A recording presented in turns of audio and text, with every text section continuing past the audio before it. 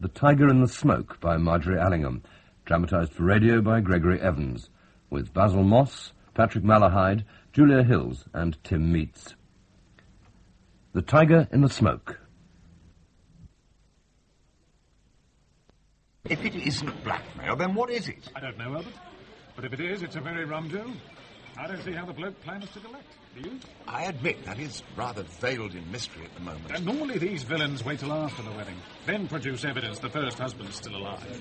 Now dates, cough up 50 quid or you get done for bigamy. Have you got the pictures with you, Charles? Yes, here. 2 taken in Oxford Street, 1 at Marble Arch, 1 in the Strand. Then this latest one with a message on the back.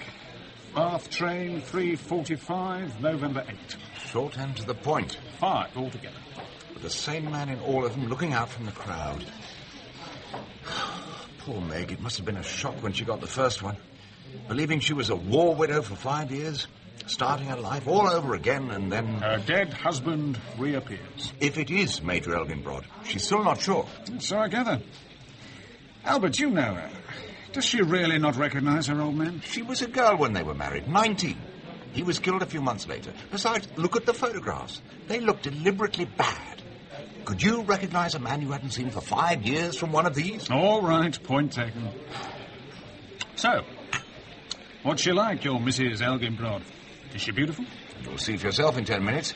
It was 3:30, wasn't it? Yes, by the station entrance. Well, come on, then. We ought to be there. Geoffrey Levitt's bringing her in a taxi.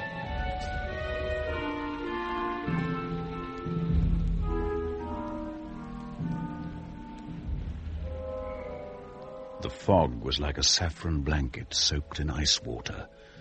It had hung over London all day and showed no sign of lifting. The sky was yellow as a duster, smeared here and there with every imaginable shade of grey, from pearl to a granular black. Already the London traffic moved at an irritable crawl. By dusk it would be stationary. The great railway terminus slammed and banged hollowly about its affairs, while to the south, some distance away, the fog seeped into a taxi, where it crouched, panting in a traffic jam. But the last one, Meg, with the message, couldn't you tell if it was like him? Oh, it was like him. My darling, they've all been like him, but they've all been bad photographs. Besides... What? I was going to say I've never seen Martin out of uniform. That's not true, of course. But I did only see him for a short time on 2 leaves. We'd been married for 5 months when he was killed. I mean, if he was killed. What does old Canon Averil think? I don't know. Father's very upset. I think he's hoping it's some kind of peculiar joke. And what about you, my love? What are you hoping? I knew I'd have to tell you all this, Jeff. So I thought it out. I love you. I really do. As I am now, with these last 5 years behind me, I'm very much in love with you and always will be. But I did love Martin when I was 19. And when I knew... when I thought he was dead, I believed I'd die myself. Somehow I think I did. Your Meg is a new girl. I'm a damn fool. I shouldn't have asked you that. Oh, my dear girl. My dear, dear girl. Look, we'll get out of this somehow and we'll go through with the whole program just as we planned. The house, the kids, the happiness. I never saw him out of war. I don't know him. I don't really know him at all. Look! We're here. only 5 minutes late. Are you coming with me, Jeff? No. I don't think so, do you? You'll be fine with Campion and the policeman. I'll phone you about 5. Now, go.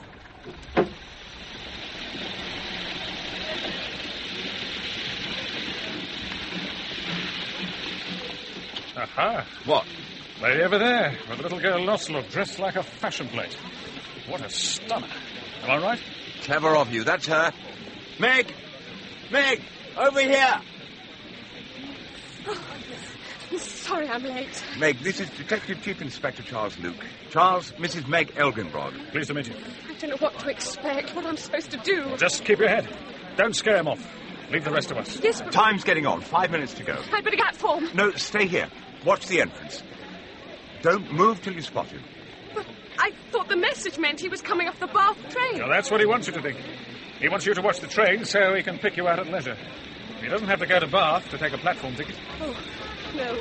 How stupid of me. Just watch, Meg. People coming in. And keep calm.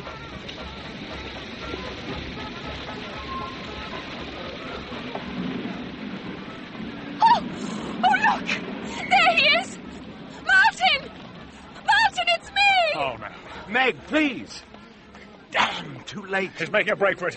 I'll catch him. Try and cut him off. Now, mind your backs. Martin, please! No, Meg. This way.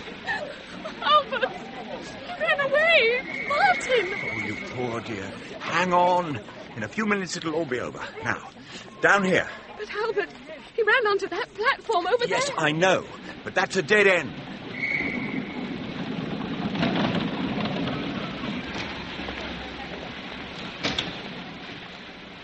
He's coming this way. Stay here.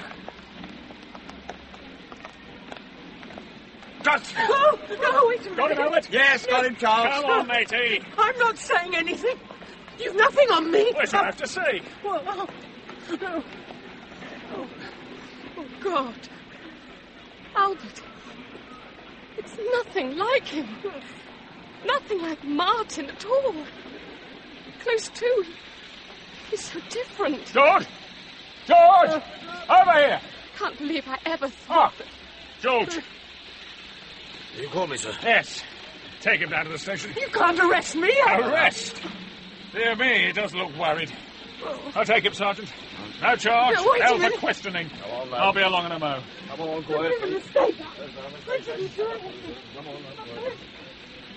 That man was nothing like Martin at all. I've been remembering Martin. He was a sweet person. And Martin's gone now. You can be sure of that. Gone with the few I knew.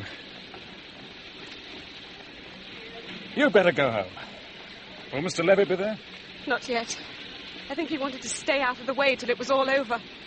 He's going to ring me at 5.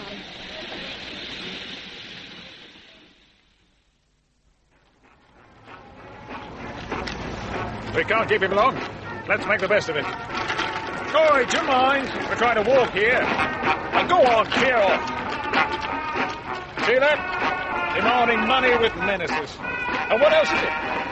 As long as they keep moving, we can't touch them. I remember after the First War, those bands were pretty common. I thought the welfare state had rather seen to that sort of thing by now. They make me uneasy. They've been hanging around this station all afternoon. Oh, I don't know. Maybe all this fog's making me fanciful.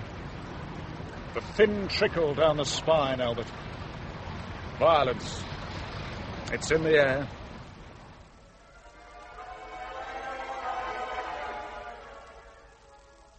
Over in St. Peter's Gate Square, some time later, the fog was thicker than ever. But there its brown folds hid no violence. The square had houses on 2 sides, a wall on the 3rd, and on the 4th, the sharp-spired church of St. Peter of the Gate, with Canon Averil's rectory and 2 tiny glebe cottages adjoining. Canon Averil was standing where he always stood, on the rug before the living-room fire. Amanda, wife of Albert Campion, looked at him. She was so upset. I haven't seen her like this since Martin's death. Do you think I should go to her? No, let her be. I think she wants to be alone. She's waiting for Jeff to ring. She'll feel better when she's spoken to him. It's all so bewildering. Why should anyone want to impersonate Martin? Why should this man be so cruel, Amanda? What can he hope to gain? I don't know. I've thought about it, and I can't imagine. It's evil, trying to reverse the process of mourning. It's an attempt to kill the spirit. Ah, that must be Albert and his policeman friend. Albert, my boy, we're in here. Ah, hello, Uncle. Hello, my dear. Hello. Charles, good to see you again. Uncle, this is Chief Inspector Charles Luke. Good evening, my boy. I'm afraid we're giving you a lot of trouble. No, not you and yours, Cannon. Other people. Where is Mrs. Elginbrod? She got home, okay? Yes, she's in her room. Waiting for Jeff to phone. Hasn't he called yet? He's over an hour late. That's not like him. Who was he? Did you find out? His name's Walter Morrison. Commonly called Duds. He's just 6 weeks out of jail. Poor fellow. He was in a hold-up. Duds and another man, 5 years ago. They were caught in the act. A very nasty act it was, too. Another bloke got 10 years for robbery with violence. Duds got 5. Assault with intent to rob. I see. Or rather, I don't. Is that all you know about him? Oh, no. In and out of prison from 32 to 40, various offences. After that, he vanished for nearly 5 years. Tells us he's an actor by profession. Gave us the name of a provincial rep. We're checking it. Of course, we checked his address before we let him go. You let him go? We can't hold him, just because he looks like your husband. But he ran away. Mrs. Elgin. Habeas corpus and all that, Meg. That's the law wars are fought for nowadays. We couldn't prove anything. So that's all. There's no more you can do. We'll keep an eye on him. Mrs. Elginbrod, I saw how surprised you were when you saw the man close up, but well, I have to ask you, just how well did you know that husband of yours when you married him? Charles, what are you getting at? Neither Mr. Campion or I ever met Major Elginbrod. This afternoon, we interviewed a man called Duds Morrison. There are 5 missing years in Duds' life. The same 5 years, Canon Averil, that Elginbrod met and married your daughter. I'm just making sure they're not the same man. But I saw him. I mean, you were there. I know.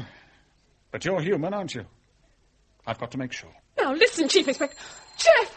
Oh, at last, thank God. Jeff, why didn't you... Oh, I'm sorry. Yes, he is. It's for you, Chief Inspector. Thanks. Luke here. Where? I see.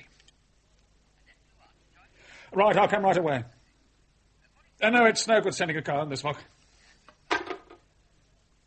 Canon Averil, I'm afraid I'm going to ask you to take a look at Duds Morrison. Tonight. Albert, perhaps you could accompany us. Of course. What's happened? I haven't been too bright. They've just found Duds in an alley not far from the police station. He's dead.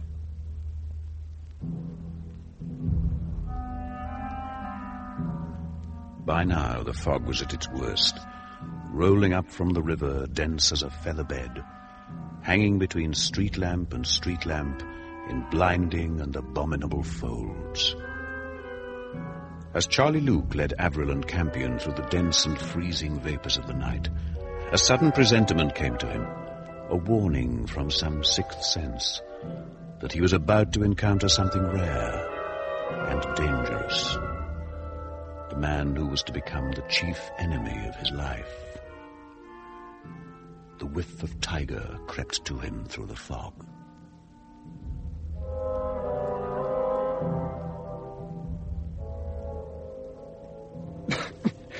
Albert?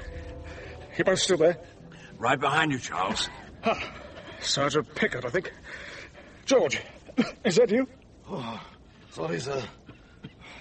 I didn't see you, sir. Where is this poor fellow? Follow me, sir. Slaney and call one other, sir. Oh, and the doctor. Thanks for the warning. One of our own men found him at 6:40, sir. Oh, the poor boy. He may have been here for some time. This path isn't used much. Do you want to look, Albert? Thanks, I can see enough from here. Doc. Funny how we always managed to disturb your dinner. Funny? If you ask me, it's a damn I've got a capital. parson just behind me. No offence. Just thought you'd like to know. Good of you to bother about my immortal soul, Chief Inspector. I've long ceased to concern myself about yours. I've been waiting here for half an hour. Obviously, any examination in these circumstances is quite useless. I will do the PM at 9 tomorrow. Right out. Right. Doc, before you go. There is nothing else I can do here. All that blood. What is it? Throat cut? No, that's nothing. It's from the nose. Get away. You mean he just had a nosebleed, sat down and died? Not unless, in doing so, he cracked himself over the head with enough force to fracture the vault. I've no intention of committing myself, but I should say that was done with a boot. We shall know in the morning. Can we wash his face? If it gives you satisfaction. Good evening. He's a terror when he's missed his dinner. George, Sir? can you wipe his face? I want Canon Averil to see it. Oh. All right, sir. Let me do it. I have a handkerchief. Poor boy, die like this. No, sir, no. I'll do that. You'll get covered. Now leave it. Let him do it. Remarkable man, your uncle. Yes. There. That's better. Wait a minute. Albert, my boy, shine your torch. Here. No, not the face.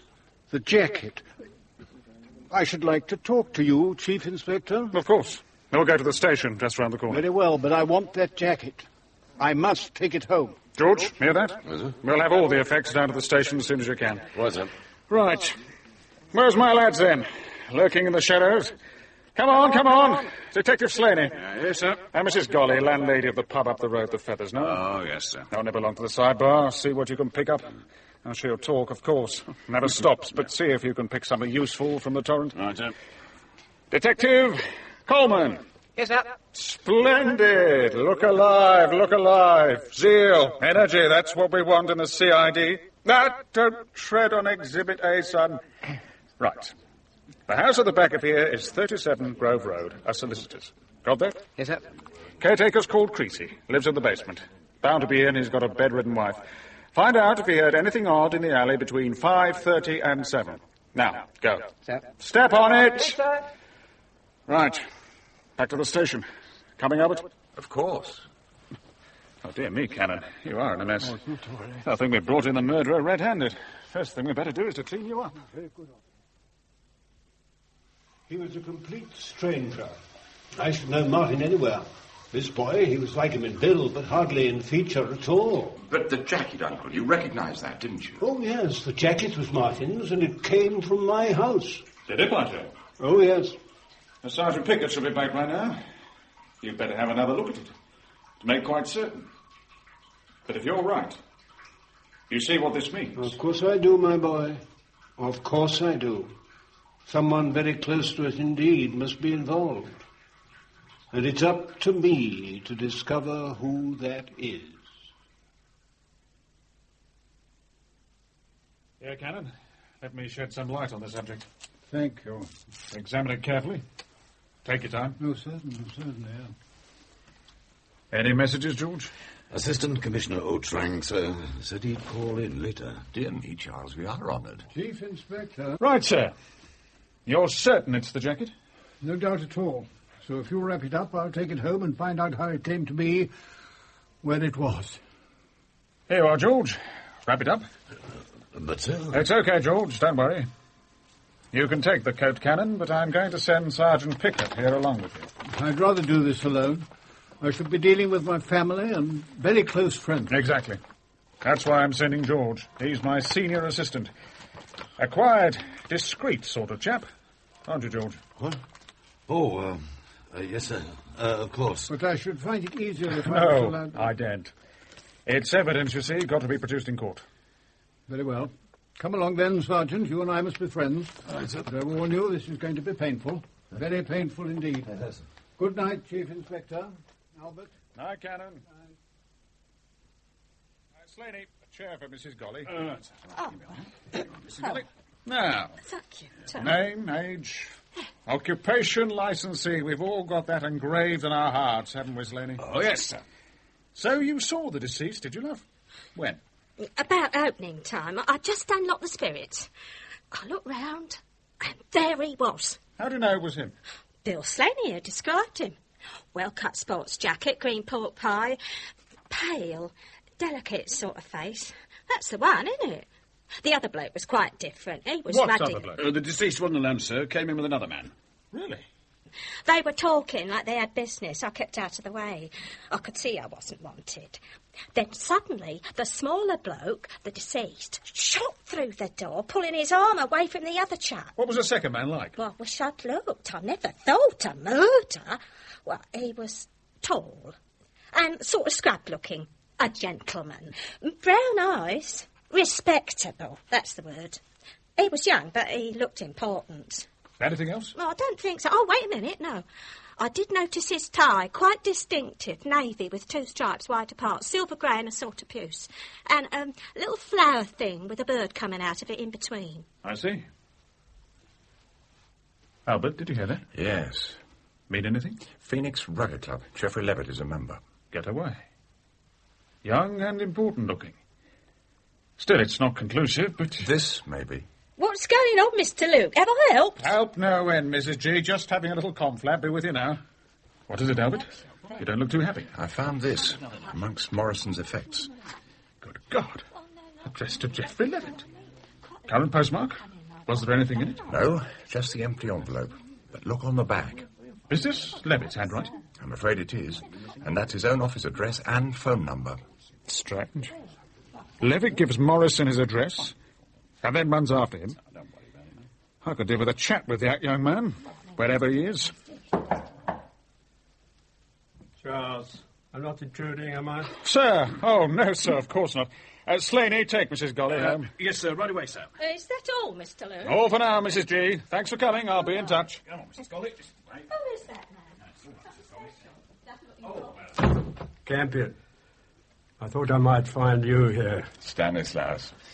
Perfect weather for trouble, isn't it? And what brings Assistant Commissioner Oates out on a night like this, if I may ask, sir? I thought I'd slip down and see you myself, Charles.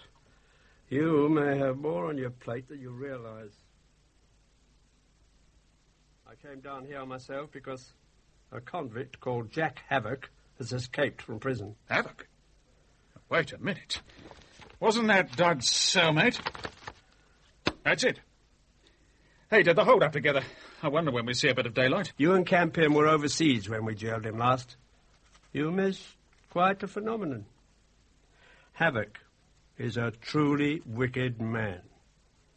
That's very rare. Are you saying he's a born killer, sir? He kills if he wants to, but not casually. He knows exactly what he's doing. Take this latest performance, Sir Conrad Belfry. Belfry? The psychiatrist? That's the man. About 6:30 tonight, Havoc throttled him in his Wimpole Street consulting room and slid off down the fire escape. But, good God, what was Havoc doing out of prison? He faked mental illness. Some kind of compulsive neurosis. Oh, no. I know, everyone tries it. But Havoc was good. He built it up over 3 years. 3 years! He didn't just make it convincing, he made it fascinating. The MOs got hooked, and through them, Sir Conrad. Havoc became Sir Conrad's favourite patient. He didn't put a foot wrong, not once. It must have been an amazing performance. Sir Conrad wanted to examine him in his own consulting rooms. There was some special equipment. He's got a lot of pull. You can imagine the rest. I suppose he has a sort of way with him, sir. Kind of charm. No, nothing like that. I'd like to see him. I'd like to see him dead. I don't entirely like this, sir. You've got to know your enemy, of course, not underestimate him. But this sounds like myth-making and quite frankly... Come! Sir, Sir... Oh, come on, what is it, lad? We're very busy. My man, elderly man, sir, has just come in and reported a crime. Well, that's not so surprising. We are a police station. Now, why are you telling me all this? Because 37 Grove Road, sir. The solicitors, Holloway and Butler. Someone broke in and rifled the office. Mr. Creasy, the caretaker, was in the basement at the time, talking to Ted, Detective Coleman. Coleman must have heard something. They went up. They left Creasy's wife, bedridden. They're all dead, sir. The woman as well, knifed. Ted Coleman. Oh, no. I'll take it, Charles. Yes? A small point, Charles. Yes. Holloway and Butler were Major Elginbrod's solicitors. What? Elginbrod's jacket, Elginbrod's solicitor. And Elginbrod's successor. There's still no sign of Levitt. A little more information about these killings, Charles. All 3 victims had clean, expert wounds. Over the collarbone and into the jugular. It can only be havoc.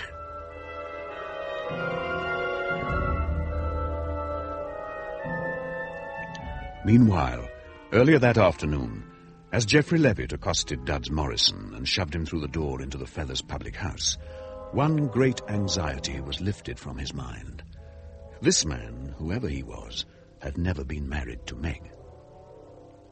For Geoffrey, the whole afternoon had been a nightmare. He had not realized before that he was capable of such jealousy. The discovery upset and embarrassed him, making him act in ways foreign to his nature. When Meg left him, he followed at a distance, and later he found himself waiting outside the police station, like a boy outside a rival's window, scared of being seen. Above all, he wanted to make certain of one thing, that Elginbrod had not returned from the dead. Therefore, when Duds stepped swiftly out of police custody, Geoffrey was in the mood for reckless action. Hey, you stop. Wait. Listen. Let go. You can't do this. I said wait. I want a word with you. You can't do this to me. I've not done anything. I've been on my carpet all afternoon, and now the Rosses have let me go. You can't be Martin Elginbrod, thank God. Listen, perhaps I can help you. We must talk. We'll go in that pub. No, really, let me go. I don't want to go. Listen, don't argue. In here. This may be worth your while. Money? Perhaps, if you give me what I want. Have a drink. You look like you need it. Have a small gin. 2 small gins, please. Coming up, love. So what do you want, then? The story. You from a newspaper? No, it's for my own personal information. Who are you? Look, this is my name and an address where you can contact me. Here's your gins, dear. Pay me when you've finished your business. Thanks. Who employs you? No one. I'm an actor. I'm resting at the moment. You said something about money. Here. Take it. There'll be more if you tell me what I want to know. Thanks. Cheers. Now, who instructed you to pose as Major Elginbrod? Who told you to have your photograph taken in the street? I'll tell you, but look, you needn't hold on to me like that. I can hardly raise my glass. Okay, but don't... Hey! Come back!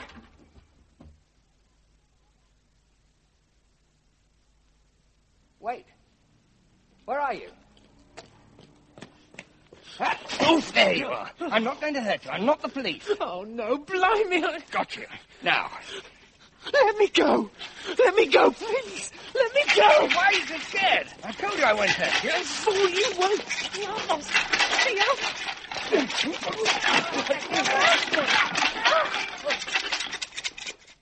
The tide of men swept over them, lifting them, carrying them deep into the alley, pinning them close in the dark. No, please. I've done nothing. Where's the gaffer, Duds? Where is he? We know you've seen him. Where is he? Inside. Been there years. Liar! What are you doing? Leave that man alone. Get out! Okay, Duds. Hey, you better start talking. Would you like to meet my mate, Dow? Tends to be a bit rough. Who could deal with them? When Geoffrey Levitt came to, he seemed to awake into the middle of a nightmare. He could not speak or move. Street lamps, buildings, people streamed past him into the fog. Soon he realized that he was wedged tightly into a little wheeled chair. His arms and legs were bound under an old khaki mackintosh. A strip of plaster sealed his mouth, and his whole head, save his eyes, was covered with a balaclava helmet. He was being wheeled swiftly along a foggy gutter in the midst of a rabble of marching men. The noise was incredible.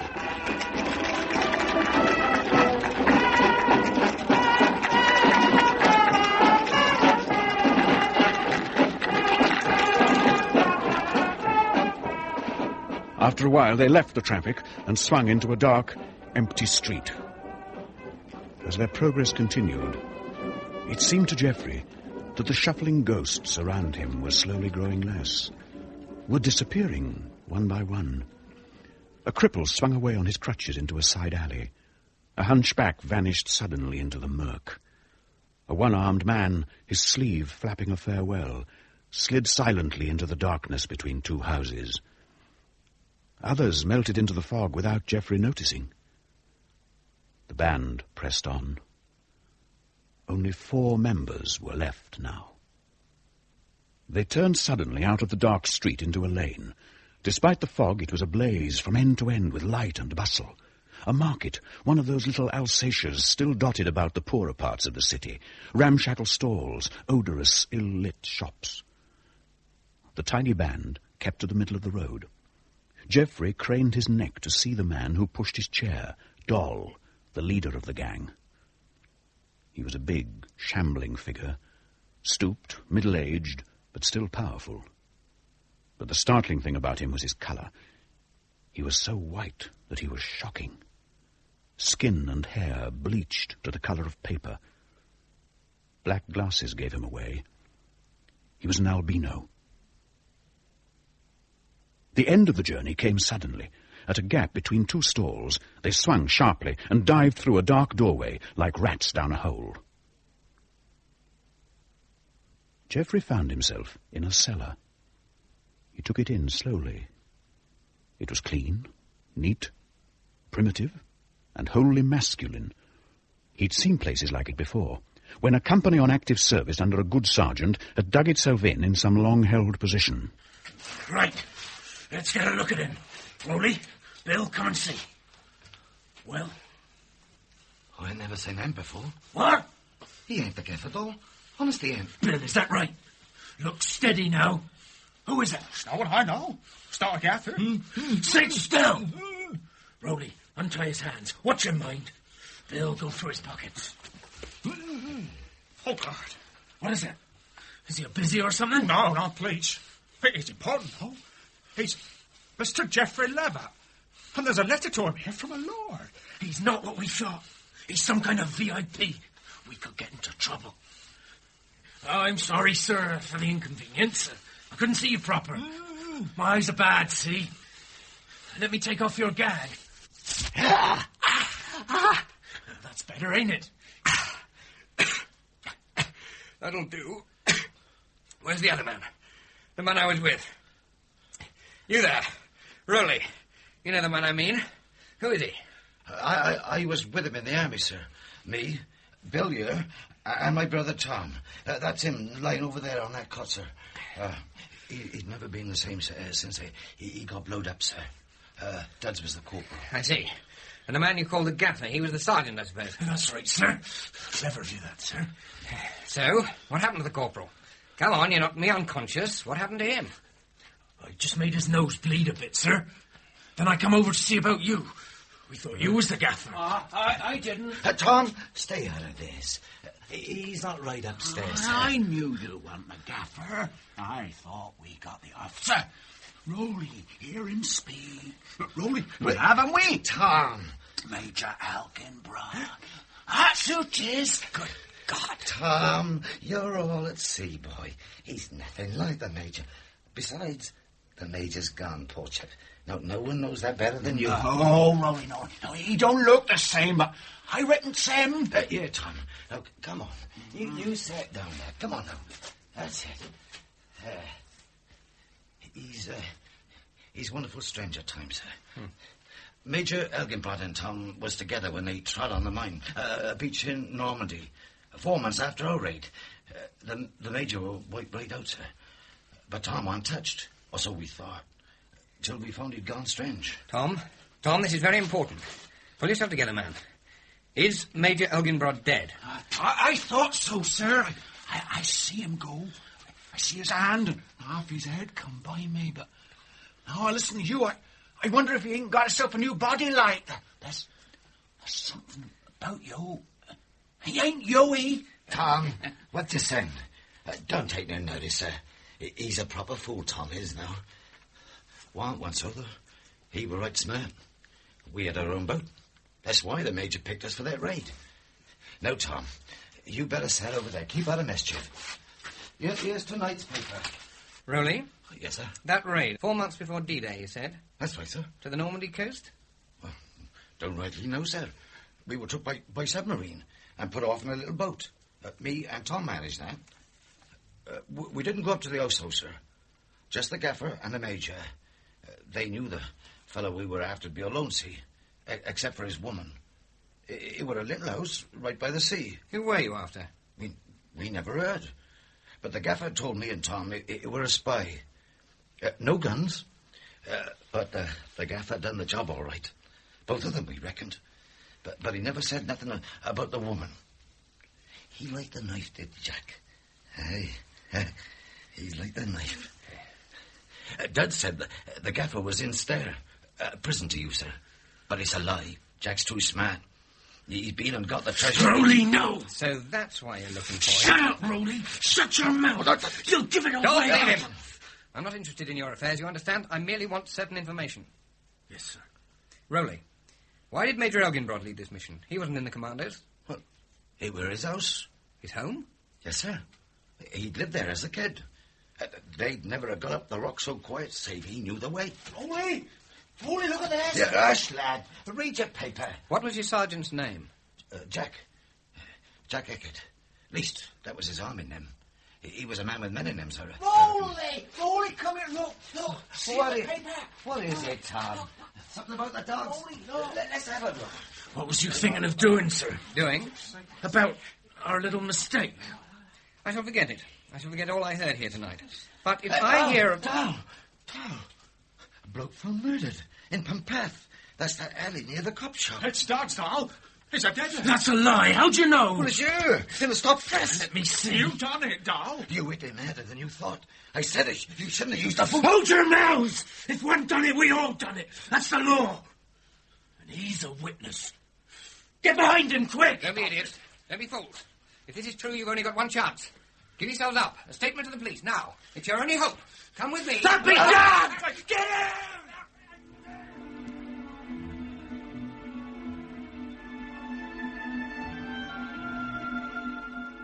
Across the fog-bound city in St. Peter's Gate Square, Sergeant Pickett, sitting silent in a corner of the rectory study, was witnessing the most alarming interrogations. Canon Averil had already subjected Meg Elginbrod to a catechism that not only satisfied but scandalized the sergeant. Sam Drummock, an elderly and distinguished sporting journalist and the Canon's dear friend, had been fetched from his cottage next door, shaken up, shocked, and subjected. Now Sam's wife, Mary, the Canon's housekeeper, stood before the desk in the study. On the desk top lay the coat in which Duds had died, lightly folded to hide the worst of the bloodstains. At last, they were getting somewhere. Sam said he saw you wrapping up this jacket in the rectory kitchen about a month ago. Oh, don't cry. How can I hear what you're saying? And don't lie anymore. It wastes so much time. It's true. I did. I took the old coat and gave it away. To whom did you give it? Some poor fellow at the door? Well, Come it was... on, Mary. The truth now. It was someone you know, wasn't it? I gave it to Lucy Cash. Lucy Cash. Oh, dear. Sam? Sam, would you fetch Lucy Cash? She's in it, is she? I did wonder. What is she say bad? You'll have to get her out of it. Good evening, Canon. Well,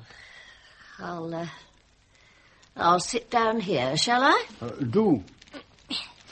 You wanted to see me about that jacket? Yes. Mary tells me she gave it to you some weeks ago. Is that true?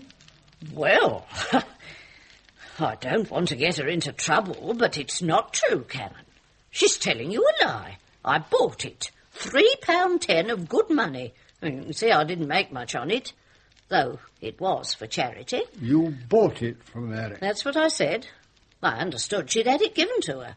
And then what did you do with it? That's my business, Canon. Oh, of course it is. Your business entirely. You will identify it, though, won't you? That would be a great help. Come over here and look at it. Unfold it, Mrs. Cash. Is it the one?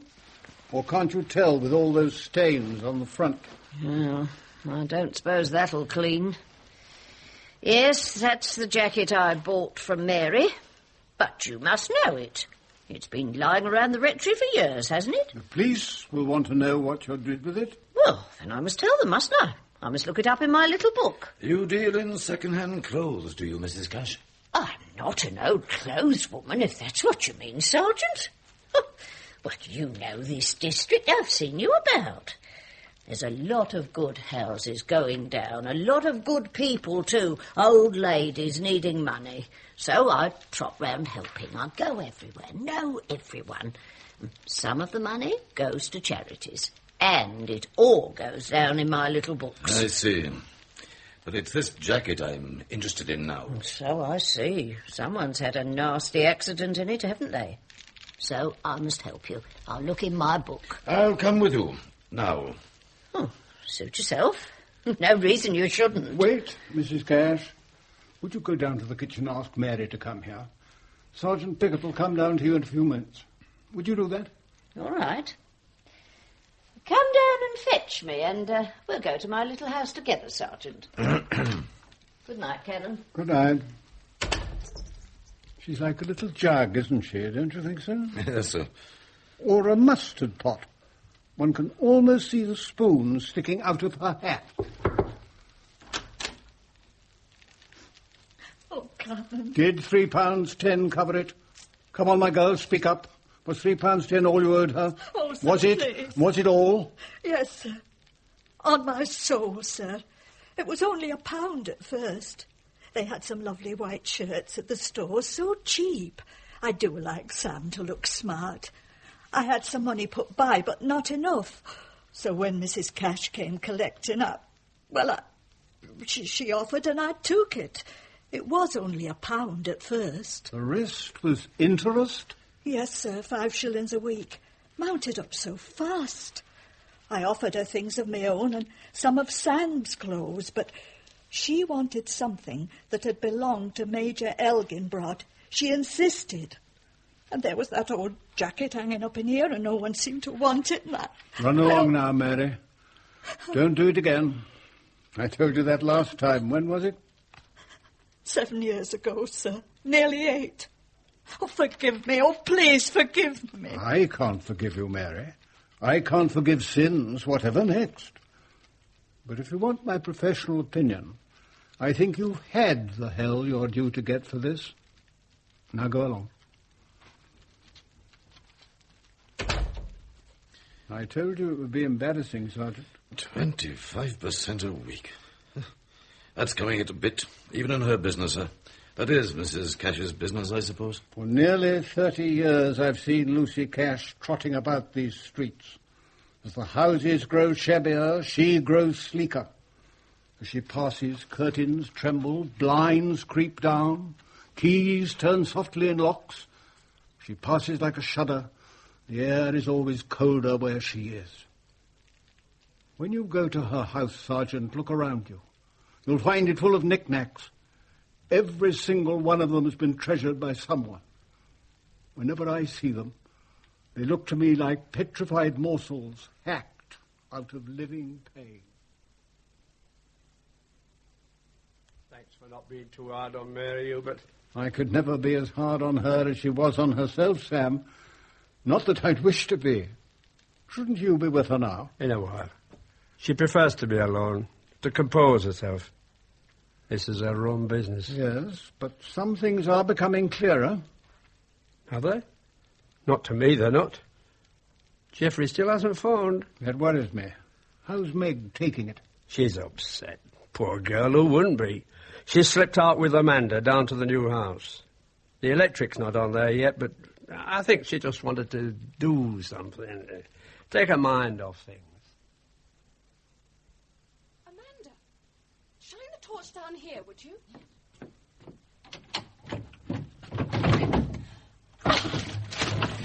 I found them! Oh, this is really why I came. Martin's letters. I wanted to find them and burn them. I had to do it right away. Very sensible. Once you make up your mind about these things, it's tidier to act at once. Well, tonight, when I was thinking about Jeff and, well, needing him, I suppose, it suddenly seemed important that they shouldn't stay in our house, even for a night. Does that sound hysterical? Not at all.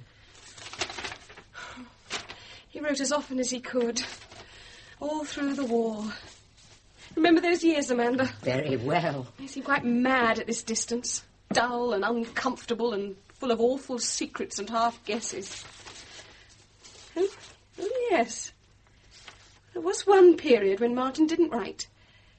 He was away on some mission, secret and dangerous. He came back late one night, tired and sort of excited. I asked him about it. He wouldn't tell me anything.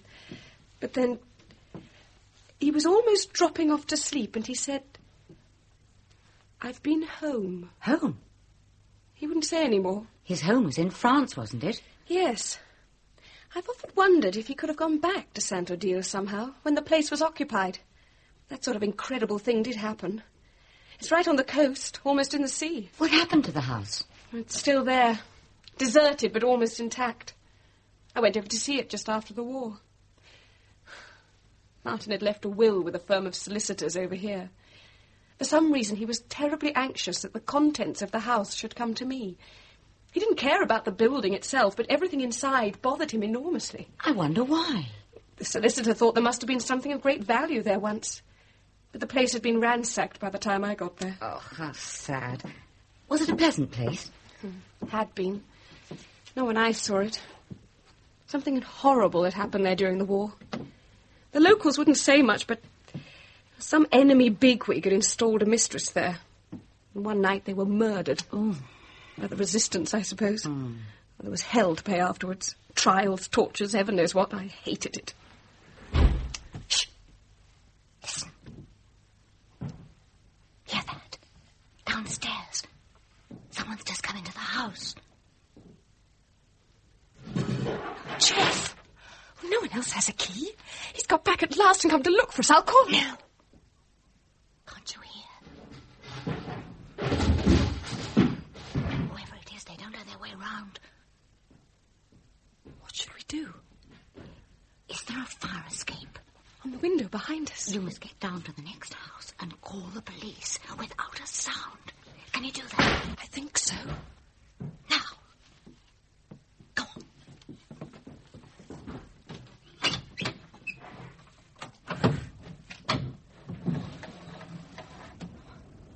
Amanda, what about you? I might go downstairs. What? We don't want the burglar to get away without being seen. No, Amanda, come with me. Don't be silly. The British burglar's not renowned for his courage. If we come face to face, he'll be a lot more scared than I am. Please. Don't fret. I'll be very careful. Now, go. Quickly. And close the window after you.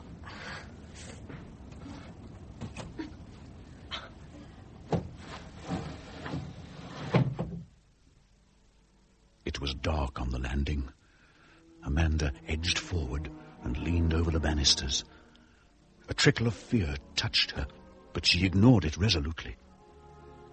The burglar was in a little study, immediately to the right at the foot of the stairs. She stifled her breath and was aware suddenly of the beating of her heart. There was something strange about this intruder, something oddly violent. In the pool of a looking-glass, she saw part of the room reflected. A candle, a smashed and broken desk, and the shadow of the man himself looming between her and the rest of the picture. Sudden rage at the wanton destruction swept over her. She opened her mouth to protest. The words were almost out when a question shot into her mind and stayed there. What was the burglar using? She was never certain if she saw the knife, if it caught the light and flashed in the mirror, or if she merely heard the blade biting into the wood. But the words died on her lips, and she was suddenly very cold.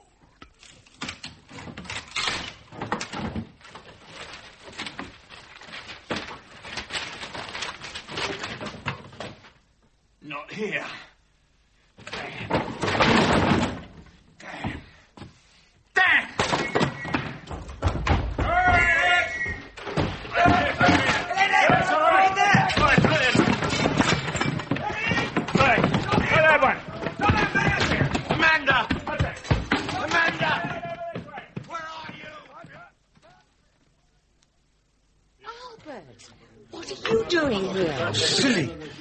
Really, my love, how damn silly. All these police. What's the man got, the crown jewel? No, you idiot girl, he's got a knife. Why didn't you come out with Meg? Well, you got Meg's call, then? Good Lord, no, we were waiting outside. We guessed you'd try here, so we came straight away. We didn't realize you and Meg were puttering through the house like a couple of lunatics. Champion. Stanislaus, in here. Stanislaus! Oh, my dear girl. Dear. I'm getting old. Do you know I didn't like to come in here for fear of what I might find?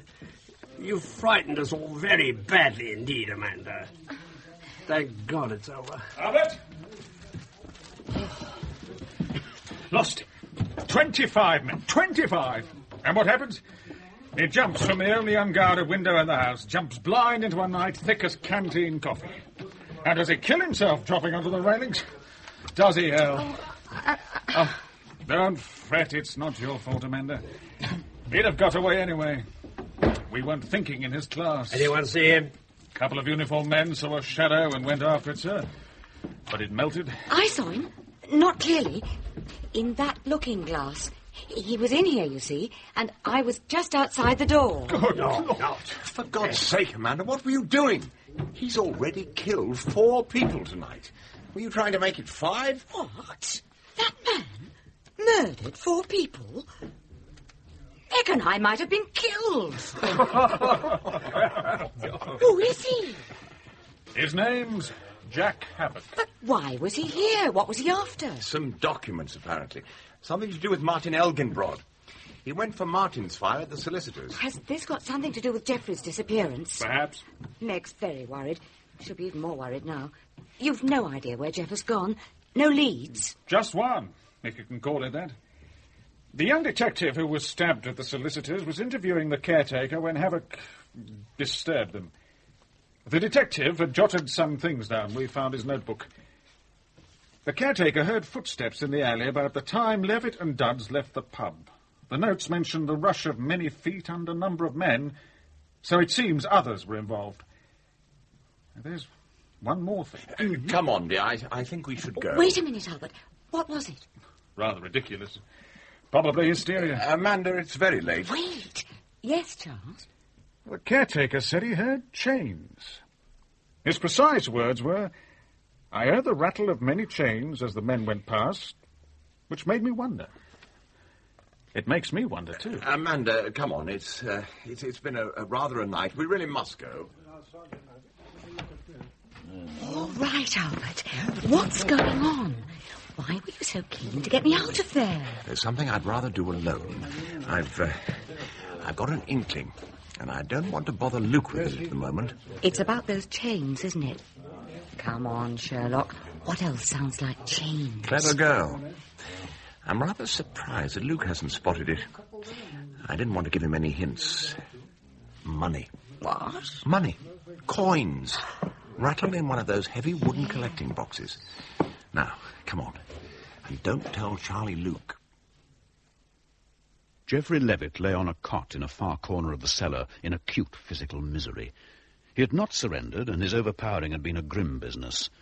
Now his hands and feet were tied with agonizing tightness, and his mouth was sealed with a strip of plaster.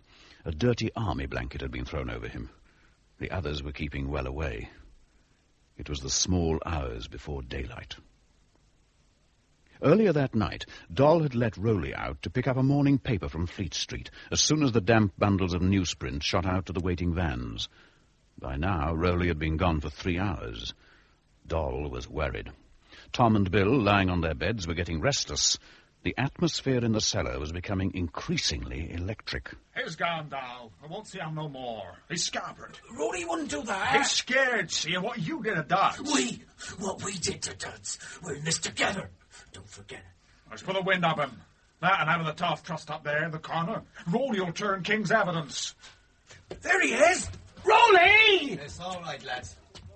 It's me. What happened to you, mate? Get lost or something? They've been what? Spirits! You've been down the whole night boozing the meat market, drinking spirits! Who you've been guessing to, eh? Who you've been squealing to, Rowley? Stop it, Dal. I had one to steady my nerves. I got something to show you. Here, at the paper. Front page, Dal. Headlines. Let me see. God. Wait there, Doll. Wait. Oh, wait there. We've a right to know. Killer Roman London fog. Oh, no. That's you, Doll. At a late hour last night, the picked men of London's crack criminal investigation department had to confess that a known killer, who was possibly one of the most dangerous criminals this country has ever known, was ranging the fog-bound streets of their city with a still crimson knife in his hat. Knife? Just wasn't a knife. Listen, I never... No, Doll. You haven't understood. It's not about Dex. It's not about you. Look, see the picture. Bill, Tom, come and look. If you see this man, dial 999 and take cover. This is the man the police are seeking.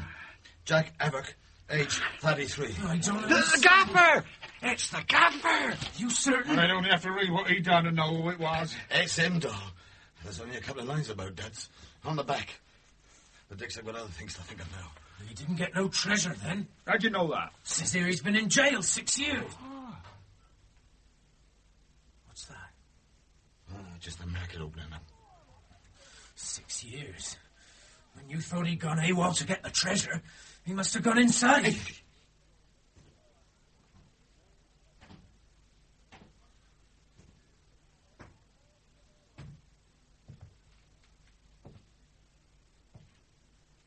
Hey.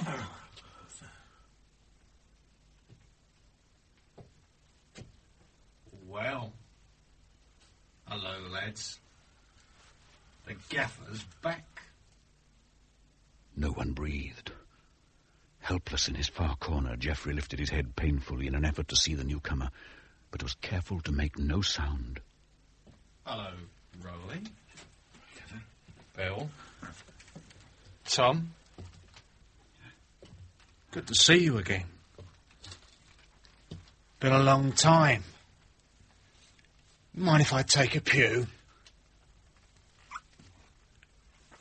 And you, Whitey? I don't think we've met. I've been on the bash. Yeah. We know, Gaffer. We know all about it. What? How'd you know? Well, we was reading this when you came in. It's this morning's. That? Oh, I've seen that. Lousy picture of me, don't you think? Did you read it all, Gaffer? All that interested me. Did you read the back page? No. I used it for a bit of cleaning up. Wiped my hands on it after I'd done a little job. Then I screwed it up and chucked it through the door of a police station. Well, you should have read it, Gaffer. There's a bit of old Dad's. He's dead. Done in. Well, he did something soft, and it caught up with him, I suppose. He was keeping an eye on you. For me. Well, that's how I knew where to look you up. I got all the news. You've been looking for me, haven't you? Think I've been living like a lord. Who gave us away? Who was it, Rowley? Stop it! Your name is Dole. You come from a 2-hour Suffolk town called Tiddington. After being rejected on medical grounds from every regimental depot in Eastern England, you attach yourself to 2/009 transit camp at Hindlesham. As a temporary unpaid hanger-on, after some time, God knows how, you got onto the strength, even got a stripe. But when the war ended, they slung you out quick before anyone noticed. You pestered the officers there till you were reported to the police and banned from the district. You want to hear any more? You poor silly bastards! Tramping the streets, making a god-awful row. Do you think no one sees you? Every white boy in the smoke knows all about you. At least you ain't forgot us, Gaffer. We thought you had. Me and Bill and Tom. Tom's funny. A little bit. Don't understand. I don't reckon he knows you. I ain't forgotten. I know you, Gaffer. I know the state you're in, too. You're like you were the night when you came back to the boat. After you done then that time. Poor Tom. Oh, you're right. He has gone soft. I reckon he's not far wrong. And you know it. Oh, you didn't come here to find duds. You come here because you didn't think we'd seen a paper yet. Doll, what you're saying? You're done in. And you wanted a quiet lie down. Your wide boy friends outside won't touch you now. Now, after what you've done, killing a copper, that's not very clever. Oh, don't push it. You come here because you know where else to go. We ain't much, but we got cover. Things have changed since the war. It's a shock for you now you got out. You're on the run. So what?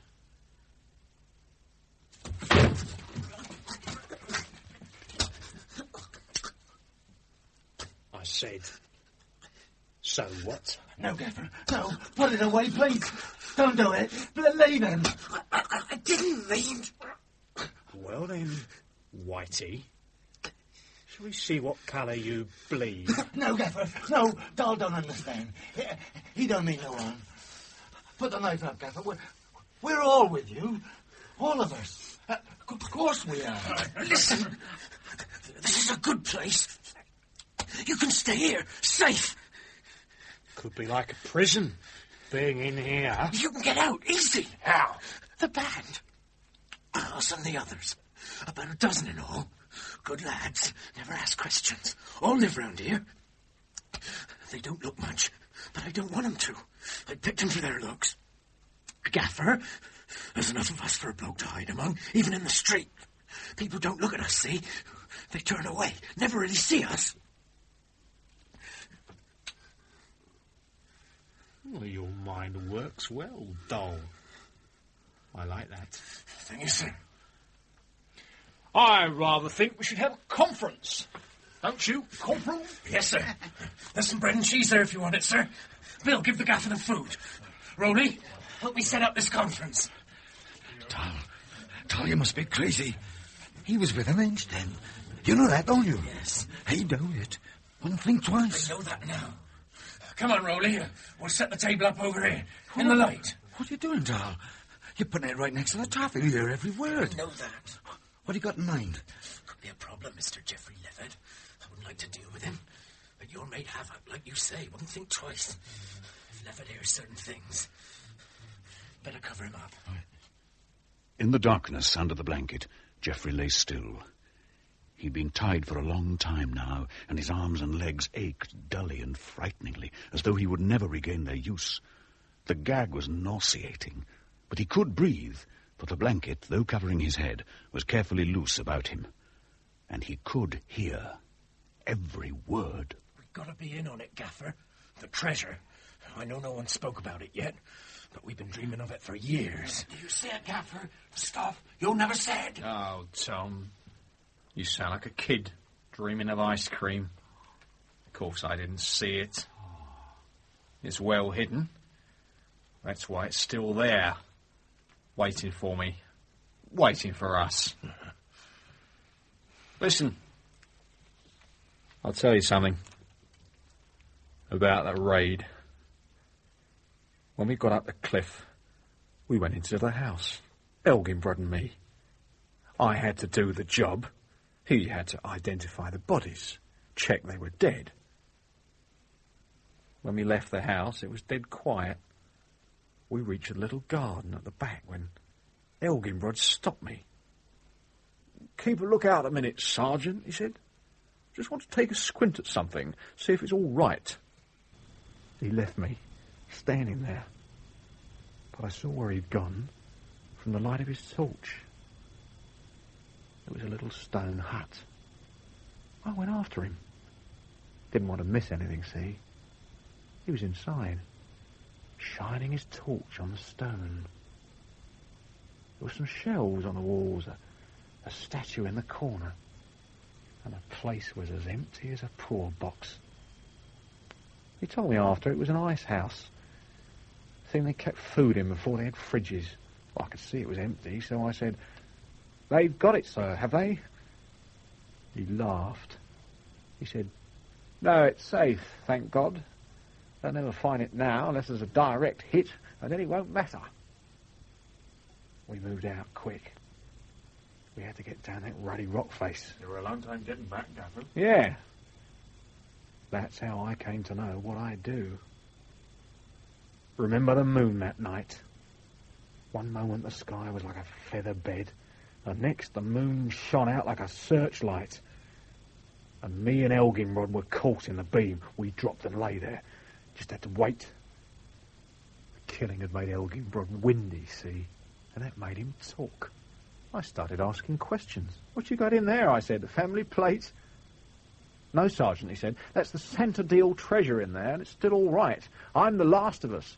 No one knows about it now but me. Centre Deal? I tried to get him to say the name again, but he wouldn't. Sounds like a ship's treasure to me. Then I asked him what would happen if he ever got hit. I said, in that case, it stays in there forever, I suppose. What did he say? He said the damnedest thing I ever heard. He said, then it'll be up to the man my wife marries. I've left full instructions and a sealed envelope, and he'll get it on his wedding day. She couldn't manage it alone, but she'll choose someone like me. Always. Lying on the bunk, his head not 3 feet from the speaker, Geoffrey Levitt felt his heart turn over slowly and painfully in his side. We need to know the exact location of the house. Who would Elginbrod give the letter to? His wife? No, she'd open it. Any woman would. I thought maybe his lawyers. You went to their office last night, didn't you? That's right. That's where you went on the bash, innit, Gaffer? Oh, you read the paper. You ought to know. Well, what makes you think the treasure will still be there after all this time? Because I'm meant to find it. What do you mean? I knew as soon as I heard of it that night on the cliffs. Oh, you won't understand this, but I'll tell you all the same. Elginbrod had to let me know. Probably the blasted moon had to come out just then to make him do it. We had to go on the mission together. Now, you can tell it's true by the queer way it happened. I was special, see.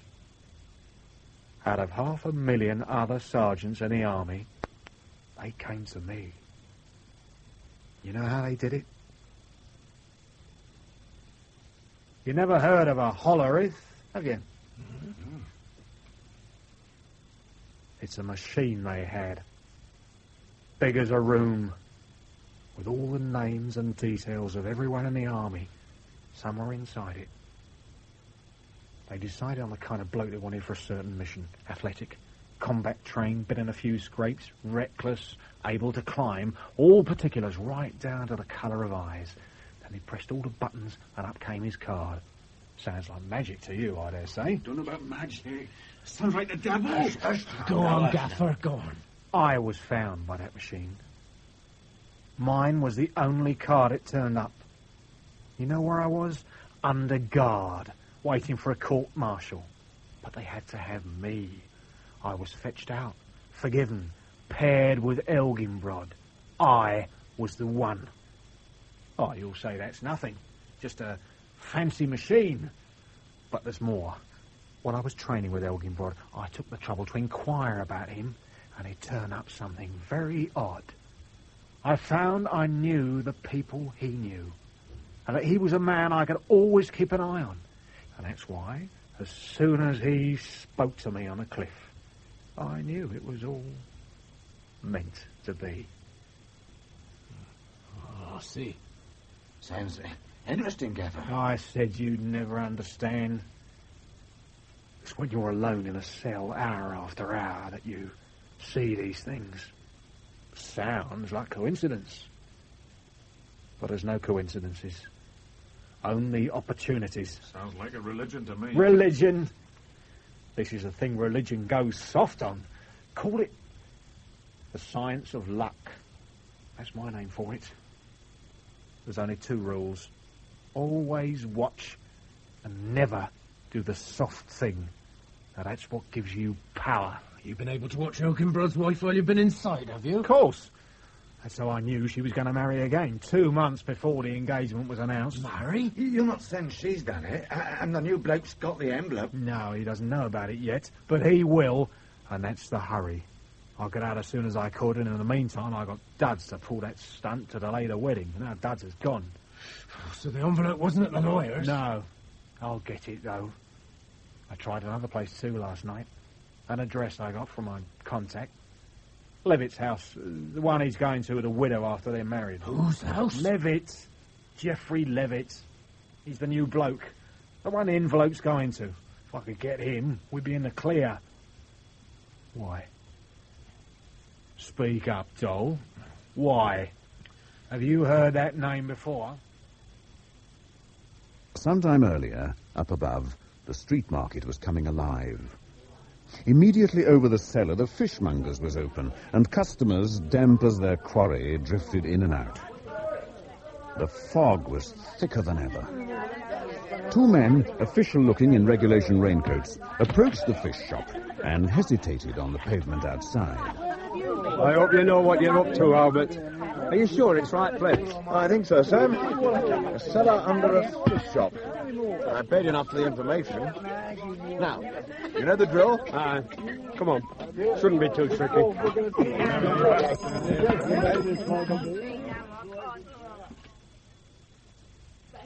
That's correct, madam. You see, It was done last week. A fish was crawling all over the place with tape measures.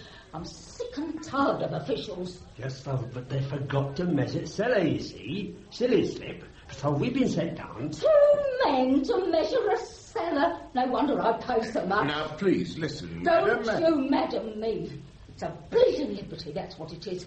Well, I shan't let you. I'm afraid you must. Must? You think it'll run the way you carry on. This is my home. The tenants downstairs leave the key in my safekeeping when they go out in the morning. It hangs up here on this nail, and if you touch it, it's gone. You took it. No, madam, honestly, we... You!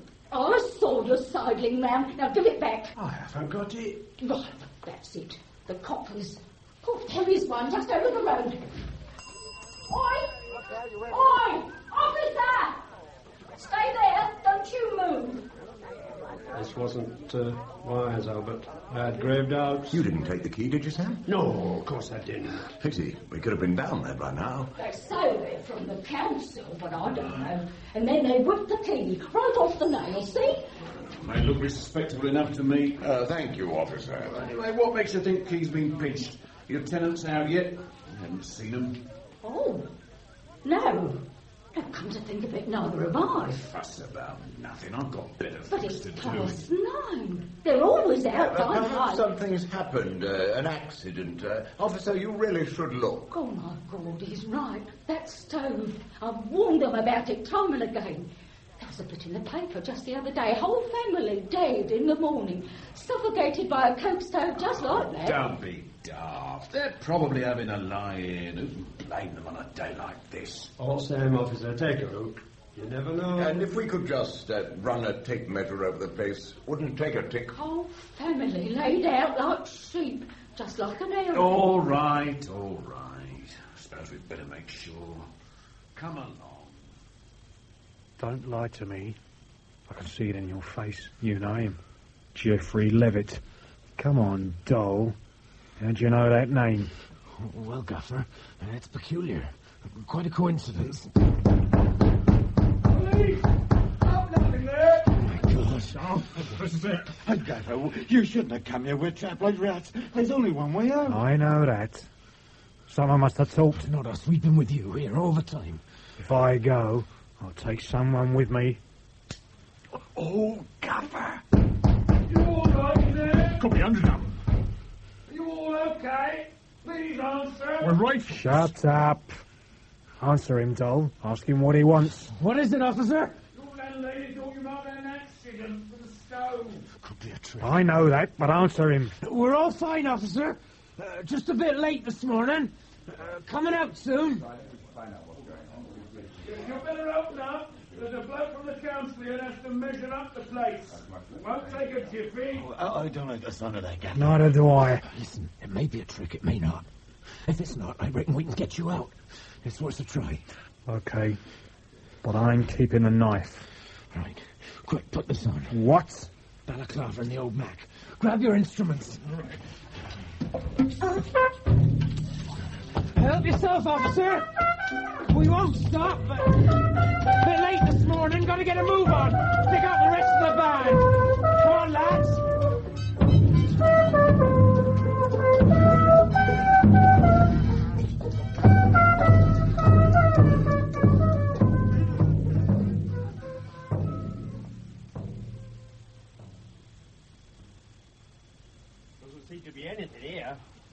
Shall we go? Yeah, it's okay.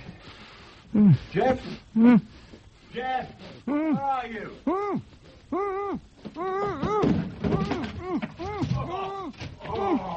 Jeff. Oh, it's good to see you. You gave us a nasty turn. So by the time we got the gag off and Jeff had told us it was havoc, it was too late. They'd faded into the fog. Oh, I'm glad. So was I, my dear, most relieved. Luke was hopping mad, of course. He felt havoc had slipped through his fingers again. He rather blamed me for taking unofficial action. At least it worked, your unofficial action. You found Jeff. Just in time. I can't get it out of my mind. Jeff, lying there, utterly helpless. That man with the knife, on the brink of discovering who he was. Don't think of it. It's absurd. All this over some non-existent treasure. Are you sure it's non-existent? Yes. Poor Martin never had any treasure. His family were as poor as church mice. This man Havoc must have made a fearful mistake. He must have misunderstood. Oh, Jeff! How do you feel now? As good as new. Better. The bath did me the world of good. Don't cry, my love. Listen. I've got one more thing to do. What's that? Sam wants to show me something in his cottage. Can I come? I'd rather you didn't, Maglove. Oh, all right. Do you have to go now? It'd be better. I think it's important. Perhaps Amanda will stay with you. Of course. Albert, I don't quite know what this is about, but I think I'd like you to be there. Will you come? I shouldn't give you this yet. I really believe in sticking to the letter of my word. And that word was wedding day. But as my mother always said, circumstances alter cases. So here it is. Martin Elginbrod's letter. Good. Oh, my Lord. You left it with you, Sam? I should have guessed. I'd have done the same myself. Well, if you want me, I'll be sitting in the kitchen with Mary. But, Sam, don't you want... I'd rather not read it. Unless I have to. I was very fond of Martin Elginbrod. And, well, I'll be in the kitchen. This is it, champion. This is what Havoc was looking for. May I read it to you? Of course, if you think... I think I should, yes. Someone should hear it before... It's dated February the 4th, 1944. Dear Sir, I realise that my intrusion at this point is rather much, to put it mildly. But there is something you have got to do. In the ice house of the garden of Santo Dio sur Mer, Meg will know the place, there is the Santo Dio treasure. It is for Meg to do with as she likes, so long as she sees it is kept safe. I'm not trusting Meg with the job of getting it herself, nor her father, dear old Canon Averil, who, as you will know by now, is not exactly worldly. I'm landing you with the job, because I'm conceited enough to believe that you will be the same sort of chap that I am, and will make no bones about it, but will just go and get it the instant it seems possible. The old women in the country around Santo Dio used to say, one truly loves only the same man. They meant, as I take it, that a woman only really loves the same sort of man all her life. I know that Meg will only marry when she really loves again, so my guess is that you and I will be rather alike in important things.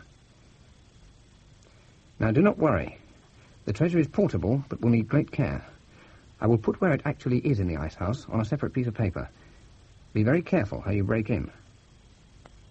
That is all. Please go and get it the instant you feel it is practicable to do so. And give it to Meg. Good luck, you lucky old blighter. Yours truly, Martin Elginbrod, Major. This is the enclosure. Odd, but quite clear. The Santo Dio treasure. That rings a very faint bell in the back of my mind. I'm sure I've heard of it before. What will you do now? Well, first of all...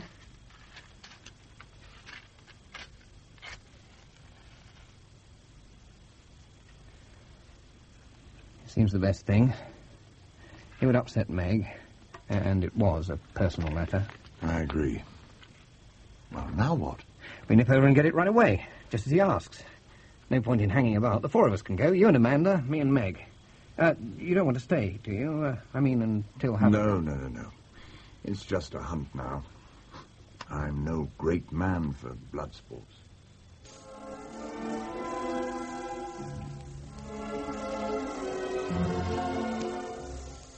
An unnatural peace had settled over the house when late that night Luke sat in the study with Canon Averil. The treasure seekers had left some time before, groping their way through fog in an attempt to catch the first Saint-Malo boat out of Southampton. The rectory was quiet without them, though by no means empty. Sergeant Pickett lolled on a hard chair by the front door, while outside 2 of his men made regular rounds. Sam and Mary Drummond had been induced to leave their cottage for the night. Sam sat at the kitchen table, a mug of beer beside him, working on an article that had to be on his editor's desk by morning. And in Meg's elegant bedroom, Mary brushed out her hair before the glass. It was warm in the study, and the air was blue with tobacco smoke. I've come to have a crash. And the outstanding thing about him from my point of view is that he's been able to disappear twice before in his life. Just as he has now. I see. You feel he must have friends among people the police do not walk hand in hand with, so to speak. We had great hopes of your neighbour, Mrs. Cash, the woman who lends money. You've known her for a long time. Well, she moved into that cottage 26 years ago last Michaelmas quarter. She was a widow then with one child. A little boy, right? Yes. Did she tell you that? No. That came from Mrs. Drummond. We haven't worried Mrs. Cash since last night. I understand she hasn't been out today. So she told me. She seems to be unwell. Was that when you called on her this afternoon? Of course. It was the only time I saw her. Do you mind telling me why you called? To ask her if she wanted to look for some papers here in the rectory. What papers? Well, I asked her to come and hunt for the minutes of the last meeting of the Diocesan Education Committee. I told her I believed they were somewhere in the house and that she could come and search. She couldn't. She had a cold. I see. I hadn't thought of that. I suppose, like everyone else, your work has to go on, whatever happens around you. Mm-hmm. This son of hers, do you happen to remember exactly when he died? Not the year, but it was just after Epiphany, early January. I was in bed with influenza. The memorial service was delayed. Mrs. Drummond said it was January 35. The boy was 14 or 15. Mm-hmm. My information is that the child died in the country where he'd been for some time. Your late wife visited the mother for you. That is correct. Now, sir, there's only one question I have to ask you. Mm-hmm. Mrs. Drummond said that your wife mentioned that she'd seen the body. She knew the child well and said she'd seen him when he was dead. Do you remember that? Yes. Oh, my poor Margaret. I do remember her saying that she'd seen the body. I'm sorry if I've upset you, sir. That's that, then. It seemed plausible. In May, a boy went to Borstal. About the same time, another boy was sent away to the country because he was difficult. In January, he died. A supposedly respectable widow making money in a shady way. She might have preferred her neighbours to believe her son was dead. It all fitted nicely. Right, I better be off. I'll see you out. I must get to bed myself. Canon, there you are. I heard you seeing the policeman out. I've made you this. What is it, Mary? A nice mug of hot milk. You must drink it. Oh, thank you. You shouldn't have bothered. Oh, no bother, Canon. And I put a little something in it to make you sleep. Crushed up 2 of my sleeping tablets. If you don't have a good night, you'll be fagged out tomorrow. That's very thoughtful of you, Mary. Oh, you do look worried, Canon. Where's Sam? Is he in bed yet? No, he's still in the kitchen working. I must speak with him before I go to bed. Oh, dear, silly Margaret. Her eyes were like Meg's eyes, but not nearly so wise. You remember? Aye, I do. I recall her sobbing out her confession. It was on the 3rd day of her last illness.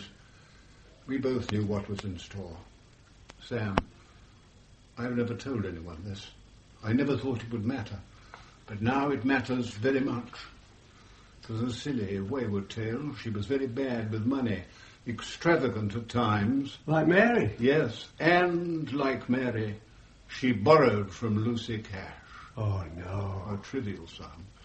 And Lucy Cash made her pay so much. Not only in money, but in agony. They made a lie about seeing little Johnny Cash in his coffin. Is that what you're trying to tell me? That's right. Sam, I didn't lie to Chief Inspector Luke. You've no need to tell me that. But I did deceive him. I wanted time to think and to pray. Lucy Cash's son was an evil little boy. Uncontrollable. And now he's turned into a killer. Is she hiding him? Perhaps. I'm not sure. I know that she's in touch with him. You should have told police, Hilbert. Averil still after that letter. He might come here. He won't. You sound very certain. I conveyed to Mrs. Cash that the letter was not at the rectory. You did what? I invited her to come over here and search for some papers. She understood. She'll tell her son. Dear me, for a simple parson, you've got a very devious mind. This place is like a trap at the moment. I couldn't bear to see a wild animal step into it. Jack Havoc is a wild animal. No, he's not. He's a human being. And he's got a right to be treated as that, whatever he's done. And other folk have got a right to sleep in their beds, without fear. Yes. Yes, Sam, of course. But it's done now. If you want to spend the night praying for Jack Havoc or Johnny Cash or whatever his name is now, that's your department. I don't see as a few hours will make much difference. But you must ring Chief Inspector first thing at morning. Yes, I will. Good night, Sam. Good night. Oh, Hubert, don't forget your hot milk.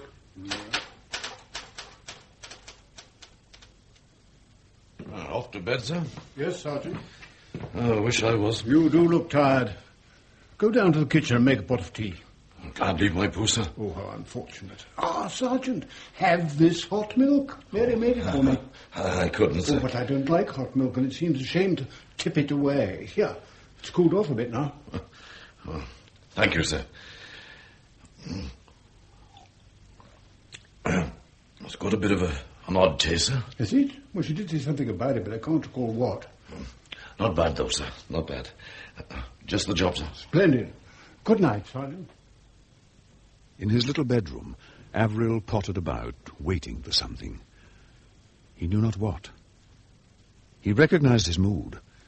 It was one which had come to him very seldom, perhaps 4 or 5 times in his whole life. Its chief characteristic was a strange sense of absolute peace. For a fleeting moment, he was aware vividly of the great stream of the world's life on which he floated. He felt it above and below him, gathering speed, moving faster and faster towards unknown rapids. He could almost see the dark waters and hear their roar. He was not frightened. That alone he had learned from experience. With the danger would come the courage. The moment of clarity passed, and he became an old man again, preparing to go to bed. He peered out of the window at the familiar triangle of sky just above the high wall and bounded by the spire of the church. It was visible for the first time in days, a lighter grey than the rest. The fog was lifting. And then he saw something else. A flicker of light, swift as the flash of a kingfisher's wing, and just as brightly blue. A light from inside the church. The beam of a torch, perhaps, had passed across the east window, catching the azure robe of the saint who prayed there unceasingly. Averil stood, transfixed.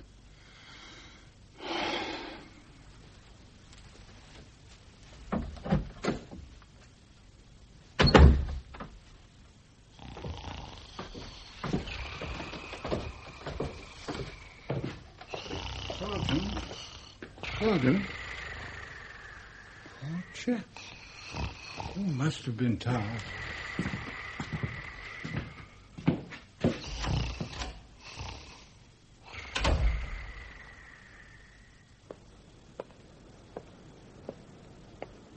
The fog was clearing rapidly now. No one was about. The detective on duty outside had only that moment entered the kitchen to call his opposite number. And for the first time that night, the coast was clear.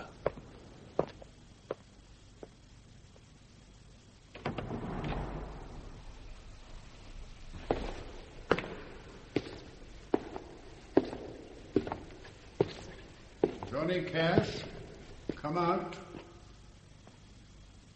Come out, my boy. There's nothing for you here.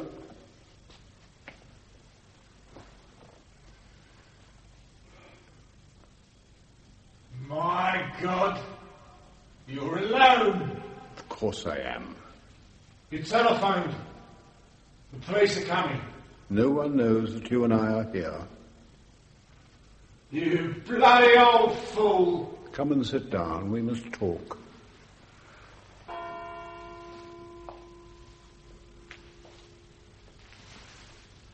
This is fine. Don't turn around.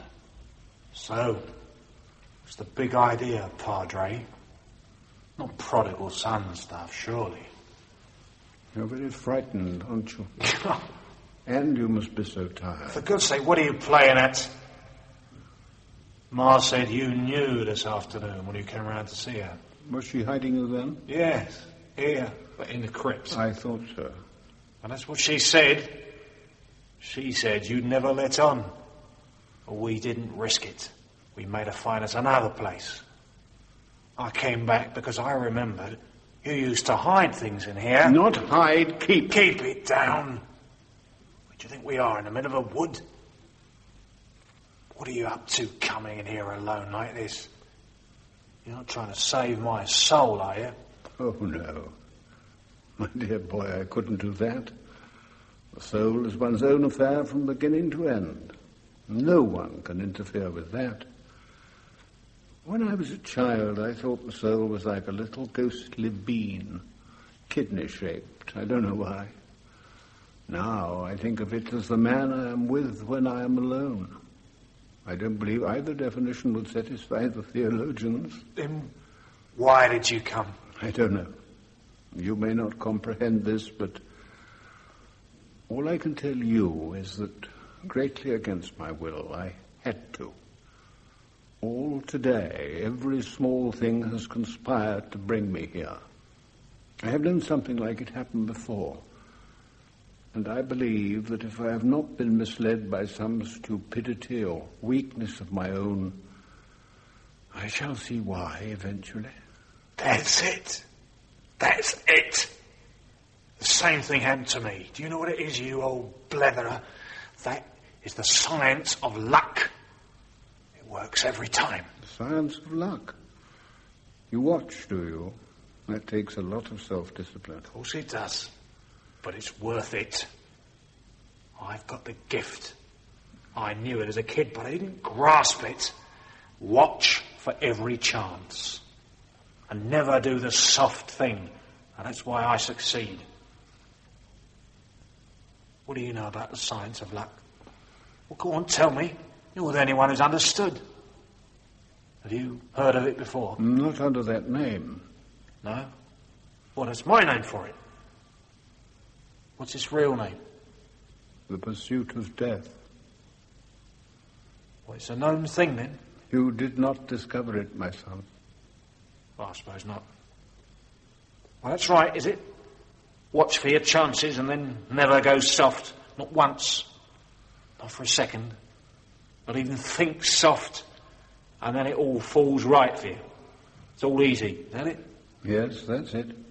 It's easier to fall downstairs than to climb up. What are you talking about? The science of luck. The staircase has turns. If a man watched, he can see the trend. He can choose to go either way. But if you know all about it, why are you soft? Because I do not want to die. The man who pitches himself down a spiral staircase on which his fellows are climbing up may injure some of them.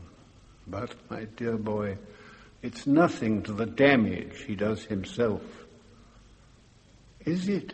It's all crazy. You run a big thing. You can see what I see and you won't profit by it. Evil be thou my good. That is what you've discovered. It's the only sin that cannot be forgiven. Because when it's finished with, there's no one there to forgive. You get places, of course. You have no opposition, but in the process you die. The man who is with you when you are alone is dying. Fewer things delight him every day. In the end, there will be no one with you. I don't believe you. I can hear that you do. Now, suppose you'd got to Saint-Odile. Where? Saint-Odile-sur-Mer, a little village to the west of Saint-Malo. Supposing you'd got there, uncovered a treasure worth a king's ransom, do you think you would then become someone else?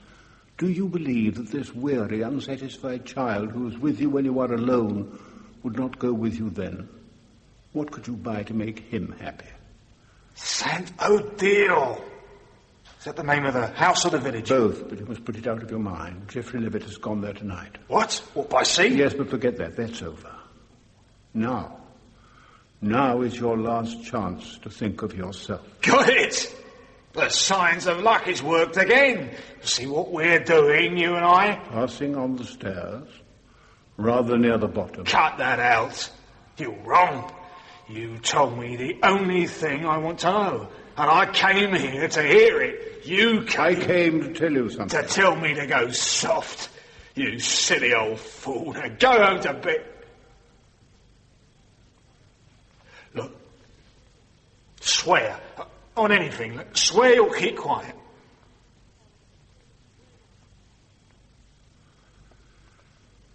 You know as well as I do that for us who watch, there can be no half-turns.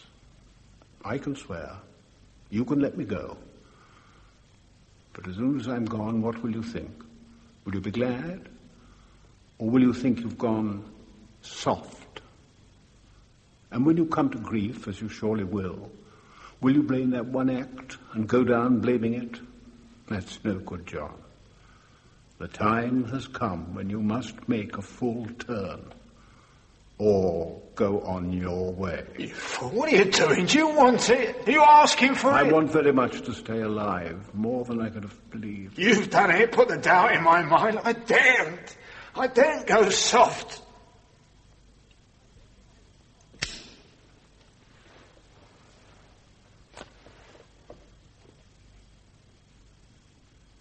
What are you doing? Praying. I cannot help you. Our gods are within us. We choose our own compulsions. Our souls are our own. Oh.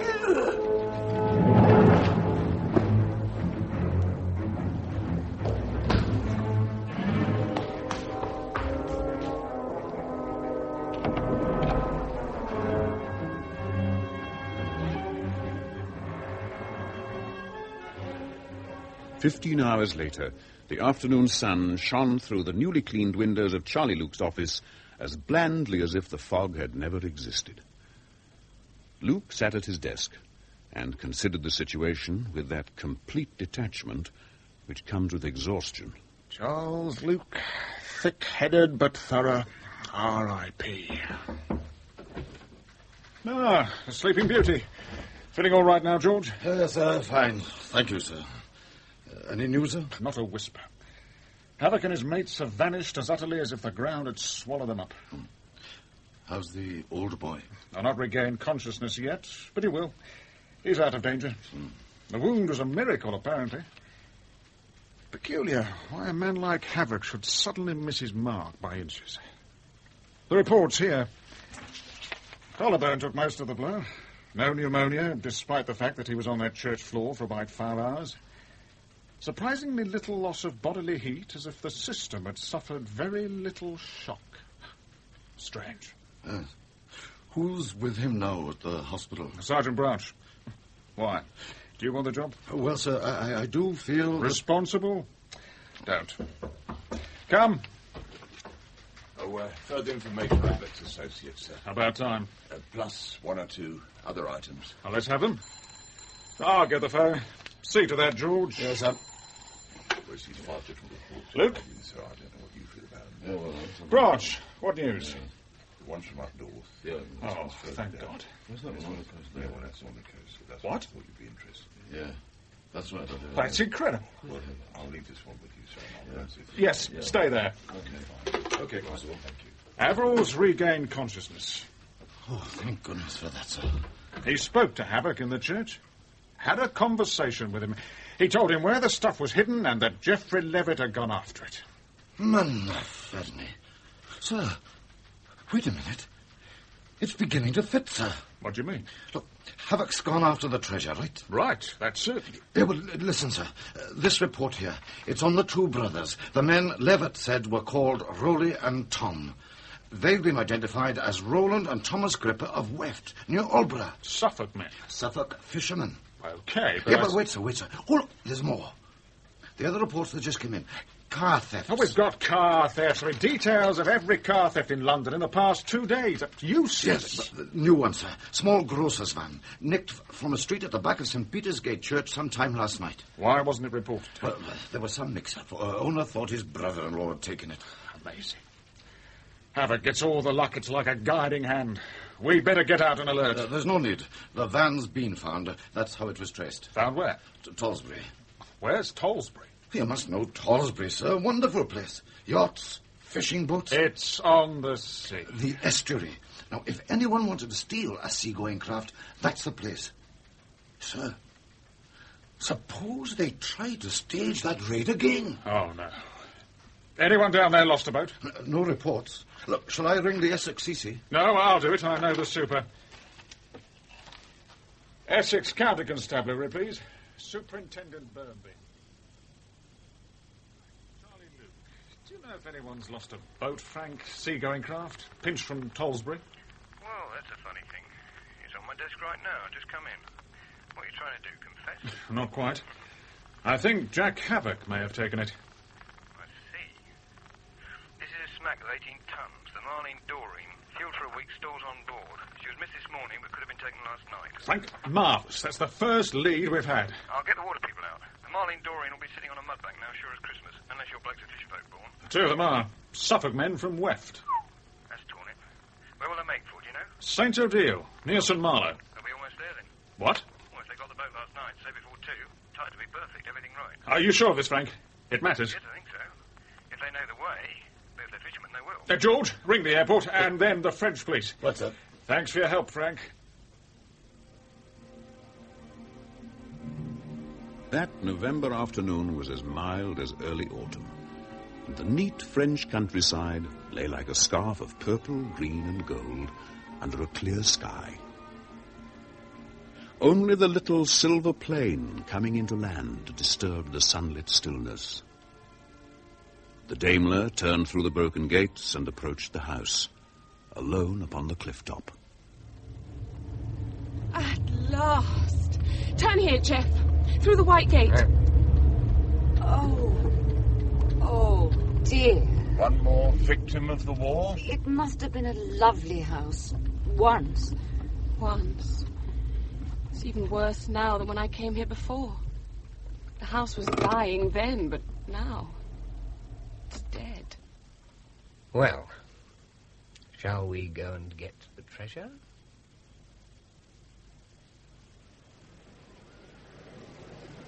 Albert! Amanda! Over here! Look! They've found the ice house right on the cliff edge. Come on, Albert.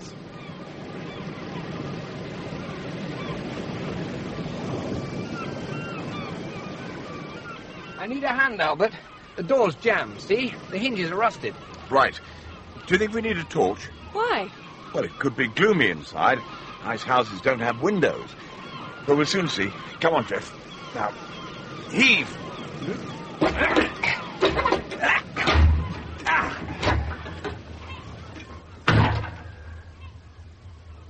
Good Lord. We don't need need that torch. The whole of the far wall must have dropped away. Just slipped into the sea. Look, that statue, the guardian of the treasure. Careful, Meg. It may not be safe. Let me go first. I feel firm enough, but keep away from the edge. Oh, it's beautiful. Enchanting. The sea looks so green. Look at that little fishing boat moored at the foot of the cliff, like a matchbox. Martin climbed these cliffs on that mission. Well, this is the great moment. I don't know what the treasure will be, but whatever it is, it's mine now, and I shall love it very much. Now then, Jeff, no more secrecy. We're all alone. What have we got to do? Get the floor up? No, it must be in here. The postscript simply said, the treasure is hidden in the statue. Clever. Well, she's big enough to take something quite substantial. Whoever she is, a shepherdess, I suppose. Horrible thing. Probably cemented into the skirts. I can't see the back. Can we lift her down? I think so. Stand back, Amanda. You too, Meg. Away from the drop.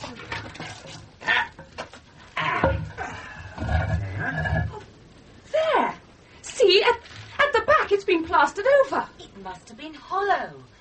There's something made of wood under the plaster. It could be a chest. The plaster's soft. I can mark it. Oh, but not soft enough. We need help with this. The thing's supposed to be fragile. Albert's right. We'll go to the village. You and Amanda can get us some rooms while we find the workman. I'm sure I've got a nail file in my bag. Well, that might... What's that? What is it, Amanda? Nothing. It must have been a rabbit. Come on, Meg, let's go. Oh, let me stay. I shouldn't. You'll only get cold. Or fall over the cliff. Please. I want to stay with my treasure. It matters to me, Jeff. Do you mind? No, of course I don't. It'll make us hurry back. That's what I thought. I'll be careful. I'll just sit here and look at it and wonder what the mystery can be. The mystery of Saint Odile. By Jove. The mystery of Saint Odile. There's something mystery of Saint Odile. Was it holy? Sacred? What is it, Albert, if you remember? No, not quite, but it's coming. The sacred mystery of Saint Odile sur Mer. A sort of miracle. Honest women weep when they first see it. That's it. I remember reading a phenomenon observed for 18 generations. Yes, Albert. But what is it? I can't remember. I just can't remember. Come on, we'll know soon enough. The quicker we go, the quicker we'll be back. And you'll be all right. Fine. But hurry. Albert has made me even more impatient. Bye, then. Bye. Won't be long. Just one try. Oh, good Lord. It is soft. Jeff! Albert! The nail file is working! Hey! Come back! Oh, damn.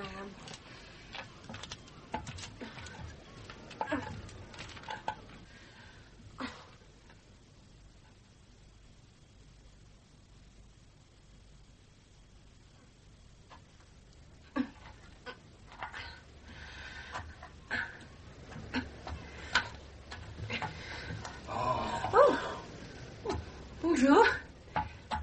Qu'il fait beau. Est-ce que... Speak English. English? Oh, what luck. I wish you'd appeared before. Oh. Do you work round here? Or no. I suppose you're fishing. Is that your boat moored at the foot of the cliff? What are you doing? I'm trying to get something very fragile out of here without breaking it. It's something that's been left to me. I don't really know what it is. There seems to be a wooden chest of some kind. It's still held quite fast, or it may just be very heavy. I can't shift it. You wouldn't care to have a go, would you? But be very careful. Get back. Oh, good heavens. Are you all right? You look ill. Terribly ill. You must have a fever. Look, please, don't bother about this. The others will be back soon. I shouldn't have asked you. I'm sorry. I didn't realise. Get out of the way. Please, be careful. Whatever it is, it's very fragile. Besides, your fingers, you're breaking your nails. They're bleeding. Doesn't matter. I don't know much about illness, but you look very bad indeed, as if you haven't slept for a month. Look, let me... No! I can do it. Well, you're sure? Your boat has moved. Did you know? Oh, there's another one coming. Just behind it. A motor launch. If I lean out, I can see it. It's not my boat. Come here. Help me with this. Take hold. Now. Pull. Oh, it's coming. I think it's coming. Oh, no. Damn! Let me try. In your state, I'm probably stronger than you are. Oh, listen. Sounded like hunters. Hunters, yeah. Dull. Beg your pardon? They got dull. Climbing up after me. Like a pale slug. What a target. Works all the time. Signs of luck. I think you're delirious. Why don't you rest? Pull! Again, now, pull. It'll come. Oh. No.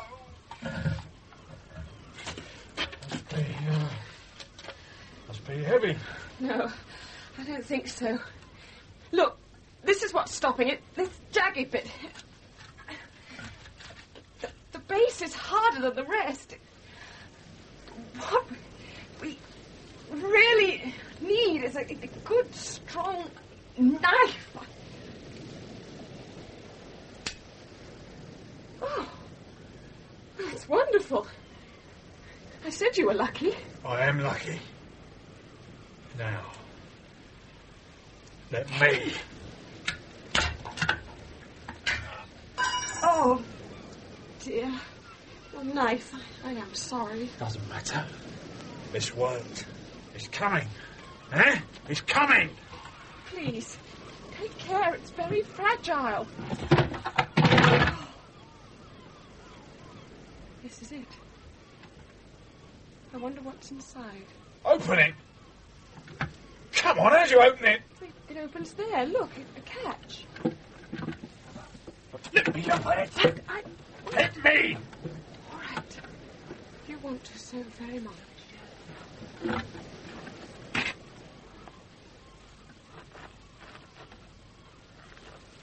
Oh, God.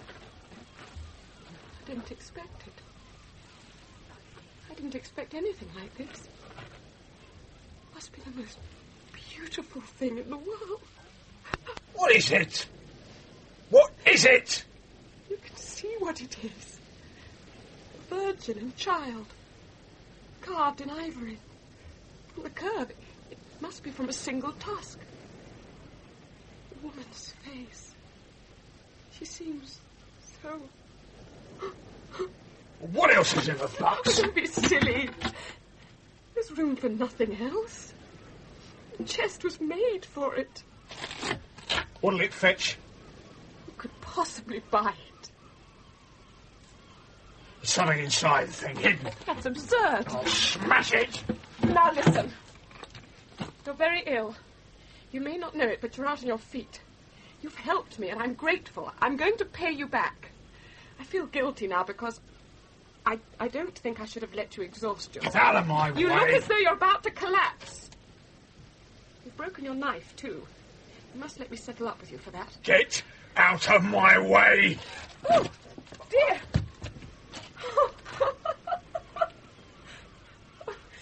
Let me help you up. Why are you laughing? I'm sorry. Your face. You look just like the little boy next door, Johnny Cash. He took my toy theatre and tore it up to get the glitter out of it. And he got nothing but bits of old paper and an awful row. Not even a new mistake. Oh, God. Not even new. I made it before. It's all gone right. The signs of luck. Everything gone my way. Led me here. That's all. Get back, please. Get back. You're so close. You'll go... Mrs. Averil. Oh, thank God. Are you all right? Lord! Chief Inspector, what are you doing here? Where is he? Quick! Where is he? He went... over there. What? What, climbed or... No, not climbed. He'll be dead. Poor man. Well, that's it. It's okay. I can put the rifles away now. And tell Campion and the others it's safe for them to come. Who was he? Don't you know? Jack Havoc. No. Couldn't have been Havoc. I thought Havoc was terrible. A sort of tiger, wasn't he? This man, at the end, he was nothing. Was there a struggle? I mean, did he fall? I don't know. There was no struggle. Not at the end. He overbalanced, I think. I'm not sure. What do you mean? He slid over gently. He could have stopped himself. It was like a man falling into someone's arms. He looked almost happy.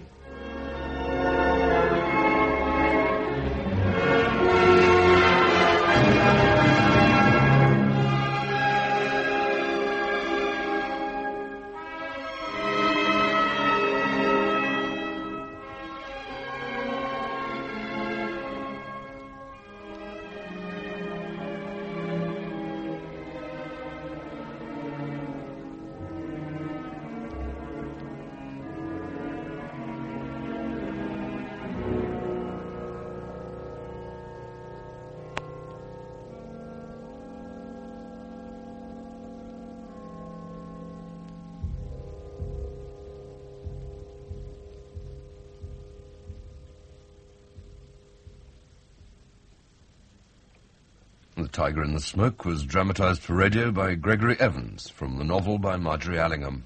The cast was as follows: Albert Campion, Basil Moss; Luke, Tim Meats; Meg, Julia Hills; Havoc, Patrick Malahide; Levitt, John Hartock; and the narrator, John Lindstrom.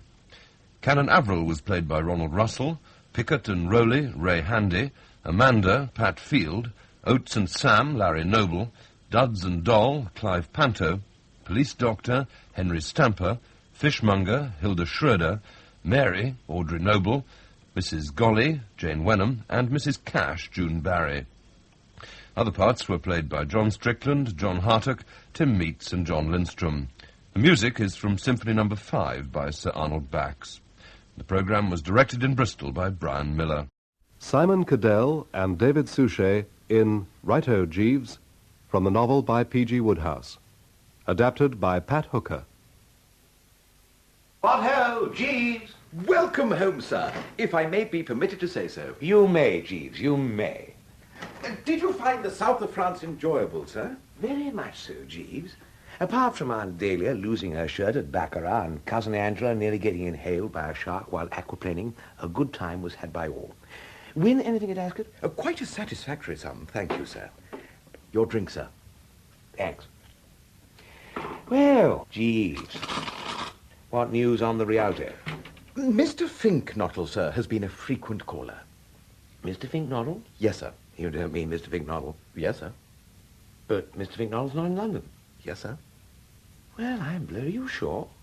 I mean, you got the name correctly. Finknottle. Yes, sir. Well, it's a most extraordinary thing. It must be 5 years since he was in London. He always stays glued to the country, completely surrounded by news. Sir? Newts, Jeeves. Mr. Finknottle has a strong newt complex. You must have heard of newts. You know, those little sort of lizard things charge about in ponds. Oh, yes, sir. The aquatic members of the family Salamandridae, which constitute the genus Mulgae. Yes, that's right. I can't believe he's risen to the surface like this. You know, the chap I know wears horn-rimmed spectacles and has a face like a fish. Now, how does that check up with your data? The gentleman who came to the flat wore horn-rimmed spectacles, sir. And looked like something on a slab? Possibly there was a certain suggestion of the piscine, sir. Yeah, it must be Gussie. But what can have brought him up to London? I am in a position to explain that, sir. Mr. Finknottle confided in me his motive in visiting the metropolis. He came because the young lady is here. Young lady? You don't mean he's in love? Gussie Finknottle? Yes, sir. Well, I'm dashed. Peter, why come to me? Mr. Finknottle did not call to see you, sir. Now, pull yourself together, Jeeves. You just told me... It was I with whom he was desirous of establishing communication, sir. But you've never even met him. I had not had that pleasure until he called here, sir. But it appears that Mr. Sibley recommended him to place his affairs in my hands. So, you're acting for Gussie now, are you? Yes, sir. And now, what is Gussie's trouble? Well, oddly enough, sir, precisely the same as that of Mr. Sibley when I was enabled to be of assistance to him. No doubt you recall Mr. Sibley's predicament, sir? Oh, yes. I recall the Sibley case. A marked coldness of feet, was there not? and Gussie, you say, is in the same position? Yes, sir. Each time he endeavours to formulate a proposal of marriage, his courage fails him. And yet if he wants this female to be his wife, he's got to say so. What? I mean, only civil to mention it. Precisely so. Well, you know, I suppose this was inevitable, Jeeves. Look at the life he's led. I don't suppose he's spoken to a gal for years. What a lesson it is to us, Jeeves. Not to shut ourselves up in country houses and stare into glass tanks. You can't be the dominant male if you do that sort of thing. No, sir. Now, what sort of girl is this girl of Gussie? I have not met the young lady, sir. Mr. Finknottle speaks highly of her attractions. Seemed to like her, did he? Yes, sir. Did he mention her name? She is a Miss Bassett, sir. Miss Madeline Bassett. Gad, Jeeves. It's a small world, isn't it? What? The young lady is an acquaintance of yours. She was staying at Cannes when we arrived, and she and Angela got pretty mated. Your news has relieved my mind, Jeeves. Indeed, sir. Oh, absolutely. You will agree with me that Gussie is not everybody's money. There may be something in what you say, sir. Cleopatra wouldn't have liked him. Possibly not, sir. And I doubt if he'd go any too well with, Tallulah Bankhead. No, sir. But when you tell me that the object of his affections is Miss Bassett, why then, Jeeves, hope begins to dawn a bit. I am very pleased to hear that, sir. Shall I proceed with your unpacking now? Oh, yes. Oh, Jeeves, yes. Yep, but unpacking by all means. I say, Jeeves, you know all about women, don't you? Yes, sir. Well, you know how some girls seem to take the stuffing right out of you. And that's how it is with the Bassett. I don't want to wrong anybody, so I won't go so far as to say that she actually writes poetry, but, well, I mean to say, Jeeves, when a girl suddenly asks you out of the blue sky if you don't sometimes feel that the stars are God's daisy chain, you begin to think a bit. I take your point, sir. Not my cup of tea at all, Jeeves. But then, Gussie is one of those dreamy, soulful birds himself. She's just the type for him. Oh, I'm most gratified to hear it, sir. And he's just the type for her. So strain every nerve, Jeeves. Very good, sir. I will attend to the matter at once. In fact, it so happens that Mr. Finknottle... Yes, Jeeves? Something on your mind, Jeeves? I fear that you inadvertently left Cannes in the possession of a coat belonging to some other gentleman, sir. Oh? What would that be, Jeeves? This garment, sir. The white mess jacket? Yes, sir. No, Jeeves. The object under advisement is mine. I bought it out there. You wore it, sir? Every night. But surely you are not proposing to wear it in England, sir? Yes, Jeeves. But, sir, You were saying, Jeeves? It is quite unsuitable, sir. I do not agree with you, Jeeves. I anticipate a great popular success for this jacket. But, sir... I wear this jacket, Jeeves. Very good, sir. Right-ho, Jeeves. See who that is, will you, Jeeves? Mr. Finknottle, sir. Is it? Mr. Finknottle is en route to a fancy dress ball, sir. Hello, Bertie. Hello, Gussie. I hear you're in London. Have a spot? No, thanks. I must be off in a minute. I just came round to ask Jeeves how he thought I looked. How do you think I look, Jeeves? Very striking, sir. You don't think the scarlet tights are a bit... The whole ensemble is very spectacular, sir. You really think so? Yes, sir. Oh. Well, be that as it may, will you see if my taxi's still here, Jeeves? Very good, sir. How do you think I look, Bertie? I've been hearing all about you, Gussie, old leper. Eh? This little trouble of yours. Jeeves has told me everything, and I would like to begin by saying that Madeline Bassett is a charming girl. Just the sort for you. You don't know her? Well, certainly I know her. What beats me is how you ever got in touch. Where did you meet? She was staying at a place near mine the week before last. I didn't know you called on the neighbours. I don't. I met her out for a walk with her dog. The dog had a thorn in its foot, and when she tried to take it out, it snapped at her, so of course I had to rally round. You extracted the thorn? Yes. And fell in love at first sight? Yes. Well, dash it, with a thing like that to give you a send-off, why didn't you cash in immediately? I hadn't the nerve. What happened? We talked for a bit. What about? Oh, birds. Birds? What birds? The birds that happened to be hanging about, and the scenery, and all that sort of thing. And she said she was going to London and asked me to look her up if I was ever there. And after that, you didn't so much as press her hand? Of course not. Ah. Well, we must see what can be done. Things may brighten. At any rate, you'll be glad to learn that I am behind you in this enterprise. You have Bertram Wooster in your corner, Gussie. Thanks, old man. And Jeeves, of course, which is the thing that really matters. And what is Jeeves doing about it? It's on his advice that I'm going to this dance. Why? She's going to be there. And Jeeves considered... And why not as a Pierrot? Why this break with a grand old tradition? Every English gentleman goes to fancy dress balls as a Pierrot. He particularly wanted me to go as Mephistopheles. He did? Did he? He specifically recommended that definite costume? Yes. Ha. What? Nothing. Just ha. I mean, here he is, making all this heavy weather about me wearing a perfectly ordinary white mess jacket and in the same breath inciting you to be a blot on the London landscape in scarlet tights. Bertie, what are you talking about? Nothing. Why? Why, Mephistopheles? He said it's a matter of psychology. He thinks I might be emboldened in a striking costume like this. He wanted me to go as a pirate chief at first, but I objected to the boots. Very wise. Are you emboldened, Gussie? Well, to be absolutely accurate, Bertie, old man, no. Gussie, take a friend's advice and don't go within a mile of this binge. But it's my last chance of seeing her. She's off to stay with some people in the country tomorrow. Besides, you don't know. Don't know what? That this idea of Jeeves's won't work. I mean, colour does make a difference. Look at newts. During the courting season, the male newt is brilliantly coloured. But you aren't a male newt. I wish I were. Do you know how a male newt proposes, Bertie? He just stands in front of the female newt, vibrating his tail and bending his body in a semicircle. I could do that on my head. But if you were a male newt, Madeline wouldn't look at you. Not with the eye of love, I mean. She would, if she were a female newt. But she isn't a female newt. Yes, but suppose that she was. Well, if she was, you wouldn't be in love with her. Yes, I would, if I were a male newt. Gussie. Mr. Finknottle's car, sir. Oh, the cab. Oh, right, of course, yes, rather. Well, so long, Bertie. Thanks, Jeeves. Jeeves. Sir? May I speak frankly? Certainly, sir. Let me get this straight.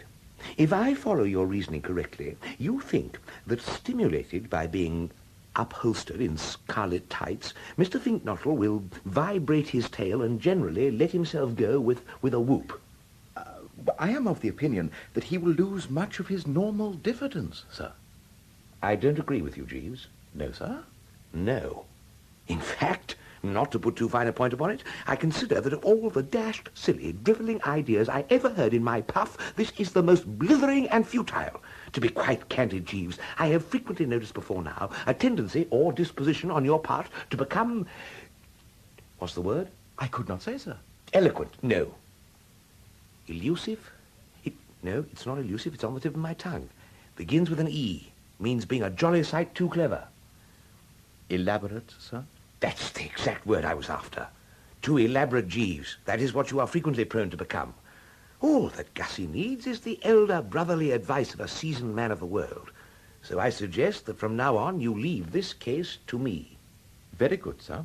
Right-ho, Jeeves. Good morning, sir. Your tea. Oh, yeah, thank you, Jeeves. A telegram has arrived, sir. Well, decant it for me, Jeeves, will you? You know, I never read anything till I've had a cup of tea. Very good, sir. It appears to have been dispatched by your aunt, Mrs. Travers, at Brinkley Court, sir. It reads, quote, "Come at once, stop, Travers." Oh, rummy? Sir? Well, you better send a reply. In what form, sir?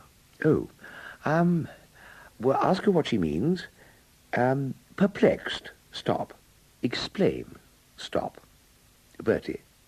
Something on those lines. From Mrs. Travers again, sir. Yes, Jeeves? I quote, sir. "I mean, come at once, comma, you maddening half-wit, stop. What did you think I meant, query? Come at once or expect an aunt's curse. First post tomorrow, stop. Love, stop. Travers." Got a pencil and paper, Jeeves? Yes, sir. Send this off, then. When you say come, do you mean come to Brinkley Court? And when you say at once, do you mean at once? Fogged, at a loss, all the best, Bertie.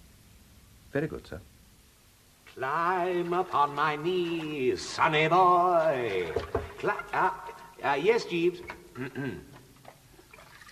Another telegram from Mrs. Travers, sir. It reads, sir, quote, "Yes, comma, yes, comma, yes, comma, yes, comma, yes, comma, yes, comma, yes, stop. It doesn't matter whether you understand or not, you just come at once, stop, love, stop, Travers," unquote. Jeeves, what do you make of it? I think Mrs. Travers wishes you to come at once, sir. You gather that too, do you? Yes, sir. I certainly can't go at once. It's Pongo Twistleton's birthday party tonight. Yes, sir. At which my white mess jacket will burst upon the London scene. Yes, sir. You're wrong about that jacket, Jeeves, you know. Well, these things are a matter of opinion, sir. When I wore it at Cannes, beautiful women nudged one another and whispered, "Who is he?" The code at continental casinos is notoriously lax, sir. It will be that as it may. I can't go to Brinkley Court or anywhere else yet a while. They'll send her off another one saying, "Expect me tomorrow fortnight," or words to some such effect. Very good, sir. And put out my white mess jacket. Climb up on my knees, sonny boy.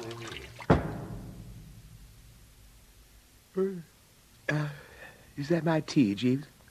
No, sir. It is Mrs. Travers.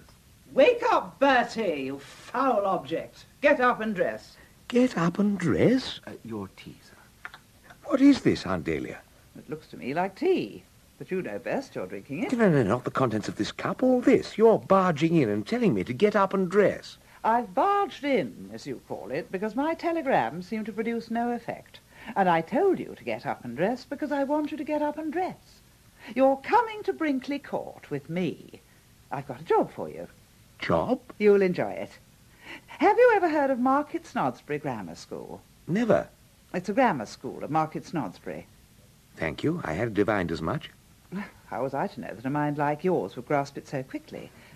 All right, then. I'm one of the governors. You mean one of the governesses? I don't mean one of the governesses. Now, listen, ass. There was a board of governors at Eton, wasn't there? Well, so there is at Market Snodsbury, and I'm a member of it. And they left the arrangements for the summer prize giving to me. Have you got that clear? I follow you, yes. Yes, I see the point you were trying to make, certainly. But what's he got to do with me? You're going to present the prizes. Me? You. You don't mean me. I mean you in person. You're pulling my leg. Nothing would induce me to touch your beastly leg. The vicar strained a fetlock and must scratch his nomination. Nobody would take it on, and then suddenly I thought of you. I won't do it, and that's final. You will, young Bertie, or never darken my doors again. And you know what that means. No more of Anatole's dinners for you. Oh, no, I say, now dash it. I thought that would rattle you. But why do you want me? I mean, what am I? Ask yourself that. I often have. You have to have some terrific nib to give away prizes. At Eton, yes. At Market Snodsbury, well, we aren't so choosy. Anybody in spats impresses us. Well, why don't you get Uncle Tom? He's got spats. Bertie, I will tell you why not. You remember me losing all that money at Baccarat, at Cannes? Well, very shortly I shall have to break the news to Tom. If right after that Ask him to put on lavender gloves and a topper and distribute the prizes at Market Snodsbury Grammar School. There'll be a divorce in the family. No, my lad, you're for it. No, but Aunt Dahlia, listen to Bertie, reason. don't blink at me in that obscene way. Do you have the faintest conception of how perfectly loathsome you look? I suppose you were out on the tiles last night? I attended a social function, yes. Oh, well, it's only human to give you a day or two to recover. All right, then. I'll expect you on the 30th. At the latest. But Aunt Dahlia... Mr. Finknottle to see you, sir. Jeeves, I had scarcely expected this of you. Is this a time for Fink or any other kind of Knottle? But did you not give me to understand, sir, that you wished to see Mr. Finknottle to advise him on his affairs? True. Yes. I don't suppose you'd find Sherlock Holmes refusing to see a client because he was at Dr. Watson's birthday party the night before? Very probably not, sir. All right, bung him in. But before doing so, bring me one of those pick-me-ups of yours. I have one in readiness, sir. Thank you, Jeeves. Ah, yeah. Oh, thank you, Jeeves. That touched the exact spot. Oh, what madness not to have had one before tackling Aunt Dahlia. Well, now, tell me of Gussie. How did he make out the fancy dress ball? He did not arrive at the fancy dress ball, sir.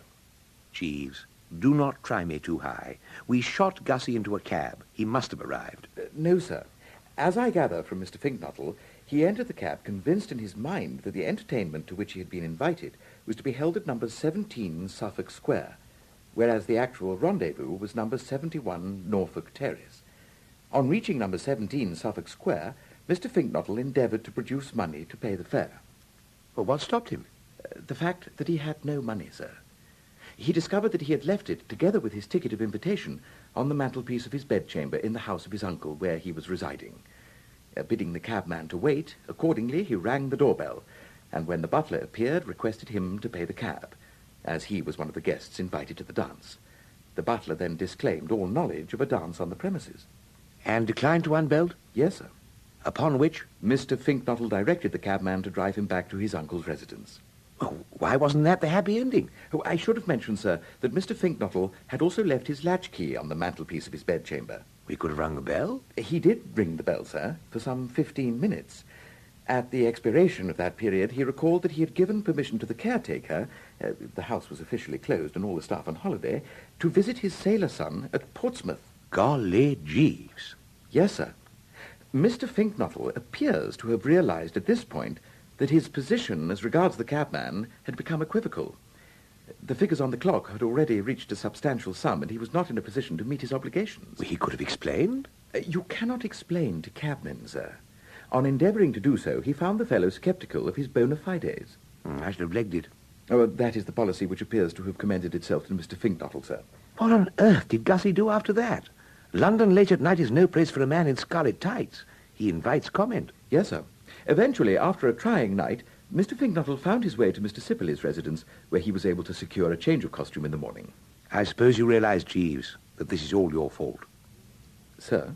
It's no good saying, Sir, Jeeves. You know it was. This would never have happened if you hadn't sent him to the dance, nor if you let him wear a Pierrot costume. A Pierrot costume has pockets. Yes, sir, but I confess I did not anticipate... Always anticipate everything, Jeeves. Shoot Gussie in, and I'll see what I can do for him. Well, Gussie, I hear you've been through it a bit, thanks to Jeeves. It wasn't Jeeves's fault. I forgot my money and my latchkey. And now you better forget Jeeves, for you will be interested to hear, Gussie, that he is no longer handling your little problem. What? You will be much better off without him. Now, I suppose you came here this morning to seek his advice. Of course I did. On what point? Madeline has gone to stay with these people in the country. Well, you must go to this place too. Flock around her, like a poultice, elementary. But I can't plant myself on a lot of perfect strangers. Well, don't you know these people? Of course I don't. I don't know anybody. Mm-hmm. All I know is that their name is Travers, and it's a place called Brinkley Court down in Worcestershire. Ha! Ha! Simple, you observe, Jeeves? Nothing elaborate. No, sir. Just nature's remedy. Yes, sir. What do you call it when two people of opposite sexes are bung together? Is propinquity the word you wish, sir? It is. It is. I stake everything on propinquity. Jeeves, in a week or so at Brinkley Court, after he and she have been helping themselves to sausages out of the same dish day after day, oh, golly, Jeeves. Sir? Now, here's an instance of how you have to think of everything. There must be none of that. Fatal. Wrong note entirely. What Gussie has to do is to create, in this girl's mind, the impression that he is pining away for love of her. This cannot be done by wolfing sausages. No, sir. So, send a telegram off immediately. Lay off the sausages, avoid the ham, Bertie. Very good, sir. And one to Aunt Dahlia telling her he's coming and to get out the fatted calf. I shall attend to the matter immediately, sir.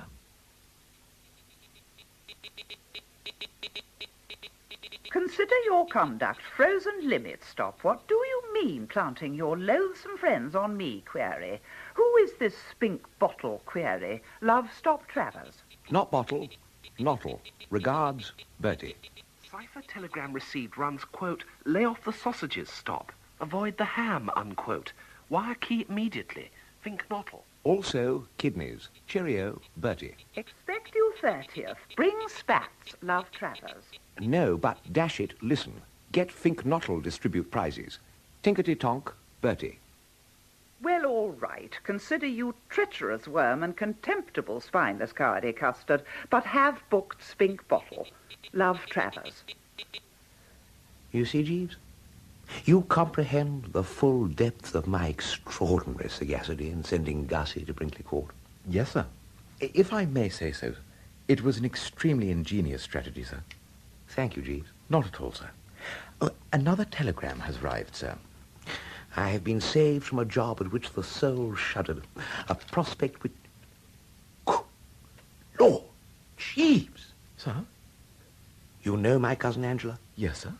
You know young Tuppy Glossop? Yes, sir. They've broken off their engagement. Decent of you to rally round, Bertie. My place was by your side, Aunt Dahlia. It's a terrible shock. What was the row about? Sharks. Eh? Or rather, one individual shark. The brood that went for the poor child when she was aquaplaning at Cannes. You remember Angela's shark? Oh, of course I remember Angela's shark. She was telling him the story last night. Her eyes shining and her little hands clasped in girlish excitement. And? He sat listening like a lump of dough. And when she'd finished, he took his cigarette holder out of his mouth and said, I expect it was only a floating log. He didn't. Well, I mean... Angela has pride, sensibility, all the natural feelings of a good woman. She told him he was an ass and a fool and an idiot. Who didn't the chump back down? No, he did not. He argued. And one thing led to another until she was saying that if he didn't knock off starchy foods, he'd get as fat as a pig. And he was talking about this modern habit of girls putting makeup on their faces. And then there was a loud pop.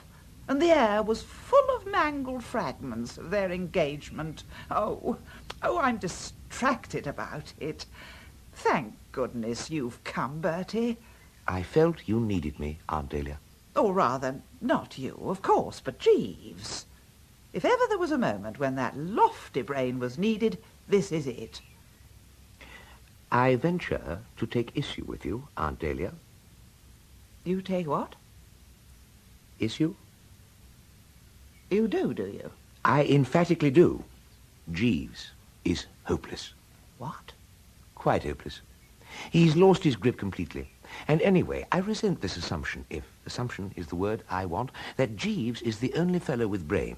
I object to the way everyone... Have you been buying something Jeeves doesn't approve of again? Well, Tuppy, old man. How are you feeling, old man? You've heard about this business, then, me and Angela? I have indeed, Tuppy, old man.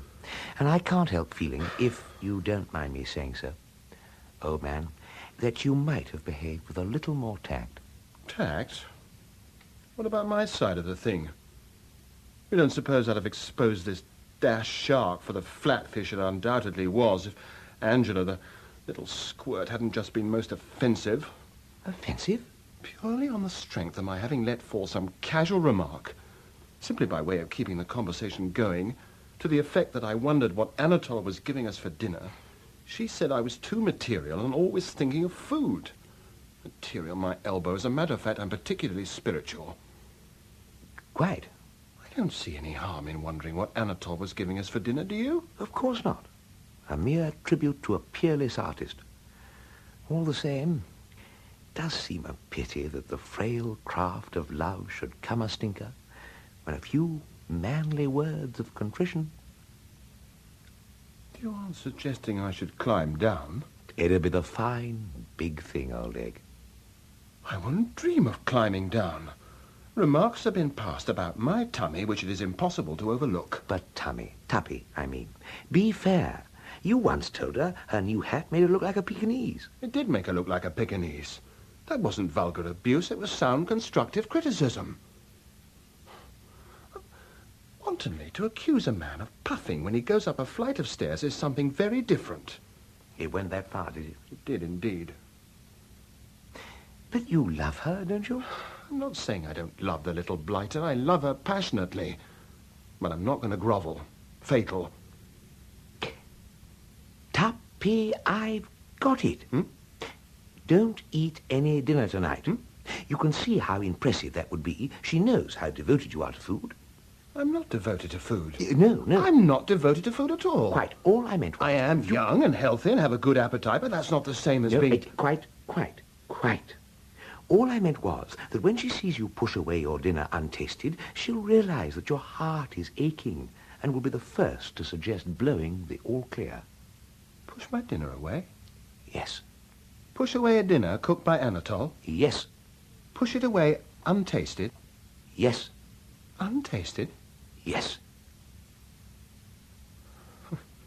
All right. You'll do it? I will. Oh, fine. And you can slip down tonight after everyone's in bed and raid the larder. I expect there's something cold there. There is something cold there. A steak and kidney pie, one of Anatole's ripest. It's an excellent idea, Bertie. One of Jeeves' best. You aren't suggesting that you think this scheme is Jeeves's? Of course it is. You wouldn't have thought of a wheeze like that in a million years. Come, Glossop. It is time we were dressing for dinner. Hello, Eyesore. What are you made up as? The jacket, you mean? I do. You look like one of the chorus of male guests in a touring musical comedy. You do not admire this jacket? I do not. You did at Cannes. Well, this isn't Cannes. But, oh, never mind. Let it go. If you want to give my butter a laugh, what does it matter? What does anything matter now? Tails up, Aunt Dahlia. Tails up be blowed. I've just been listening to Tom. Uncle Tom? Wish there was something else you could call him. Every time you do it, I expect to see him turn black and start playing the banjo. Yes, Uncle Tom, if you must have it. Have you asked him for that money yet? No, I have not. He's just had a demand from the income tax people for an additional £58, 1 3d, and all he can talk about is ruin and the sinister trend of socialist legislation and what'll become of us all. Eat less meat. Oh, must you drivel, Bertie? Won't you stop it just this once, just for tonight, just to please Aunt Dahlia? No, listen. What I mean is, refuse your oats tonight. Wave away each course with a weary gesture. Uncle Tom will notice your loss of appetite, and he'll come up to you and say, Dahlia, darling, I take it he calls you Dahlia, yes? Dahlia, darling, he'll say, is anything the matter? Dahlia, darling? Why, yes, Tom, darling, you'll reply. The fact is, darling, I'm terribly worried. My darling, he will say. Pretty soppy couple of blighters, these trappers. When are you getting to the point? This is the point, Aunt Dahlia. My darling, he will say, tenderly, is there anything I can do? To which you reply that there jolly well is, viz., reach for his checkbook and start writing. But, Bertie, this is positively bright. Do you know, I believe it'll work. It's bound to work. I've recommended it to Tuppy in order to soften Angela. Splendid. And to Gussie Finknottle, who wants to make a hit with the Basset. Well, what a busy little brain it is. Always working, Aunt Dahlia, always working. Yes, Bertie, this scheme is bright. I suppose Jeeves suggested it. Well, Gussie. You and your well, Gussie. I like your nerve bounding about the place saying well, Gussie. That damn prize-giving. But, my dear chap, Can't you see what this is going to do for you? There you'll be, up on that platform. The what do you call it, of all eyes. Madeline Bassett will see you in a totally new light. She will she? Certainly she will. Augustus Finknottle, the newt's friend, she knows. She is acquainted with Augustus Finknottle, the dog's chiropodist. But Augustus Finknottle, the orator, that'll knock her sideways. Girls go potty over a public man. Yes, well, it may be all right. But I haven't been able to sleep or eat or... By the way, you never explained that cipher telegram about the sausages. It wasn't a cipher telegram. I wanted you to go light on the food so she would realize you were in love. I see. Well, I've been doing that all right. Yes, I was noticing at dinner. Splendid. I don't see what's splendid about it. It isn't going to get me anywhere. Have you seen her sideways, Bertie? That cold, pure profile. I catch sight of it and the words freeze on my lips. She must be softened up. Be what? Softened up. Sweetened, worked on. Preliminary spade work put in. Gussie. I shall now lug this Bassett out for a stroll. I shall speak of hearts that yearn. I shall pitch it strong. Then you come along and carry on from there. It'll be like leaping onto a moving bus. By Jove, Bertie, that's a terrific idea. It will make all the difference. Quite. But after that, it'll be up to you. What the dickens shall I say? Oh, dash it, there are hundreds of things you can say. We'll talk about the sunset. Half the married men you meet started by talking about the sunset. But what can I say about the sunset? Well, Jeeves got off a good one the other day. I met him airing the dog in the park one evening, and he said, "Now fades the glimmering landscape on the sight, sir, and all the air a solemn stillness holds." You might use that. What sort of landscape? Glimmering. G for gastritis, L for lizard. Oh, glimmering. Yes, that's not bad. Yes, I call that pretty good. You could say, then, that you have often thought that the stars are God's daisy chain. I haven't. No, but she has. Hand her that one, and she'll think you're a twin soul. And then you speak of the day she came into your life. Like a fairy princess. Absolutely. Like a fairy princess. Nice work, Gussie. And then you snap into it, and you better have a couple of quick ones first. Drinks, you mean? But I don't drink. I've never touched a drop in my life. Oh, well, you'll have to make out as best you can on ginger pop. I always drink orange juice. Orange juice, then. Now, glimmering landscape. Stars, God's daisy chain. Twilight makes you feel sad. Because mine lonely life. Describe life. Talk about day I met her. Add fairy princess gag. Say there's something you want to say to her. Heave a couple of sighs. Grab her hand and give her the works. Right. About 10 minutes from now. Oh, look. What? Oh, look, Mr. Wooster. At that sweet little star up there all by itself. I wonder if it feels lonely. Oh, I shouldn't think so. Miss Bassett, there is something. A fairy must have been crying. Hey? Well, don't you remember? Every time a fairy sheds a tear, a wee bit star is born in the Milky Way. Have you ever thought about that, Mr. Wooster? I can't say that I have, no. Talking of shedding tears... Oh, look! The little bunnies. Talking of shedding tears... Oh, don't you love this time of the evening, Mr. Wooster? When the sun has gone to bed and all the bunnies come out to have their little suppers. When I was a child, I used to think that rabbits were gnomes. And if I held my breath and stayed quite still, I should see the fairy queen.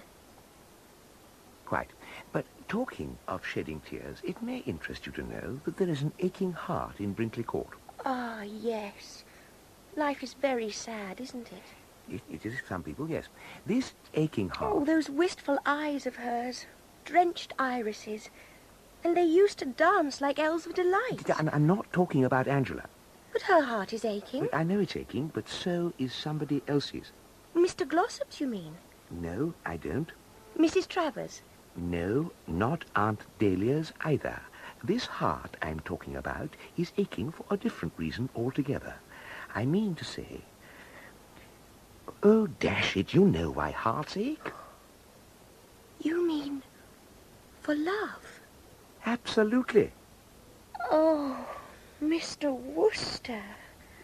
For you, I mean. Oh, Please don't say any more, Mr. Wooster. I understand. Good. Yes. I won't be so silly as to pretend not to know what you mean.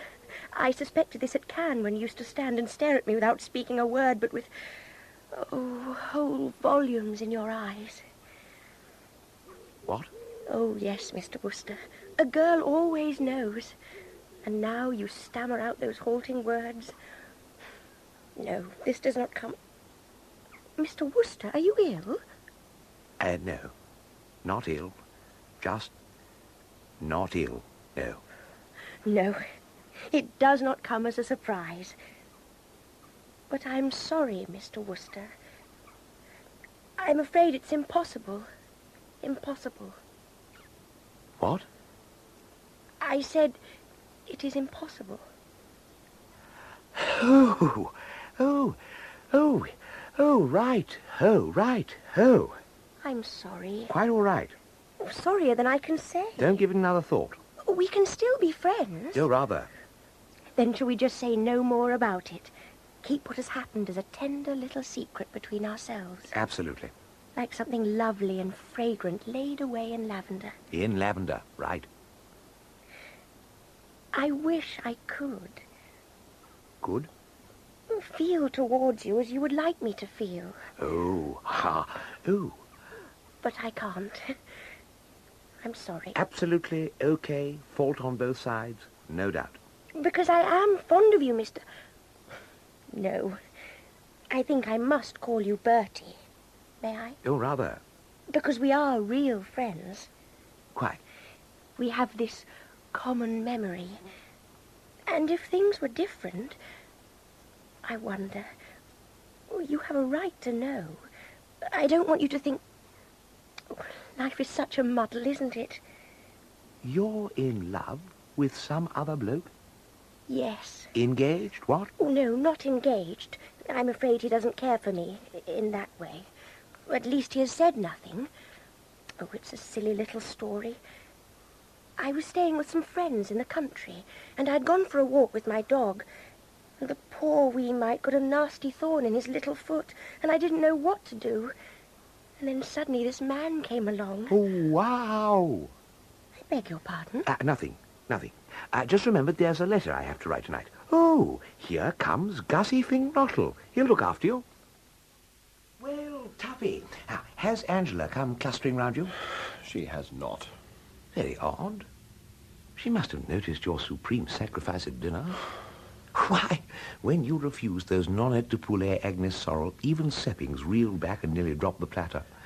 And the cep a la racine... Oh, will you stop it, Bertie? Do you think I'm made of marble? I can't stand it. Be brave, Tuppy. Fix your thoughts on that cold steak and kidney pie. As the good book says, it comes... I was frank and candid about her shark. She wanted to get rid of me and grabbed at the first excuse. Well, you can take this as official. If ever I find this slimy, slithery snake in the grass, I propose to take him by his beastly neck, shake him till he froths, and pull him inside out and make him swallow himself. And you can tell him that with my compliments. Where's Angela? Gone to bed. Already? She said she had a headache. What do you want her for? Oh, I thought she might like a stroll and a chat. Are you going for a stroll? Where? Oh, hither and thither. Then I wonder if you'd mind doing something for me. It won't take you long. You know that path that runs past the greenhouses into the kitchen garden? Now, if you go along it, well, you come to a pond. Well, will you get a good stout piece of rope and go down that path till you come to the pond? To the pond, right. And find a nice heavy stone, or a fairly large brick would do. I see. Stone or brick. And then? And then I want you, like a good boy, to fasten the rope to the brick and tie it round your damned neck and jump into the pond and drown yourself. And drown my Who Aunt Dahlia. Who was the ass? Who was the chump? Who was the dithering idiot who talked me into going without my dinner? I might have guessed. It's all right, Aunt Dahlia. I know just how you're feeling, a bit on the hollow side, what? But it will pass, and pretty soon Uncle Tom will be along, full of sympathy. Will he? Do you know where he is now? He's in the study with his face buried in his hands, muttering about civilization and melting pots. Hey, why? Because it has just been my painful duty to inform him that Anatole has given notice. What? What did you expect a sensitive, temperamental French chef to do if every course comes winging its way back to his kitchen untouched? Jeeves, what is that appalling noise?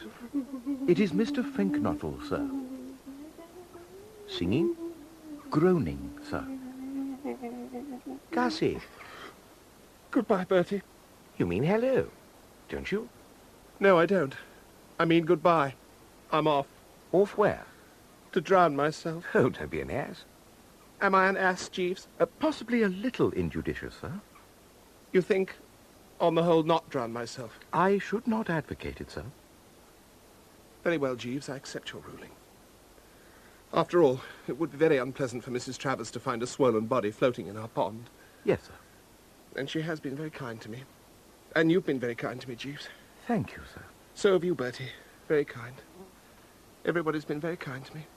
Very, very kind. All right, I'll go for a walk instead. Jeeves, what the dickens is all this? Mr. Finknottle has passed through a trying experience, sir. I left him out here with Miss Bassett. Yes, sir. Well, Jeeves, I'm blithered if I can understand this. I mean, I know marriage is a serious business, but to take it on the chin so soon... Well, I regret to say, sir, that there was a slight hitch. You mean something went wrong? Yes, sir. But how could it? She loves him, Jeeves. Indeed, sir. Indisputably. I mean, that dog of hers isn't a pincushion. Sir? Nothing. All he had to do was to propose. Yes, sir. Well, didn't he? No, sir. Then what the dickens did he talk about? Newts, sir. Newts? Yes, sir. But why did he want to talk about newts? He did not want to talk about newts, sir. Mr. Finknottle was the victim of a sudden, unfortunate spasm of nervousness. He was just observing that newts differ from salamanders in the shape of the tail, which is compressed, and that a marked sexual dimorphism prevails in most species, when the young lady rose and said that she thought she would go back to the house. And then she went, sir.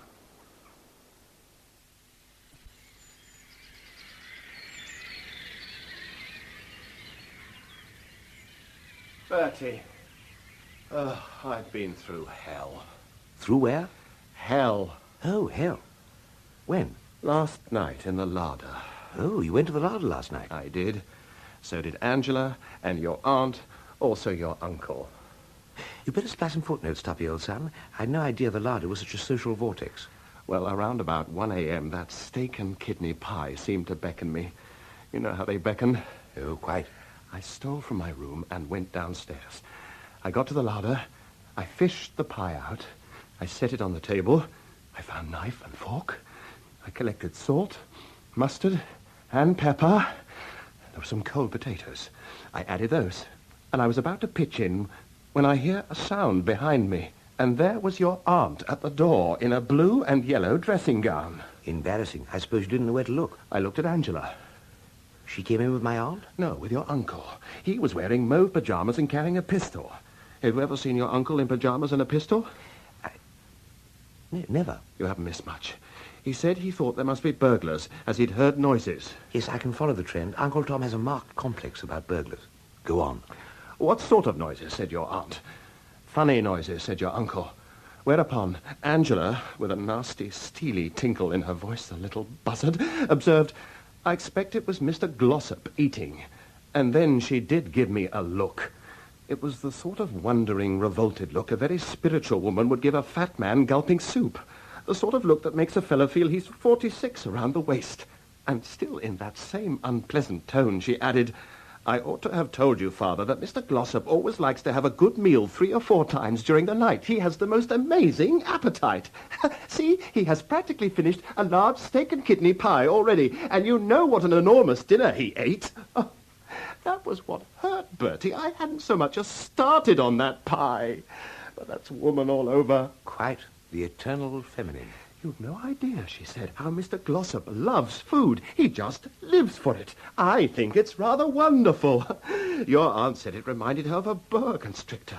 Angela said, didn't she mean a python? And then they argued as to which of the two it was. Your uncle, meanwhile, poking around with that damned pistol. And the pie sitting there on the table and me unable to touch it. Can't have been at all pleasant. Presently they decided that Angela was right, and it was a python. I reminded them off.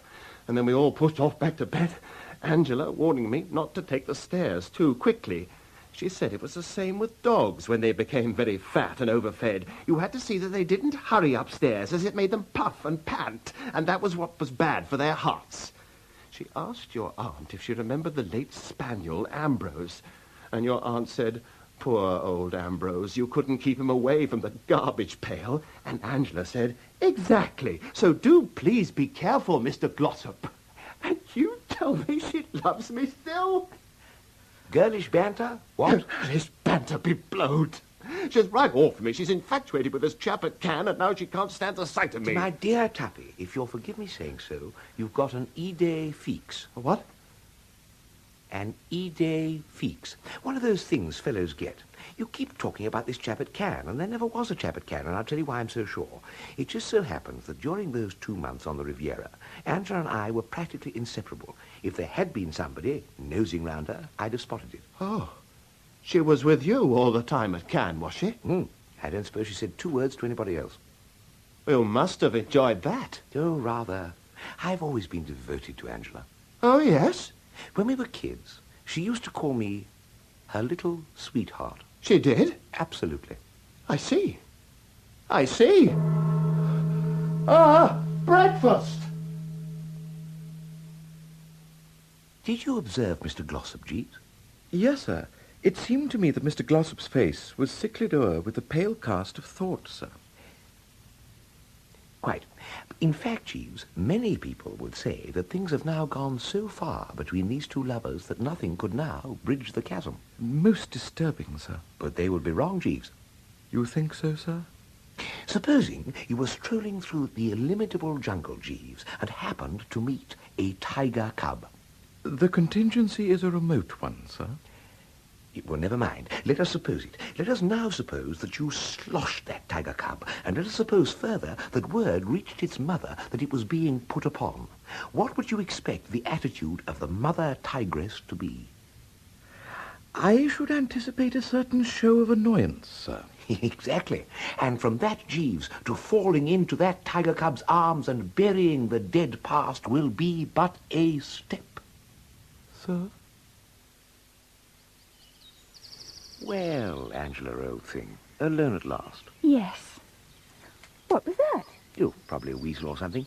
Well, old thing, so those wedding bells will not ring out, what? No. If you want my opinion, I think that's a bit of goose for you, Angela, old girl.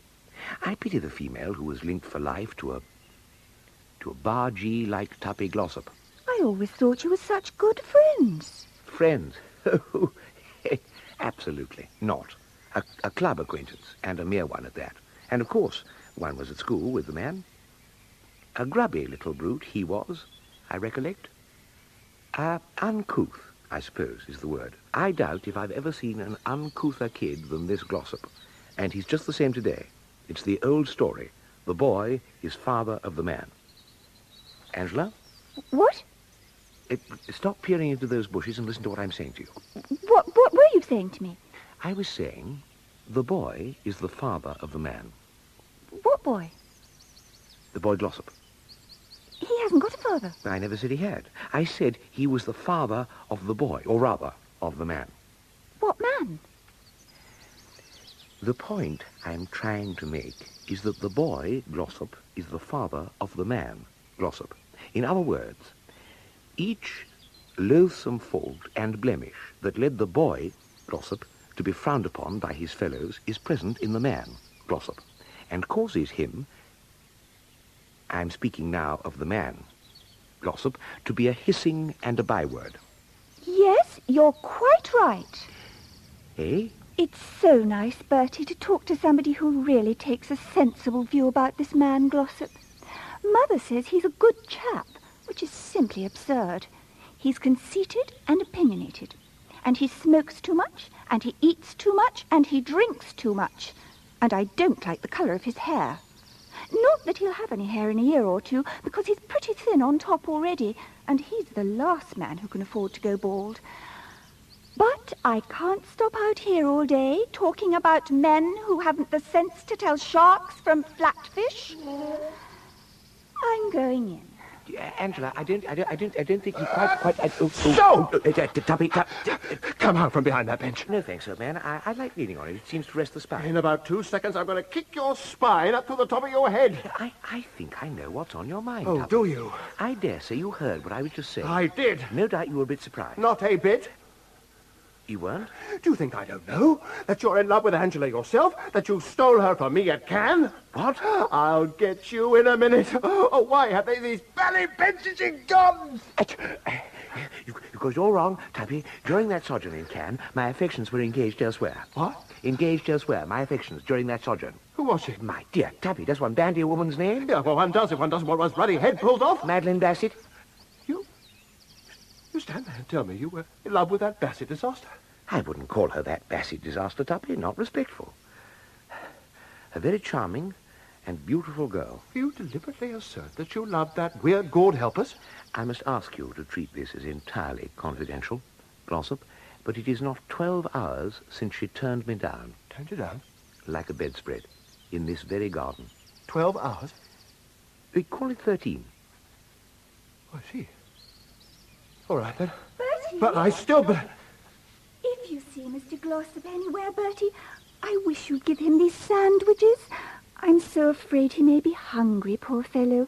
It's nearly 11 o'clock, and he hasn't eaten a morsel since breakfast. I'll just leave them on this bench. Yes, I'll toddle in with you, I think. I'm so looking forward to the prize giving this afternoon, aren't you, Bertie, dear?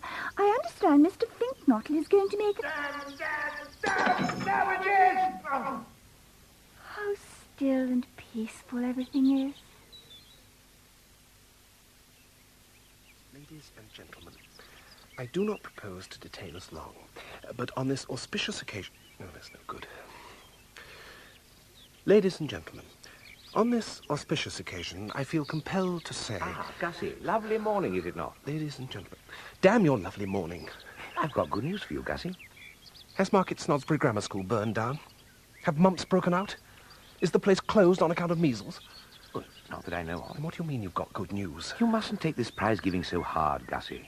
Hard? Do you realise I've been sweating for days and I haven't been able to think of a thing to say yet? Except that I won't detain them long. You bet I won't detain them long. Bertie, I've a good mind to take your tip and have a drink. Oh, you'll be all right. I won't be all right. I can feel it in my bones. As sure as I'm standing here, something is going to happen this afternoon. Bertie. Hello. Do you remember that kids' school we went to before Eton? Oh, quite. I won a Scripture Knowledge Prize there. Never mind about your Scripture Knowledge Prize. I'm not talking about your Scripture Knowledge Prize. Do you recollect the Boscher incident? Oh, by golly, yes. Major General Sir Wilfrid Boscher came to distribute the prizes at that school. He dropped a book. He stooped to pick it up. And as he stooped, his trousers split up the back. Oh, how we roared. We did, little swine that we were. I loudest of any. That is what will happen to me this afternoon, Bertie. It will be a judgment on me. Oh, no, Gussie, old man. Your trousers won't split. How do you know they won't? Better men than I have split their trousers. General Boscher was a DSO with a fine record of service on the Northwest frontier. When I said I had good news, old man, I meant about Madeline Bassett. You can't have good news about her. I've dished myself completely. She loves you, Gussie. She told me so. She may have loved me once. Last night will have killed all that. She despises me now. She knows you simply got cold feet. And I should get cold feet if I tried again. It's no good, Bertie. It's hopeless. Fate made me the sort of chap who can't say boo to a goose. Well, it isn't a question of saying boo to a goose. Point doesn't arise. It's no good, Bertie. I can't do it. You've not been through the experience of starting to ask the girl you love to marry you and then suddenly find yourself talking about the plume-like external gills of the newly born newt. It's not a thing you can do twice. No, I accept my destiny. It's all over.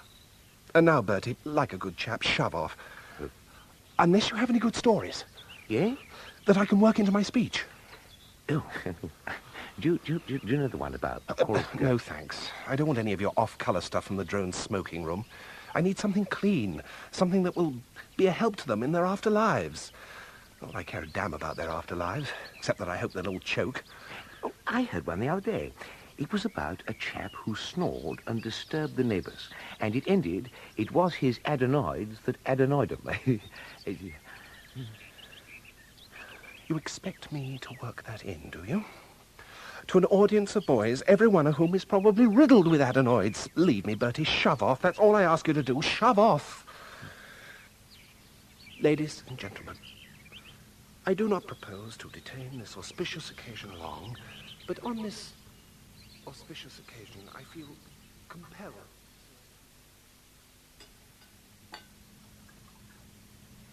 Sir? Yes, Jeeves?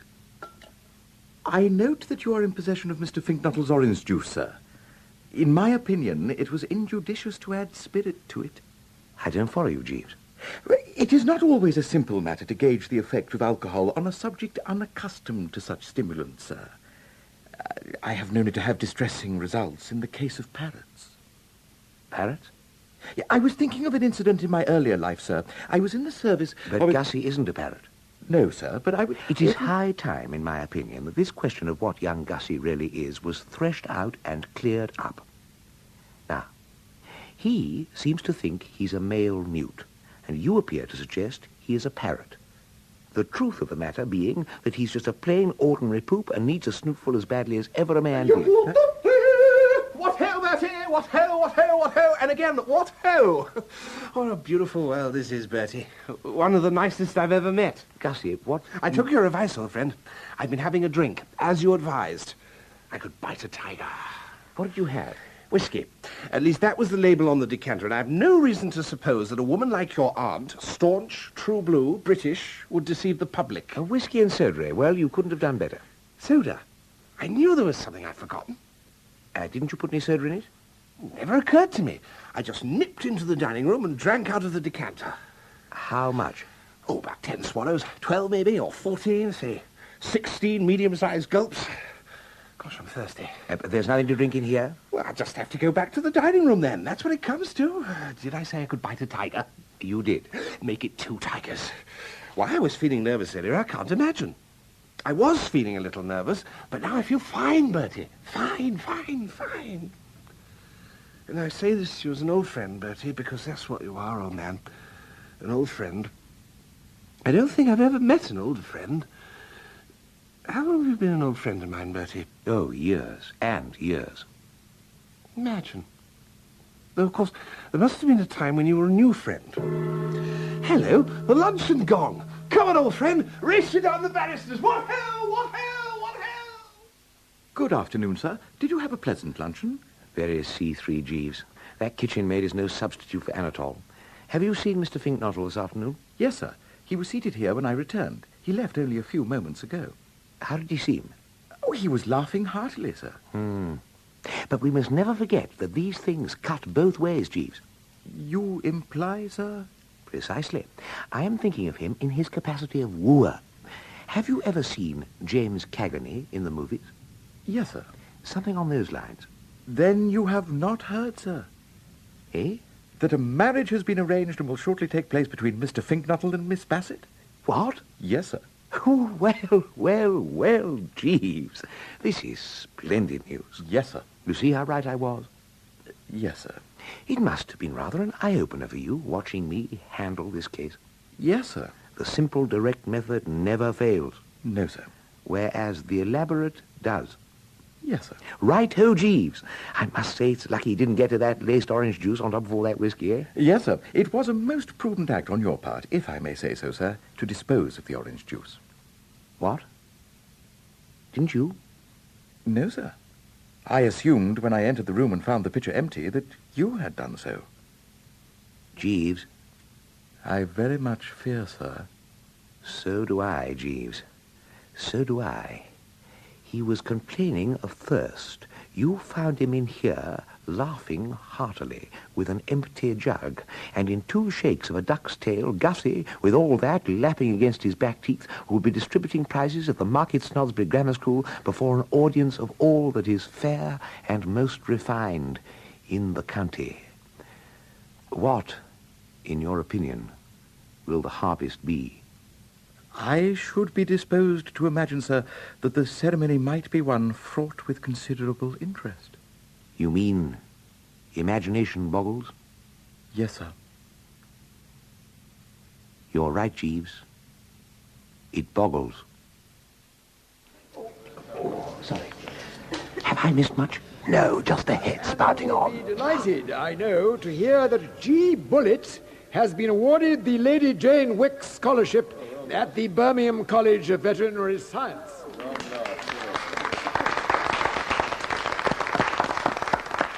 Where's Gussie? Up on the platform at the end. I say, Bertie, what's the matter with him? He seems... So, ladies and gentlemen, we come to the purpose of this afternoon's gathering, the prize giving. And today we're all happy to welcome as our guest Mr. Fitzwattle, who has kindly... Finknottle. Fitzknottle. Finknottle. I should say Finknottle. Of course you should, you silly ass. All right, get on with it. We are all happy, as I say, to welcome Mr. Finknottle, who has kindly consented to award the prizes. We're all, I'm sure, very sorry that illness has prevented the Reverend William Plomer from being here today, but although deprived of Mr. Plomer, we have with us Mr. Finknottle, who I'm sure needs no introduction to you. It is a name that is familiar to us all. Not to you. You didn't seem to know it, Sir Dashwell. What? Wattle? What?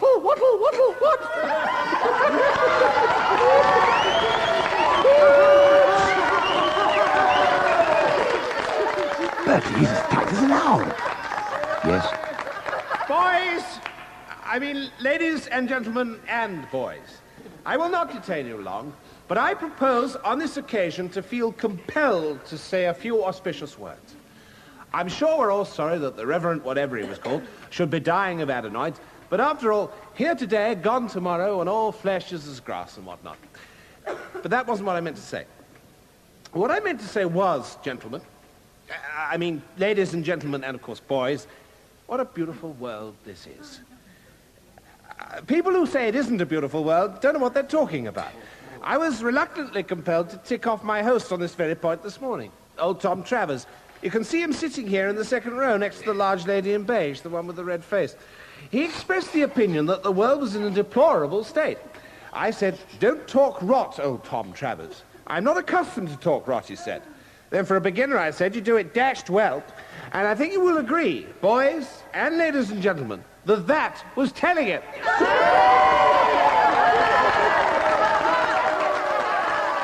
I say, Bertie, there's a sort of snap about his work, isn't there? I've never seen anything like it, not even in balmy fungi fips on New Year's Eve. Jeeves would say it has something to do with releasing inherent inhibitions. Inherent what?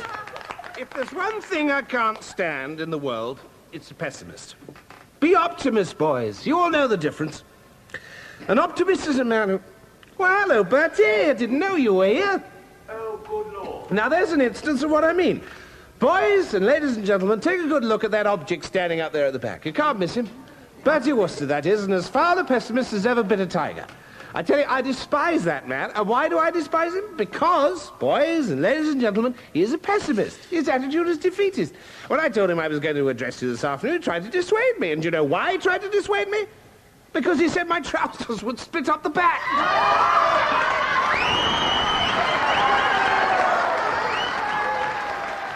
I'm getting out of here. No, wait, Bertie. I think the head's blowing the whistle. Let me tell you a story about Bertie Wooster. Mr. Finknottle. Eh? Perhaps as time is getting on, we had better... the prizes, eh? Oh, yes, righto. Yes, might as well be shoving off. What's this one? Spelling and dictation, P.K. Purvis. Forward, P.K. Purvis. You P.K. Purvis? It's a beautiful world, P.K. Purvis. Sir, yes, sir. You married by any chance? No, sir. Get married, P.K. Purvis. It's the only life. Well, here's your book. Looks rather bilged to me, but such as it is, cock, here you are. G.G. Simmons, Scripture Knowledge Prize. By Jove, one of us. What? I won a Scripture Knowledge Prize once. Well, G.G. Simmons? Sir, yes, sir. What do you mean, sir, yes, sir, dash silly thing to say? So you won the Scripture Knowledge Prize, have you? Sir, yes, sir. Yes, you look just a sort of little tick who would. And yet, how are we to know that this has all been open and above board? Let me test you, G.G. Simmons. Who was this, what's his name? The chap who begat Thingamy. Can you answer me that, Simmons? Sir, no, sir. Fishy. Very fishy. This boy appears to be totally lacking in Scripture knowledge. I can assure you, Mr. Figbottle, that every care was taken to ensure a correct marking. Well, if you say so. All right, G.G. Simmons, take your prize. Sir, thank you, sir. But let me tell you that there's nothing to stick on side about him winning a prize for Scripture knowledge. Bertie Wooster won the Scripture knowledge prize at a kid's school, and you know what he's like. But, of course, Bertie frankly cheated. I'm off. If that man's pockets, as he entered the examination room, were not stuffed to bursting point with lists of the kings of Judah... My tea, Jeeves? No, sir. It is nearly dinner time. Oh, I must have been asleep. Yes, sir. Nature taking its toll of the exhausted frame. Well, I'm in no mood for dinner, but I suppose you better lay out the clothes. It will not be necessary, sir. The company will not be dining tonight. A cold collation has been set out in the dining room. Oh, why's that? The domestic staff are attending a dance, sir, at Sir Percival Stretchley Budd's residence, Kingham Manor. Oh, I see. You going, Jeeves? No, sir. I'm not very fond of this form of entertainment in the rural districts. Yeah. Is Anatole? No, sir. Monsieur Anatole is attending to his packing.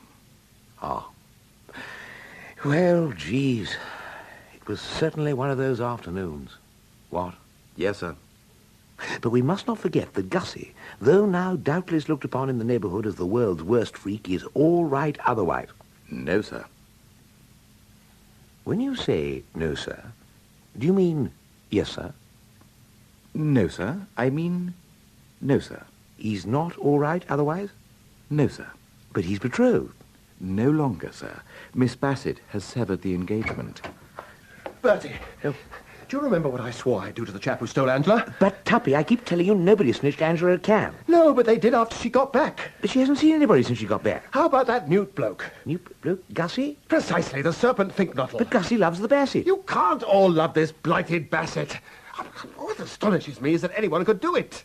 He loves Angela, I tell you, and she loves him. It's absolutely absurd, lad. Oh? Quite absurd. Then perhaps you will explain how it is that she happens to be engaged to him. Engaged to him? She told me herself. There must be some mistake. There was. The stake Finknottle made it, and by now I bet he knows it. I've been chasing him for 2 hours. You haven't seen him by any chance? No. Well, when you do, say goodbye and put in your order for lilies. Jeeves, does this make sense to you? Oh, yes, sir. Gentlemen who have been discarded by one young lady are often apt to attach themselves without delay to another, sir. It is what is known as a gesture. Defiant stuff, you mean? Sort of, oh, right-ho, please yourself, but if you don't want me, there are plenty who do. Precisely, sir. Dash all gestures, Jeeves. Yes, sir. Well, we must save this unfortunate blighter. The first thing is to find him. Go forth, Jeeves, and scour the neighbourhood. It will not be necessary, sir. If you will glance behind you, you will observe Mr. Finknottle coming out from beneath your bed.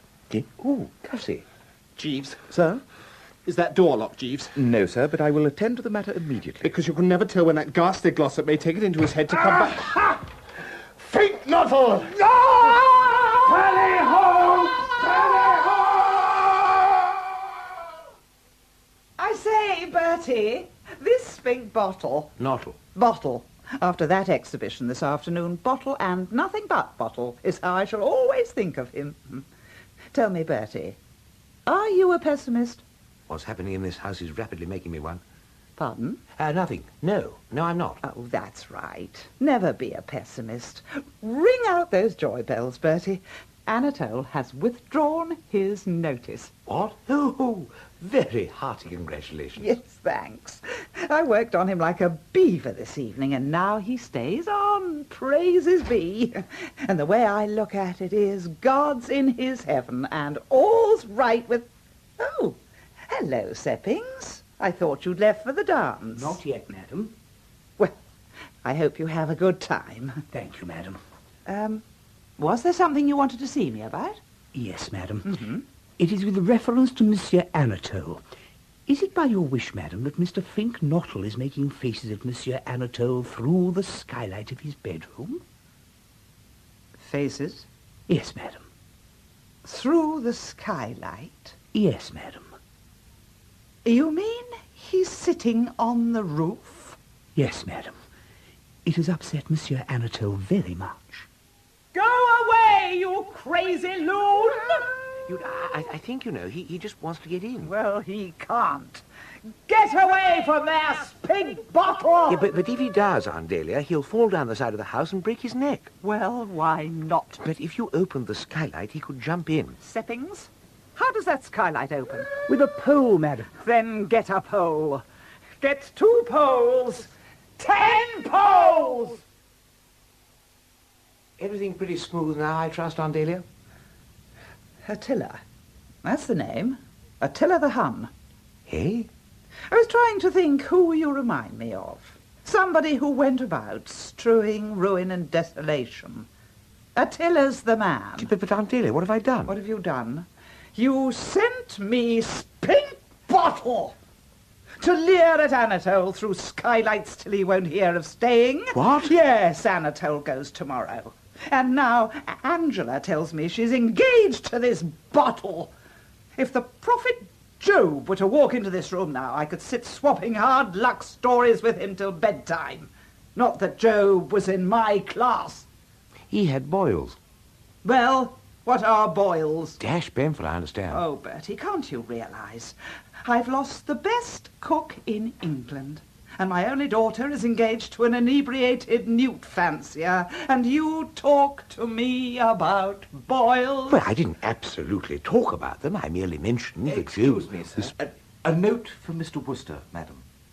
Oh. With reference to yours of even date... You got my note? Yes, I got your note. I gave it to Jeeves to give it to you. Yes, and he gave it to me.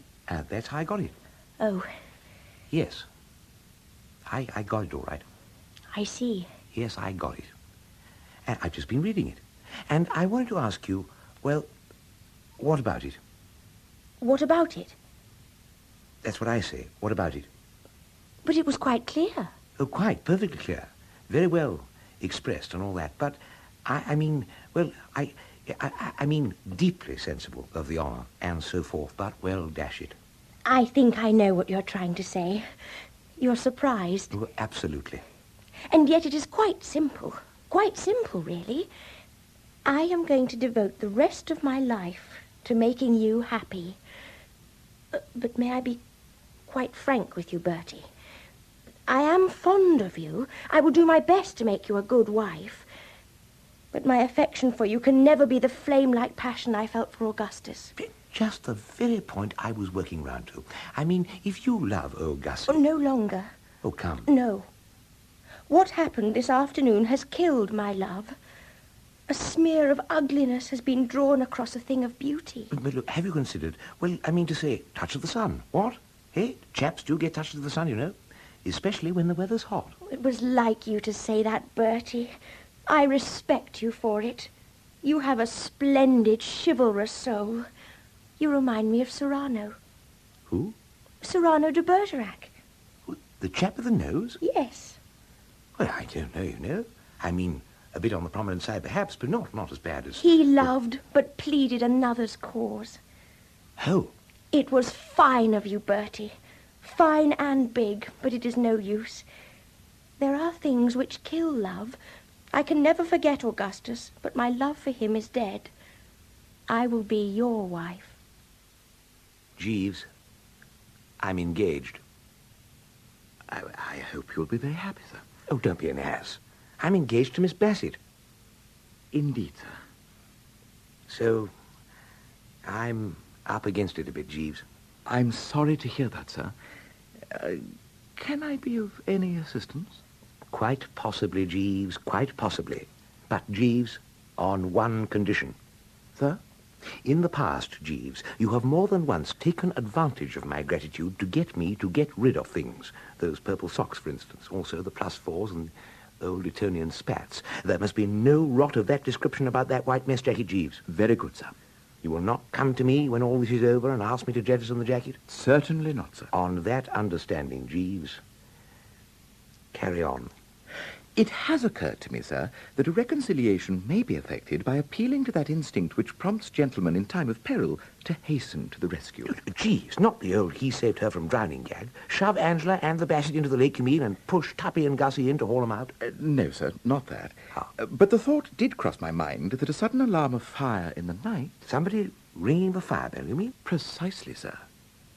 As I see it, sir, the occupants of the house, hearing the fire bell ring, will suppose that a conflagration has broken out. Yes, that seems reasonable. Whereupon Mr. Glossop will hasten to save Miss Angela, while Mr. Finknottle performs the same office for Miss Bassett.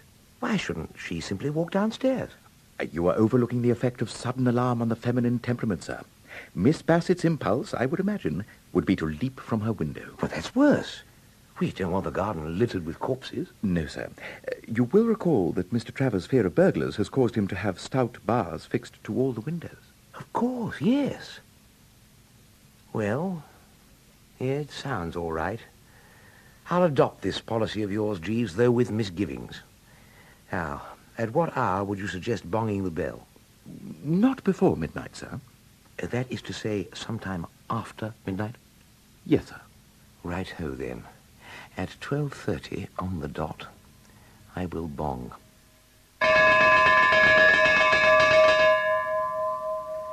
Well, Jeeves? Sir? It's no good saying sir, Jeeves. Look around you. Your scheme has proved a bust. There is no sign of any rescue work going on. No bending over females, fanning them with towels. No fraternizing.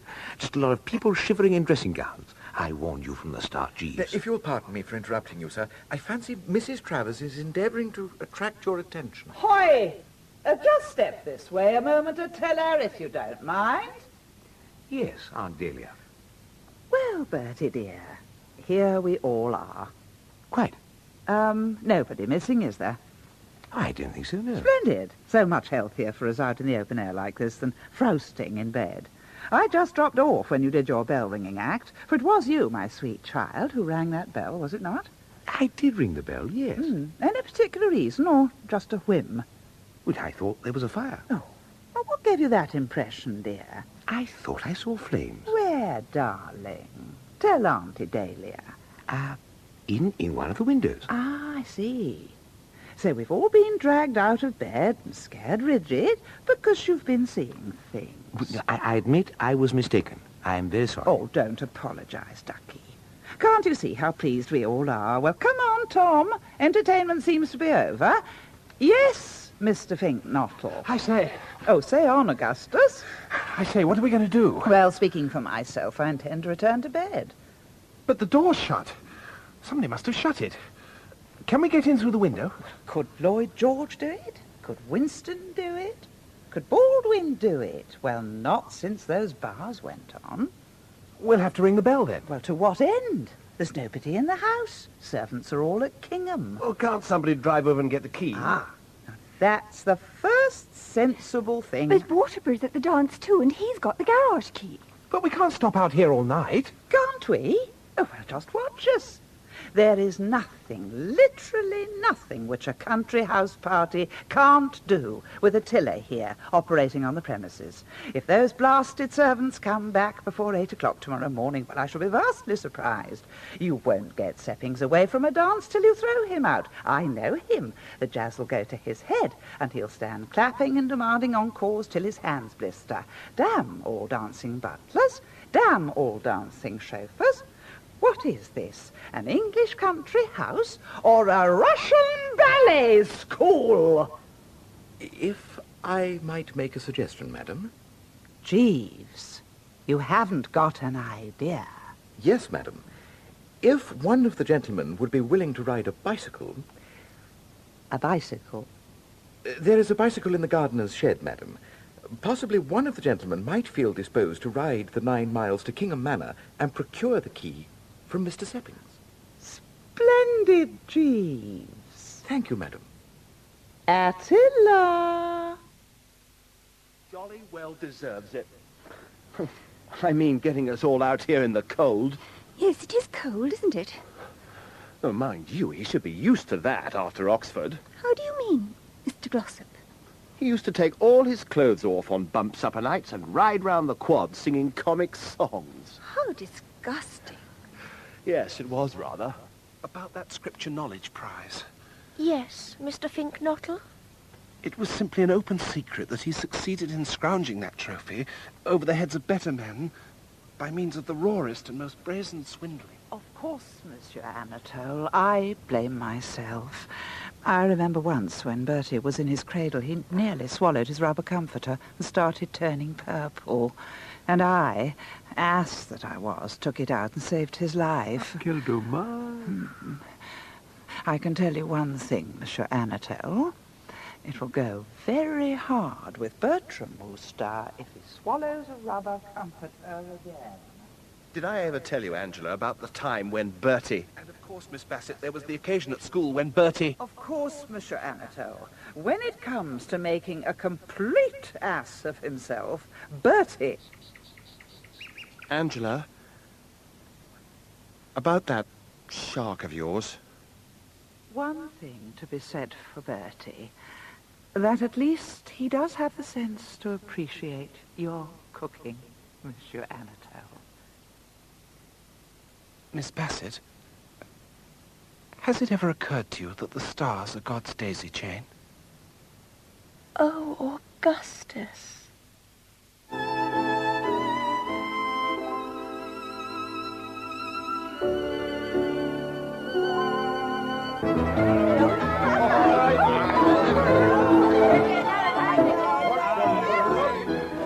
Mr. Wooster. Oh, less of the Mr. Wooster and more door keys. Give me the keys, Evans. Keys, huh? The Brinkley Court door key. But it's at the court, sir. I left it with Mr. Jeeves. You what? Bertie? Oh, Jeeves. Before our paths part forever, allow me to inform you that of all the loathsome ordeals you have ever let me in for... It is I, this Bertie. is the most. So it is. Yes. Whatever Jeeves's fault, he doesn't go round in skirts calling me Bertie.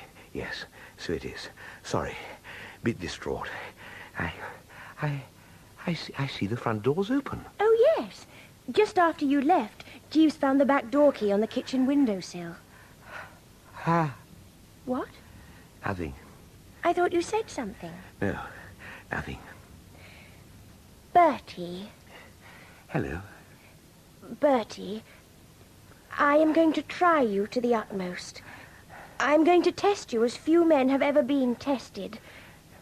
I am going to ask you... Yeah, well, look, always glad to oblige, you know, but I've just had the dickens of a bicycle ride, and I'm a bit stiff and sore, especially in... As I say, I'm a bit stiff and sore, and if it's anything to be fetched from upstairs... Oh, no, you don't understand. Oh, it's so difficult. How can I say it? Can't you guess? No, I'm dashed if I can. Bertie, let me go.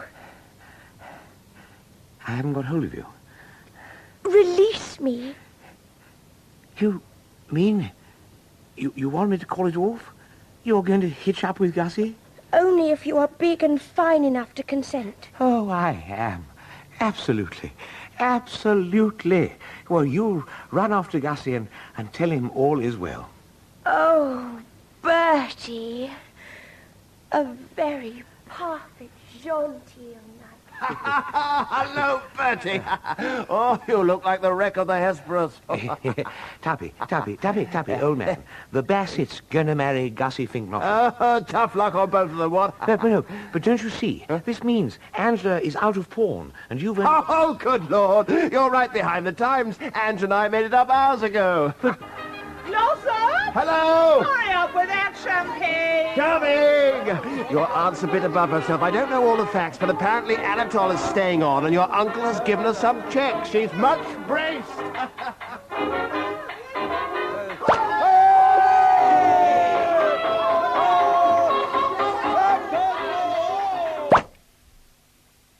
My plan was based on psychology, sir. In my own family, if I may give a homely illustration, it was a generally accepted axiom that in times of domestic disagreement, it was necessary only to invite my Aunt Annie for a visit. Now, in the mutual animosity excited by Aunt Annie, those who had become estranged were reconciled almost immediately.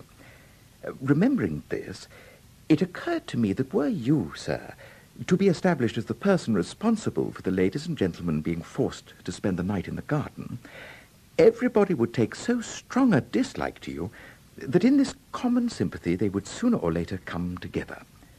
And such proved to be the case, sir. Oh, I see. And now I suppose Aunt Dahlia's so sore with me it'll be years before I'm invited down to... No, sir. It was to prevent any such contingency that I suggested you should cycle to Kingham Manor. When it was borne upon the ladies and gentlemen that you were having that long ride for nothing, the animosity vanished immediately, to be followed by cordial amusement. There was much laughter, sir. Yes, I heard it. Yes, sir. So, all's well that ends well. Very apt, sir. All the same, your methods are a bit rough, Jeeves. One cannot make an omelette without breaking eggs, sir. Omelette? Do you think you could get me one? Certainly, sir. Together with half a bot of something? I shall attend to the matter immediately, sir. Sir? Something on your mind, Jeeves? Yes, sir. I fear I have been remiss in the matter of your mess jacket, sir. My. I'm sorry to say this, sir, that while I was ironing it this afternoon, I was careless enough to leave the hot instrument upon it. I very much fear that it will be impossible for you to wear it again, sir. I am extremely sorry, sir. Right-ho, Jeeves. Very good, sir. Bertie Wooster was played by Simon Cadell, Jeeves, David Suchet, Gussie Finknottle, Trevor Nichols, Aunt Dahlia, Anne Jameson, Tuppy, Sean Arnold, Madeline Bassett, Jenny Funnell, Angela Travers, Yvonne Antrobus, Seppings, Tim Reynolds, Headmaster, Peter Howell. Right-ho, Jeeves, from the novel by P.G. Wodehouse, was adapted by Pat Hooker and directed by Peter King. People Don't Do Such Things, by Ruth Rendell. First, the 9 o'clock news with Angela Rippon. People don't do such things. Well, that's what Ibsen says. It's the last line of his play, Hedda Gabler. I saw it once at the National. This chap who says it, he simply can't understand what's happened, that the truth is stranger than fiction. I know how he felt.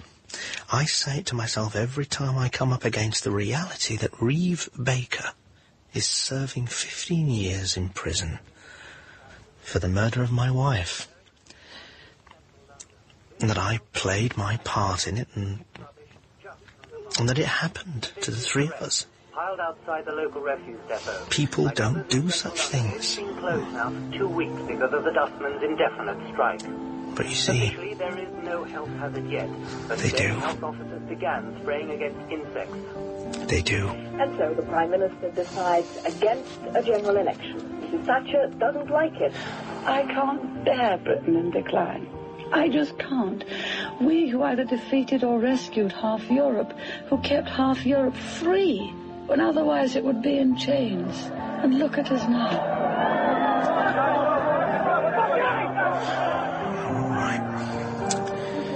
All right. And I think his decision is really against the nation's best interests. He's lost his majority, and when that happens, I think you lose the authority to govern.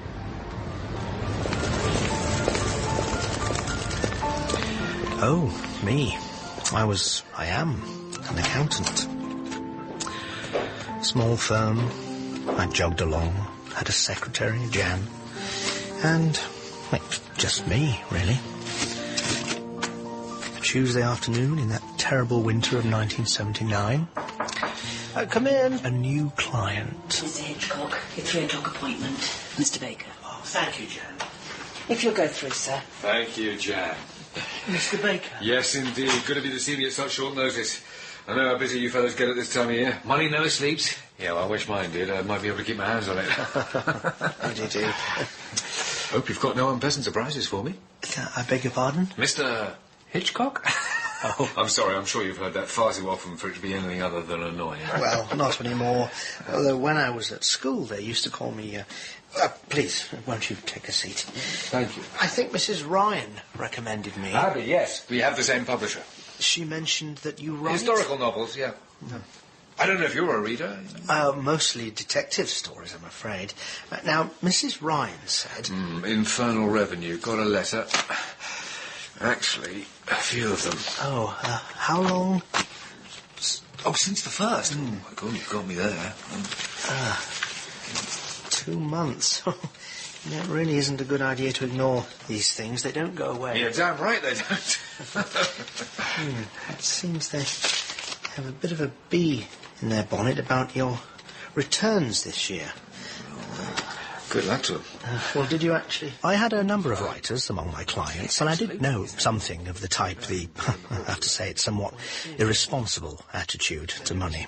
The way they tend to fall back on the excuse of artistic temperament for what is, in fact, tax evasion. Absolutely. Fortunately, I had no other clients that afternoon and was able to sort things out for Mr. Baker and keep him reasonably solvent for the next few months. When we apply again in April, that should be fine. I see. Yeah. Actually, no, I don't. But I think you do, Mr. Hitchcock, and for that I feel relieved. It's a bit early yet to count our chickens. There's work to be done, but if you leave it with me, I'll come back in, say, 3 weeks. I could do that, certainly. Then we may be able to see clear water. Clear water? No, I prefer mine in a single malt. Same time? I have an appointment nearby, so it would be all right for me. Splendid. I'll see myself out. Thank you, Mr. What did they call you at school? At school? Oh, mystery, Hitchcock. Well, you know what boys are like. Indeed. They will be boys.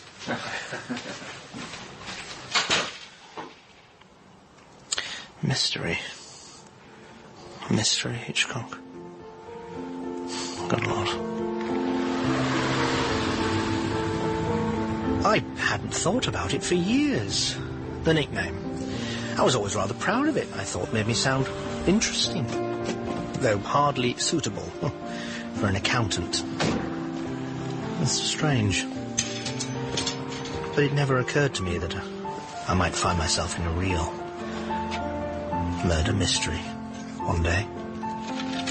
After all, such things don't happen, do they?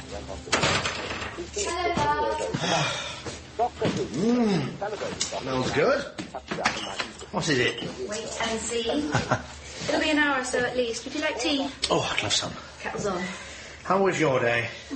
Pretty much as usual. We keep hoping someone will bring something priceless into the shop, but nothing yet. I suppose it must happen. You do hear about it on local news ever so often. Old family picture taken into a charity shop. Turns out to be a Rembrandt. I think we'd notice that. Well, I don't suppose anyone would actually bring anything in. Oh, that reminds me. At the office today, something interesting happened. Oh, come on, Arthur. Nothing interesting ever happens at your office. Well, you're wrong this time. You always say most of my clients are boring. Not this chap. Writer. You always say they're the most boring. Spend all their time at the typewriter. Is he famous? Reeve Baker. Do you know the name? Actually, I may do. I think someone brought in some novels. I had to check through them for old letters and stuff people leave. I think one was his. A knight in armour on the cover. Could be. Certainly there was something about the chap. Made a change. Do you think we need a change, Arthur? Oh, goodness me, love. Grace, at the shop, was talking to a customer about a dinner party they'd been to, saying it was young couples with children, and all they talked about was sleeping through the night and nursery school, and how worrying it all was, and how exhausting and noisy. And I thought, we don't have all that. We have good friends, and aren't we going to Betty and Ralph this weekend? Yes. Yes, of course, I'd forgotten. Well, why don't you... a new frock, or... You see, we don't, do we? Have all that. Sometimes it's so quiet in this house, it's as if no one's here at all. Now, out you go, watch the news. I've got work to do. Oh, I was listening to the radio. Oh, yes. Who's Sid Vicious? I don't know. Why? Seems he's dead. Then it's a pity the grave diggers are going on strike along with everyone else. I think it happened in America. Oh, America. You going to make that tea or let the kettle boil dry? Right.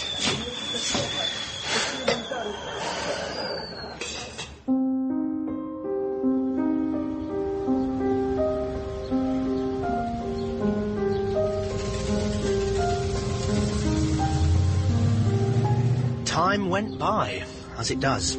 The weather got a little better, and it was getting lighter every evening, and I was able to get some time in the garden. And 3 weeks later, Mr. Baker came back to the office. This is a miracle. It actually makes sense. I've spoken to the officer dealing with your arrears, and as long as you keep up the payments, and we make sure that future payments are on time, then... We're sailing on those clear waters you talked about. I've got a new book on the slips, and we have high hopes of good sales. Yeah, I believe you said you were renting at the moment. Yes, basement place, roomy, all I need, really. Well, I mean, since the divorce. It would make good financial sense to be thinking about buying. You could get a 3-bedroom flat in Maida Vale for around £20,000. I know it's a lot of money, but bricks and mortar will never let you down. You know, I'm not sure I want to be tied down. One of the things that finished my marriage, Hildy always asking where I was. Why wasn't I at home? I've never been an at-home sort. There's a whole world out there. It wouldn't do for me. Who'd water the garden?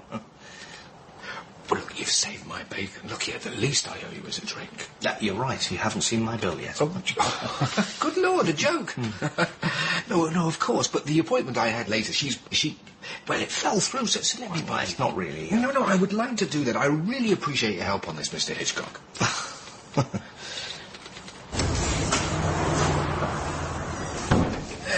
So, what's it to be? Orange juice and tonic, please. Are you sure? No, I'm not really a drinker. Oh, come on, be a devil. Okay, all right then. 2 glasses of Burgundy, please, Risa. Thanks, love. Oh, this is nice. Well, close to your office, isn't it? I rather imagined you'd be a regular. Relief after difficult clients. Oh, then, mostly not difficult. Worried or anxious is more the ticket. And it's only Jan and myself. At Christmas we have a lunch at the Golden Egg on the High Street. Ah, yes, the pretty Jan, eh? Got a bit of a sparkle, hasn't she? Has she? Thanks, Risa. Okay. So, cheers. I can't call you Mystery, can I? And Mr. Hitchcock. Oh, I seem so formal. Arthur. Cheers, Arthur. And thank you.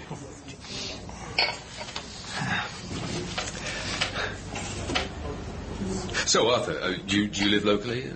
Oh, only a couple of miles, just beyond the Park Eastern Road. Ah, yes. No, I'm further up the hill. Good for the tube, but nowhere near as nice as your neighbourhood. Is it one of those big detached places on the left? It is, actually. I suppose we're very fortunate, bought at the right time. You have a family? Well, it's Gwen, really. My wife, Gwen. Just 2 of us. No children, then? No, we don't. Well, as for me, since the divorce, I'm a man alone against the world. No, actually, Now, there's a cracker. The blonde by the door. Don't get many of those that doesn't he? As an accountant, I have to agree.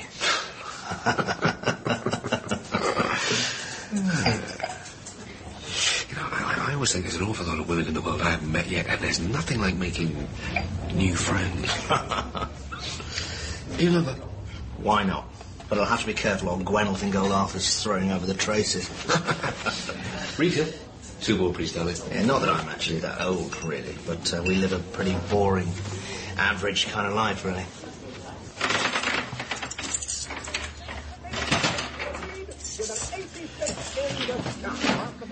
Sorry I'm late, love. Up at the office? Yes, always a busy time of year. Mince. I thought you hated mince. Oh, yeah, I had a bit of indigestion. You know how it is. Eating my lunch too quick. You should relax sometimes. You work too hard. Well, there's only me. Of course, Jan's a help, but... the writer I told you about, Baker. Reeve Baker? Would you get the table mats? He came in, seemed particularly glad about what I'd done for him. Sit down. So, he invited us out to dinner. A week tonight. In town. Oh, I don't know, Arthur. Friday nights are... Always free? But clients? Is it quite professional? I think that Reeve is Oh, really... Reeve? He's a nice chap. Not the sort of person we usually meet, to be honest. And, well, a bit of fresh air. Someone who isn't a GP or a solicitor. You'd like him, I'm sure. Arthur, you should have checked first. Of course, yes, I should. But you know how these things are. They come rushing down at you. Come to make a decision, and frankly, it would have been rude to say no. It's just an evening, and if I went on my own, what would he think? Here on one now, thank you today.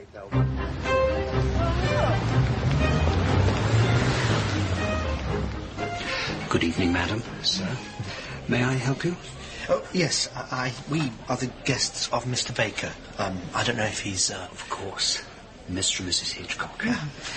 Your table is waiting. Mr. Baker has been held up. He sends his apologies and will be with you in a short moment. Madam? And sir. May I get you a drink? Mr. Baker suggested Kir Royale, but of course... Oh, that will be fine. Thank you. Of course. Well, this is certainly something, isn't it? Not our usual venue, you might say. No music. I always hate it when they play music in places. Oh, I didn't know you hated it. I don't hate it, but I don't like it. But this is nice. Not really us, but... I'm glad we're not paying. I'm so sorry. It held up. My old mum always used to say, you know, Reeve, you'll be late for your own funeral.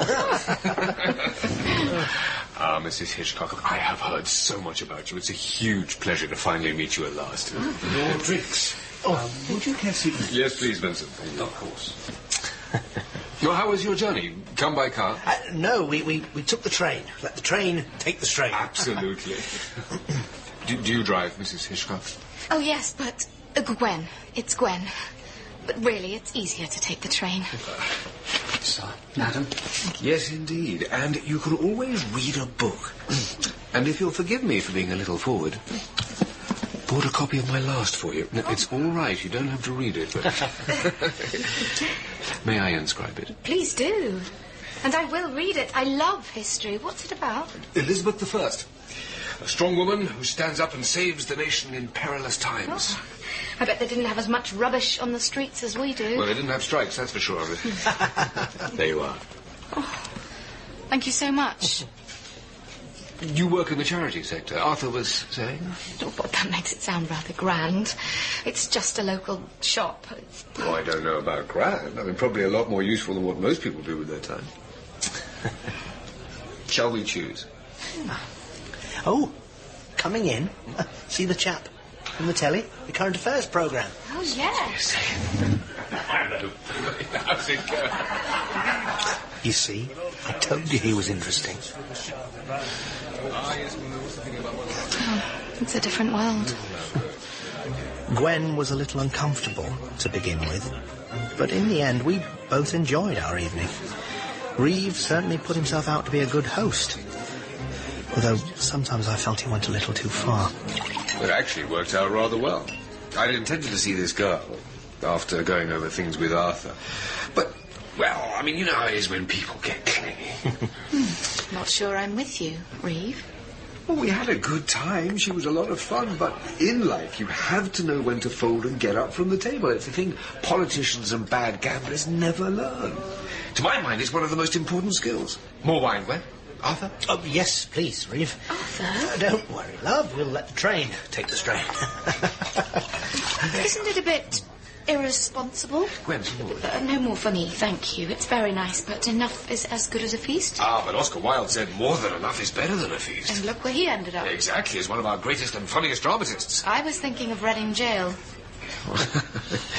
Your wife is a very sharp lady, Arthur. You're a lucky man. Here, a toast to brilliant and strong women.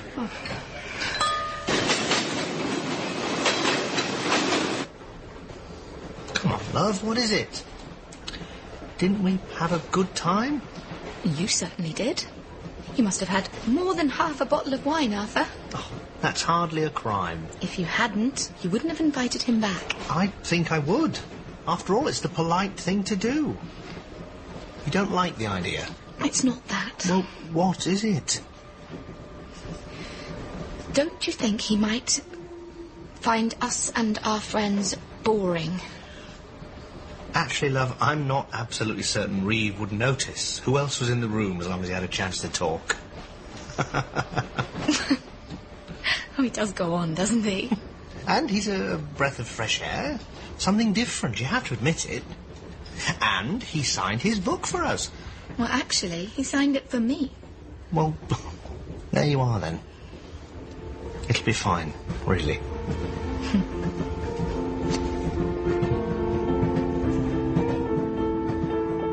As we travelled home that night, I couldn't help feeling that Gwen was annoyed. Usually, she was a steady sort. We both were. Oh, she was a bit of a romantic at heart. I suppose women are. She kept every card I'd ever given her. Theatre programmes, all the letters we wrote when we wrote letters, in a bundle in her memories drawer, tied with a ribbon. But to tell the truth, I was getting a little concerned as the day of the party drew near. Betty, Ralph, hello. Are we late? I told Ralph we'd be late. No. Come on through. Arthur's serving wine in the lounge. Gwen, these canapes are delicious. Something new I was trying. Reeve, Ralph and Betty. Reeve Baker. Hello. Not the writer. Your fears, John. Oh, I love your books. Oh, I don't know how you managed to find out all those things. Ah, well, it's not the research, actually. It's getting it on the page without making it boring for the reader. I don't think you could write a boring page if you tried. We'll have to leave that to Arthur and his spreadsheets. Hey, not fair. Don't worry, Arthur, I appreciate you. In fact, I'd be lost without you.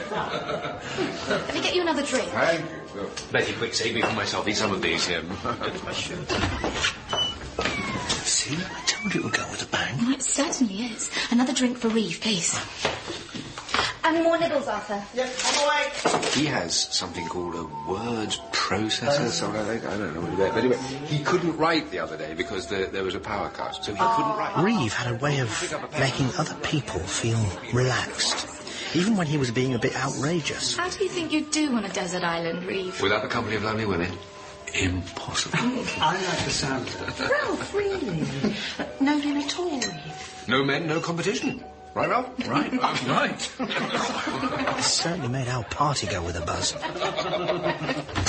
I began to worry that we'd run out of wine and twiglets before the end of the evening, but to be honest, I'm not sure anyone would have noticed. In the latest, it's about Elizabeth I, a strong woman who has to rally her country against threats from abroad and plots at home. As you can see, not a lot changes. Absolutely right, old man. Can I refresh your drink, Betty? No, I'm fine, thank you, Arthur. Your Mr. Baker's quite something. Yeah, interesting chap. He's fascinating. He's promised to sign one of his books for me. I shall leave it casually open on the sideboard. Arthur, I'm afraid I shall have to be leaving you. Oh, so early? Well, between you and me, there's this girl I'm meeting. Oh, the one you were supposed to be seeing when we had our drink. Hmm? Oh, good Lord, no, that was over a month ago. No, this one's... Well, I mean, you know what I mean. But it's been a terrific party. I'll just go and make our goodbyes to our lovely hostess. Sorry? When?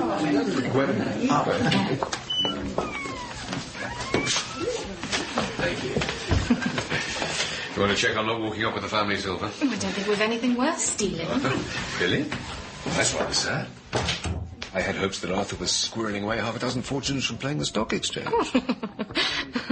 The only thing Arthur ever plays is canasta. For matches. Oh, I can think of far more interesting games than that. Oh. What? For high stakes. Where you risk everything to win everything.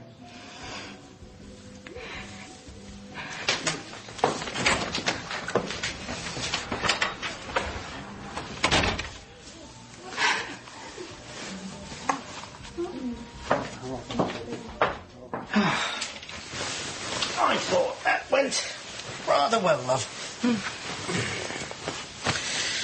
He does have a way about him, doesn't he? Thought you two were having a serious chat before he left. What was all that about? Oh, he was saying how very much he appreciated all you'd done for him. That was nice. Oh, I'm exhausted. Shall I put the light out? Wow. I was thinking romance is in the... I need to be at the shop early. On Saturday, I decided to give the lawn the first cut of the season. There's always work to be done in the garden. Gwen got back about 3 o'clock and we had a cup of tea together. I called Reeve this morning. What? I just thought I'd thank him for coming. You didn't need to do that. When the phone was picked up, I could hear a girl laughing in the background, and he said to her, as if I wasn't even on the phone, "Make some tea, will you, sweetie? My head's splitting." Oh. He did seem to pull himself together, at least enough to say he's off to France for a few days. Is there any more tea?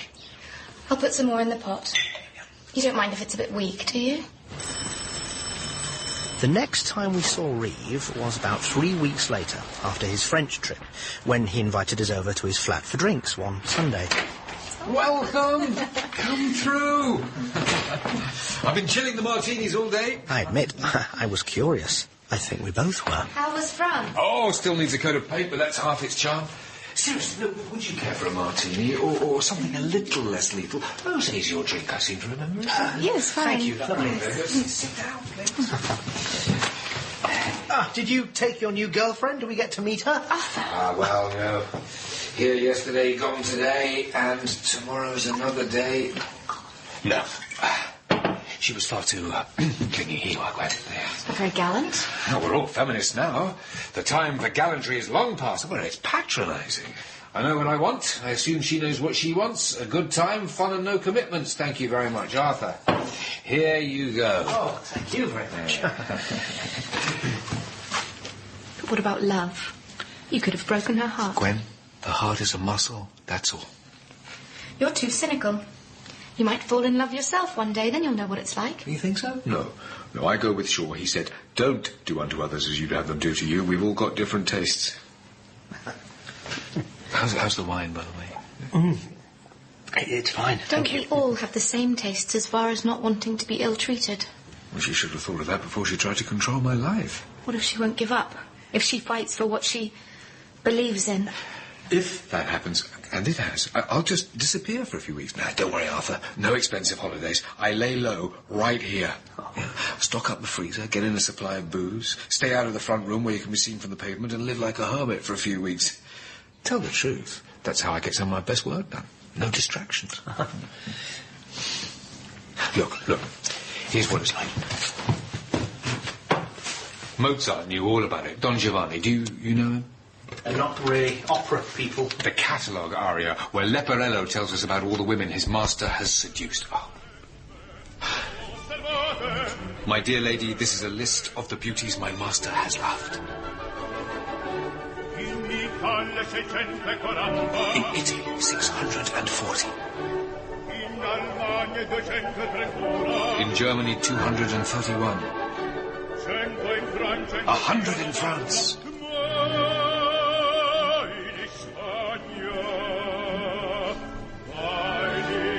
And in Spain so far, 1,003.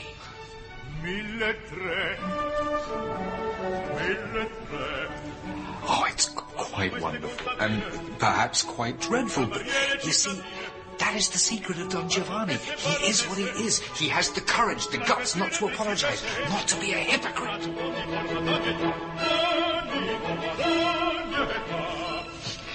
Gwen, I can see you're critical, but I promise you one thing. I will never pretend to be something I'm not. Like me or hate me, here I stand, wine in hand, with my friends, and to me, there is no better place to be. Well, let's drink to that. I'll admit it. Gwen and I are old-fashioned in these matters. We knew quite well that Reeve was single, but somehow we just couldn't shake the feeling that what he was doing just wasn't right. I think Gwen was more annoyed than I was, less inclined to be forgiving. And I'm afraid that as we drove home that evening... I'm amazed, in a way, that he actually has any ideas left over for his books. There's so much drama in his own life. Perhaps that's where he gets his material. Anyway, he's single. It's his life, after all. Is that supposed to make his attitude right? Oh, come on. Is it? Well, you made your feelings quite plain to him. Rather too plain. What was I supposed to say? Well, you weren't supposed to be rude. He was our host, and even if you don't approve... Frankly, I wouldn't be surprised if he dropped us after that, even if he found another accountant. What if he does? Is that so bad? Is your life really so boring that it needs a... Oh, let's not quarrel over Reeve. He's not worth it. The thing is, I thought he was worth it. I found something attractive about Reeve Baker and his way of life. He was the most exciting man I'd ever met, and I didn't want to lose his friendship. Perhaps I should have asked myself what he saw in us. Over the next few weeks, life went back to normal. We never spoke of Reeve, perhaps stopped expecting to see him again. I was busy at the office, we had little time for socialising. Then it was our anniversary. Hello, love! Happy anniversary! Gwen?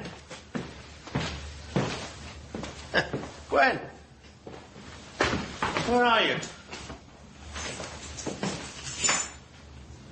Gwen? Josh Stewart, representing the Outfitters Union at the Fine-Side Signals of Swan Hunters. Good Lord, where have you been? I was worried. Why? It's late. I came home early because our anniversary, I wanted... Have you had your hair done? It is our anniversary. Happy anniversary, love. Oh, Arthur, you always choose such nice flowers. And some shocks. And the cards. Oh, how lovely. So, what's for dinner? Something special?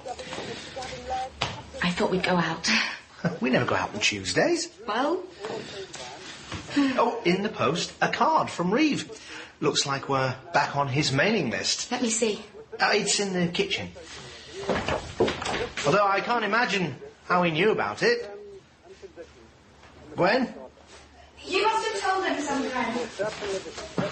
Nice message, I thought, to the couple who made me believe that marriage is a game worth playing. It's a compliment, really, from Reeve.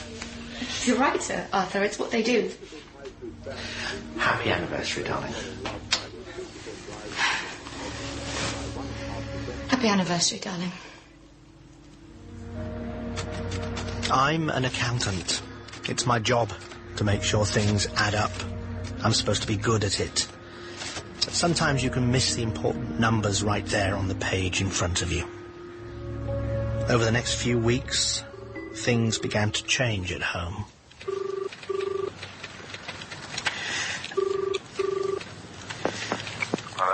Hello? Oh, Reeve? Yeah. Arthur! The truth to tell, Reeve. What is it? What's up? I'm worried about Gwen. Gwen?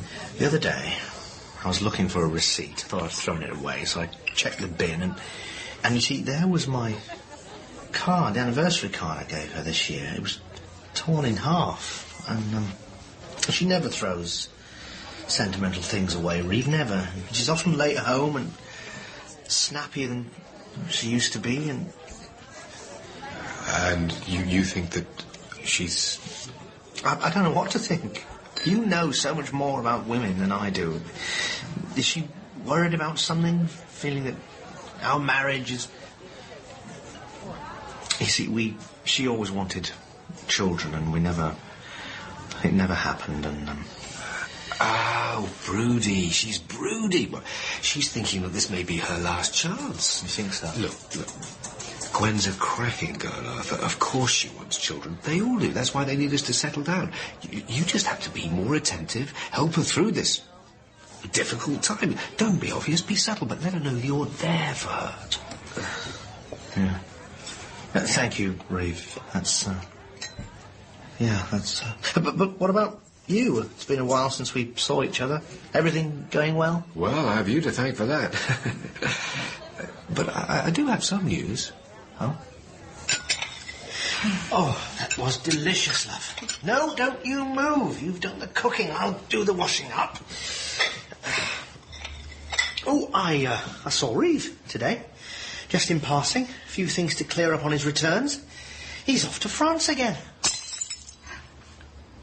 Oh, don't worry, love. I'll clean it up.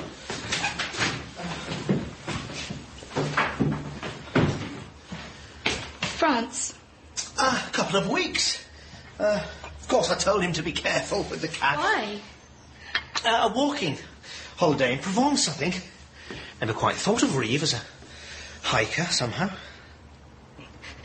Shows you how people can surprise you. What is it, Gwen? You all right? It's only a teacup. It's nothing. Nothing at all. That's fine, Arthur. That's Maybe the tears helped. Over the next few days, Gwen was relaxed, cheerful, not at all on edge. Everything was the way it used to be. Reeve's advice had been good, I thought. That's what I thought, you see.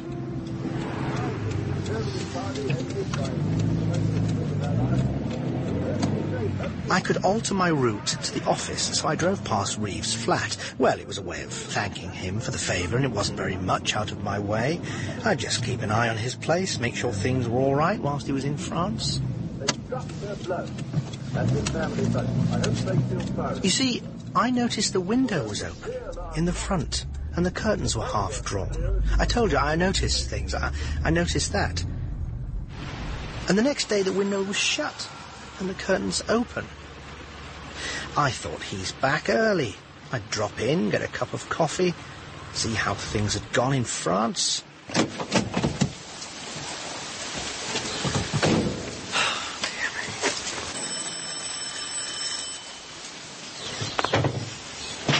Oh, hello there. He's not there. Oh, he's still in France? He's not there.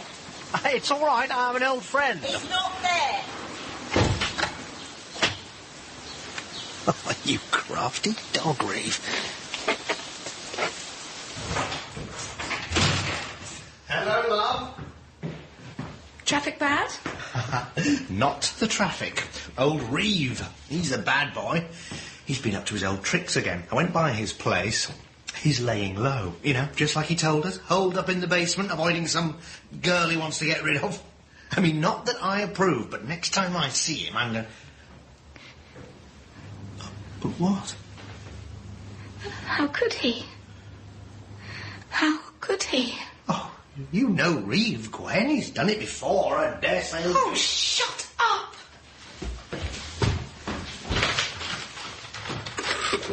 He won't answer you, you know. He's in hiding.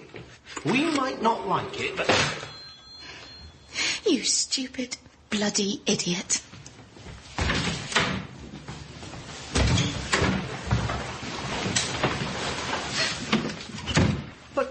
Where are you going? To him, of course. Where else? Who else? Oh, God.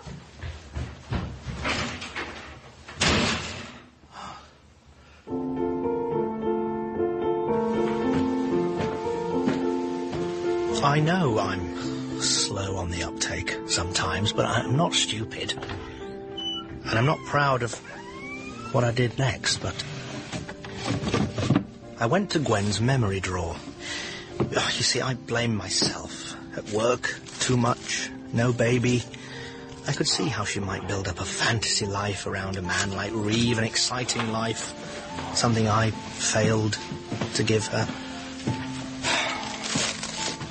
I almost wept as I took out these sad tokens of her hopeless schoolgirl dreams. A button fallen from Reeve's blazer. A locket that I'd given her, but with his picture, cut from a book jacket and a lock of his hair in it now. She must have taken the hair from the brush in the bathroom when we visited his flat. Oh, Gwen. I thought she was upset. I hadn't known for how long and how deeply she'd needed help. Help I hadn't given her. Had Reeve encouraged her? Of course not. Why would he even bother with a woman who would marry a man like me? But I could help now. I could do something. I would do something. If only I was in time. Gwen, please, get in. Leave me alone, Arthur. Just for a moment, please.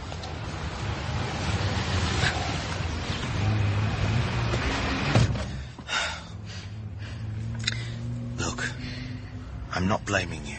I understand. I really do. Reeve... I love him, and he loves me. Gwen... It's a dream. I want a divorce. Look, you hardly know the man. We can work this out. We should have talked. I hardly know him. We've been lovers for 2 months, Arthur. I don't believe you. Don't you? Thank God there's no more need to pretend. I'm going to him. We'll be together. Like every other woman he's had since his divorce. Like them, Gwen. This is different.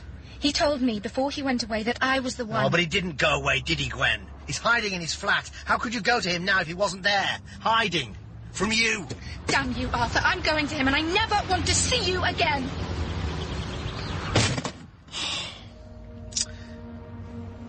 Good evening. Well, I'm afraid Burnham's comment turned out to be something of a disappointment. When she hadn't come home by midnight... But it didn't really come up to expectations. Yes, I wanted to report a missing person.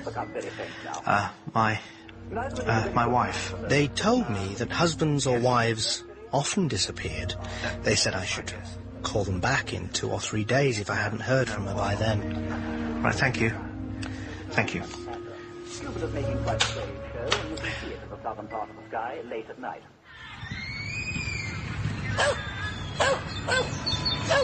Rosie!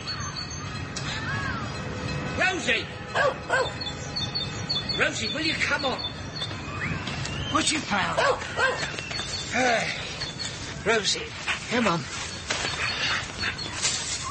Oh, my God. Oh, my God. Here. Hey, help!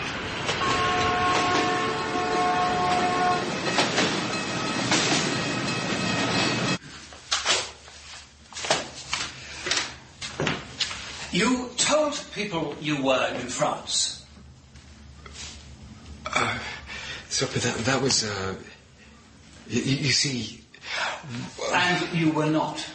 No, but I explained to the police... That the lady upstairs had seen you? That your alibi was no longer any use to you? Oh, Jan, you shouldn't have come. Of course I should. You need to see a friendly face in all this awful, terrible...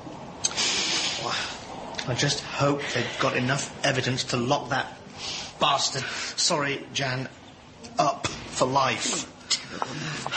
I'm sure they will. And when it's all over, you should take some time off. I can look after the office. Oh, thanks. Thank you, Jan. This is your blazer, isn't it, Mr. Baker? It is, yes, But, Mr. Baker, you cannot explain how the murdered woman happened to be clutching a button, this very button, missing from this exhibit. Oh, you don't understand. No, Mr. Baker, I do not understand why you persist in lying to the jury. No, it's a mistake. And the hair, your hair, caught under your victim's nails, is that also a mistake?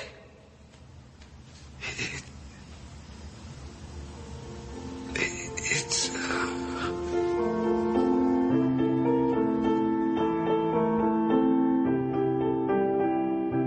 I never really saw much use in fiction, but in the end, I have to admit, my reading of detective stories did prove useful. Not that I've read one since. People don't. I suppose, after a thing like that. Mrs. Thatcher, a moment or two ago, in the black rover there, with the flashing indicator lights, waved at Through in a crowd, moment, Jan love. going into Buckingham Palace, took his hands with the Queen on her appointment as the first woman Prime Minister of Great Britain. All right. Where there is discord, may we bring harmony. Where there is error, may we bring truth. Where there is doubt, may we bring faith. And where there is despair, may we bring hope. In People Don't Do Such Things, the part of Arthur was played by Reece Shearsmith, Gwen, Laura Piper, and Reeve Baker by Michael Maloney. Other parts were played by Rachel Atkins and David Holt. Sound design was by Steve Bond. People Don't Do Such Things was dramatized by Mike Walker from a short story by Ruth Rendell. It was directed by John Dryden.